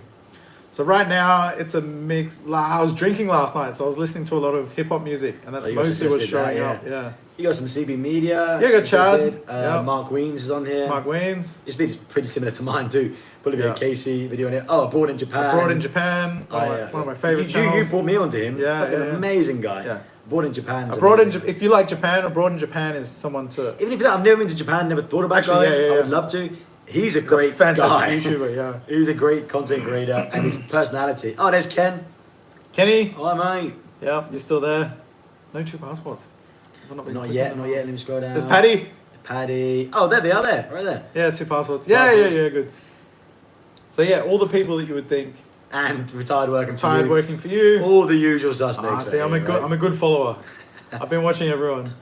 Yeah, that's good. Oh, there's me. You've never seen this in Thailand. See, I watched half your video. Yeah, that's good. Thanks. Appreciate it. You saw like 5 adverts that length for that video. I left it on and went. You know what I was doing? I was like skimming earlier, and then I left it on and went for a shower. What are you guys doing after the beers and the video tonight? Nothing. We'll call it a night after this. Going to bed. Get some dinner. Go to bed because we're crazy like that. What's today? Wednesday? Danny, you're a socks and sandals guy at the beach. Fuck it. No, this is to do with older young guys because I had loads of young British guys going, their socks and sliders. That's actually quite cool. Drake does it. And then the old boys are like, why are you wearing sandals and socks? That's a real generation thing. Sandals, socks, or sliders and socks. Yeah, I will wear socks because then the sand does not go between my toes. I don't really care. I'm too old to care. Listen, R33, if you want to meet Chris from abroad in Japan, if you're friends, like I would absolutely love to. I would give your left arm to meet abroad in Japan. There's 2 things I want. I want to go for a drive in your R33. Actually, you got a S15 as well. I want to go for a drive in that. And I would love to meet Chris. I've followed Chris for a very, very long time. He was one of the first. I've got a few YouTubers that I've followed for a very long time. Before I was interested in YouTube myself, I love Japan. And before I went to Japan the first time, I think one of the videos I watched was his or things to do in Tokyo. And then I started watching his language videos because he talks about how to learn Japanese. And he has great techniques that help me learn Korean. I didn't learn Japanese, but I was interested in language learning techniques. So a huge fan of his channel and love Japan. So I've probably watched. He's probably my number 2 most watched channel. Like Casey is definitely my number 1. Casey and Chris. That's probably the same. I would imagine that Abroad in Japan is my second most watched channel. I binge his stuff. I even made that Love Hotel video, like almost in his style, like to try and work it out, inspired by him. I was like, God, I want to make this. I see like inspiration in your thumbnails as well. Yeah, he's like, with the red band and things like that. He's got fantastic thumbnails. He's got great thumbnails, right? Thailand Paul said, go to Khao and do a live stream. So I'm weird about this. Like, I don't like featuring people in my videos that don't know they're in my videos. And like, public live streams, while they're definitely a thing, it's not something I'm interested in doing. And we could just have us like this, or happen to be outside with beers, be the same thing, but there'd be copyright music, there'd be noise, it'd be dark, you ain't better see a thing. So it'd be like pretty much the same, right? We were shouting, screaming over the lights. What's the worst thing about living in Thailand? The weather? Worst thing? Worst thing? Yeah, the humidity. Not in weather December, it's sucks. fucking amazing. The weather is the sticky, disgusting, wet, sweaty, horrible mess. Now it's most of the nice, year. but if you remember months, yeah, the weather actually plays, especially for us, right? We work outside essentially. Like Yeah. we have to go outside and make So a when it vlog every rains day. for 1 week So in a it was row. rainy. It was raining every fucking day, and we're like, okay, it stopped raining. There's my window. I got to go out, run around, sweat my fucking balls off, and then get back home. Was that maybe the air quality? Everyone says about January, February having like a real smog in Bangkok, but we've been here since I've been here since April, and I've not seen like been no smog. I do remember. I wouldn't call it smog. I'd call it more like haze from previous trips. You know, where you Oh, look from other through and like it's just white. It's Yeah, not yeah. like brown or anything. So like I've been that. here It's since just- Maybe it was May. I haven't seen anything like that yet, but people say it's like early in the year. Yeah. I dig you guys a lot. Thanks. Thank Bradley, you. Appreciate it, man. Thanks, Bradley. Tips for learning to start edit videos. Watch YouTube videos, man. There's no shortcut. There's no secret answer. There's no book to do it. You got to do it. You got to cut your content, get quicker, get better. Any questions you have about how to do something, Google it, YouTube. And just do it. Just keep doing it. When I look at, not even way back, when I look at videos from 6 months ago, I can't stand them. I look at them, I'm like, oh, like, this is all wrong. Exactly. Yeah. But it's just your natural, what you want out of a video will evolve over You're getting time. better. And But you keep getting better it's without only the realizing. hours. You have to put in the hours, right? Like getting better at sport, Entirely, you have to put in yeah. the hours and the time. Yeah. Getting better at edit, you can only do it from putting in the time. And the thing is, when you're a new YouTuber, you think like everything has to be perfect, but it doesn't. Like, No. it's more important to get it out there, whether it's good or not. Especially when you have a new channel. And I was hanging out with someone last week who's about to launch a channel, and he's like, "I want my first video to be epic," and I was like, yes, it should be the best that you can create, but you need to understand only 12 people are going to see it. Yeah. So, you know, Worry. create your expectations accordingly. First content, make it good because it's yours, but like, yeah. Yeah. 6 minutes or so, one every day. Boom, boom, boom. Video editing software. I use Final Cut. I use Adobe Premiere. Premiere Pro.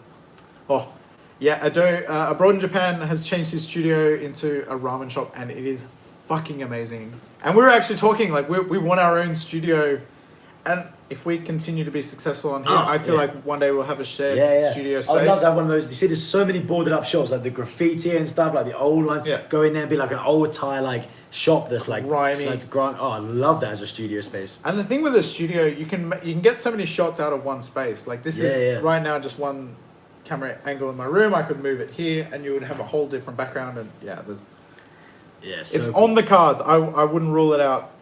The two of us. Yeah, Kicks TV said 100 shit videos are better than one blockbuster. 100%. I would entirely agree. I would agree. Yeah.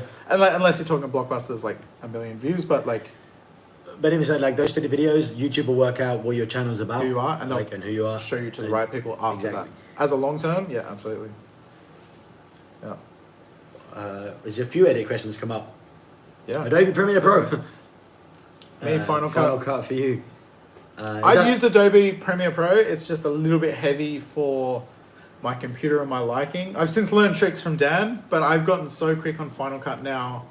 For me, it's the easy. Remember, it doesn't matter what you essentially for. It doesn't matter, yeah. You are cutting a shot, adding music, turning things up and down. Every piece of editing software can do that. Yeah. Whatever you have, it's not like, oh, I've got Adobe Premiere Pro, now my video is going to be amazing. No, it's in your cut. When you choose to cut it, how you choose to shoot it, like your shot you show, that's the entirety of it. Yeah. Your Mojo said, Dan, I love your YouTube Academy. That's awesome because like Cheers, bro. he has a great academy, and Dan has a wealth of knowledge to add to that. Yeah, so that was my course from a years ago, and it's all good, it's all great, and then I'm going to add to that, and if you've already got it, you're going to get that for free. I'm going to add to it from all my learnings this year. I've got a course on YouTube, you know, your thumbnails, titles, what you learn, what you should do, shouldn't do, blah, blah. Bryce asked if I plan to do more mid-central Thailand. Absolutely. I'm going to Chiang Rai in a week or so. That's in the north, I know, but we do plan to do more. A motorbike tour is definitely on the cards for me. Not yet. I just moved here to Bangkok, so moving here, get everything here has cost me a shit ton of money. So I'm just staying put for a little bit. I'll save up a bit of money, and I will do a bike trip, and we'll check out more. Smash some of these. Do you guys have to report for immigration every 90 days? Yep, on ICTV visa. Yep, you got to go there. Yep. It can be tricky depending where you are. Do you guys watch NDTBI? Yeah, that's Nick. Yeah, I know Nick. Yeah, he's got a great studio, great stuff. We talk. He's a great guy. Yep. Ever been to a Thai hospital or ER? Neither of us, as far as I No, know. I went there when I stood on a sea urchin. When I came back to the UK, I stood on a sea urchin, got a video called Chiang in my foot, felt really sick. Just went there for a little checkup. Is this okay? And it was a Sukhumvit hospital, private hospitals, beautiful, gorgeous. Cost me like, I don't know, 1,000 or something, but it wasn't too expensive. Beautiful. Cool. Guys, we're going to wrap the video up here. This has been a lot of fun. The time gets away. I had no idea that it was 10:30 here. Dan's got to get home to the missus. Yeah, I'm going to get told off. It's great to engage with you guys. So thank you very much to everyone that joins us. We really enjoy this. I enjoy this. Yeah, I love it. I love it. Talking to you guys. And time flies, like you said. Yeah. And I just saw I had no idea. I've got a Korean wife. She's grumpy too. Good. It's just all happens. It's in the genetics. Yeah. All right. So thank you very much, everyone, for watching. We'll do these more. Wait, 3 hours and 43 minutes? No, 2 hours, 24 minutes.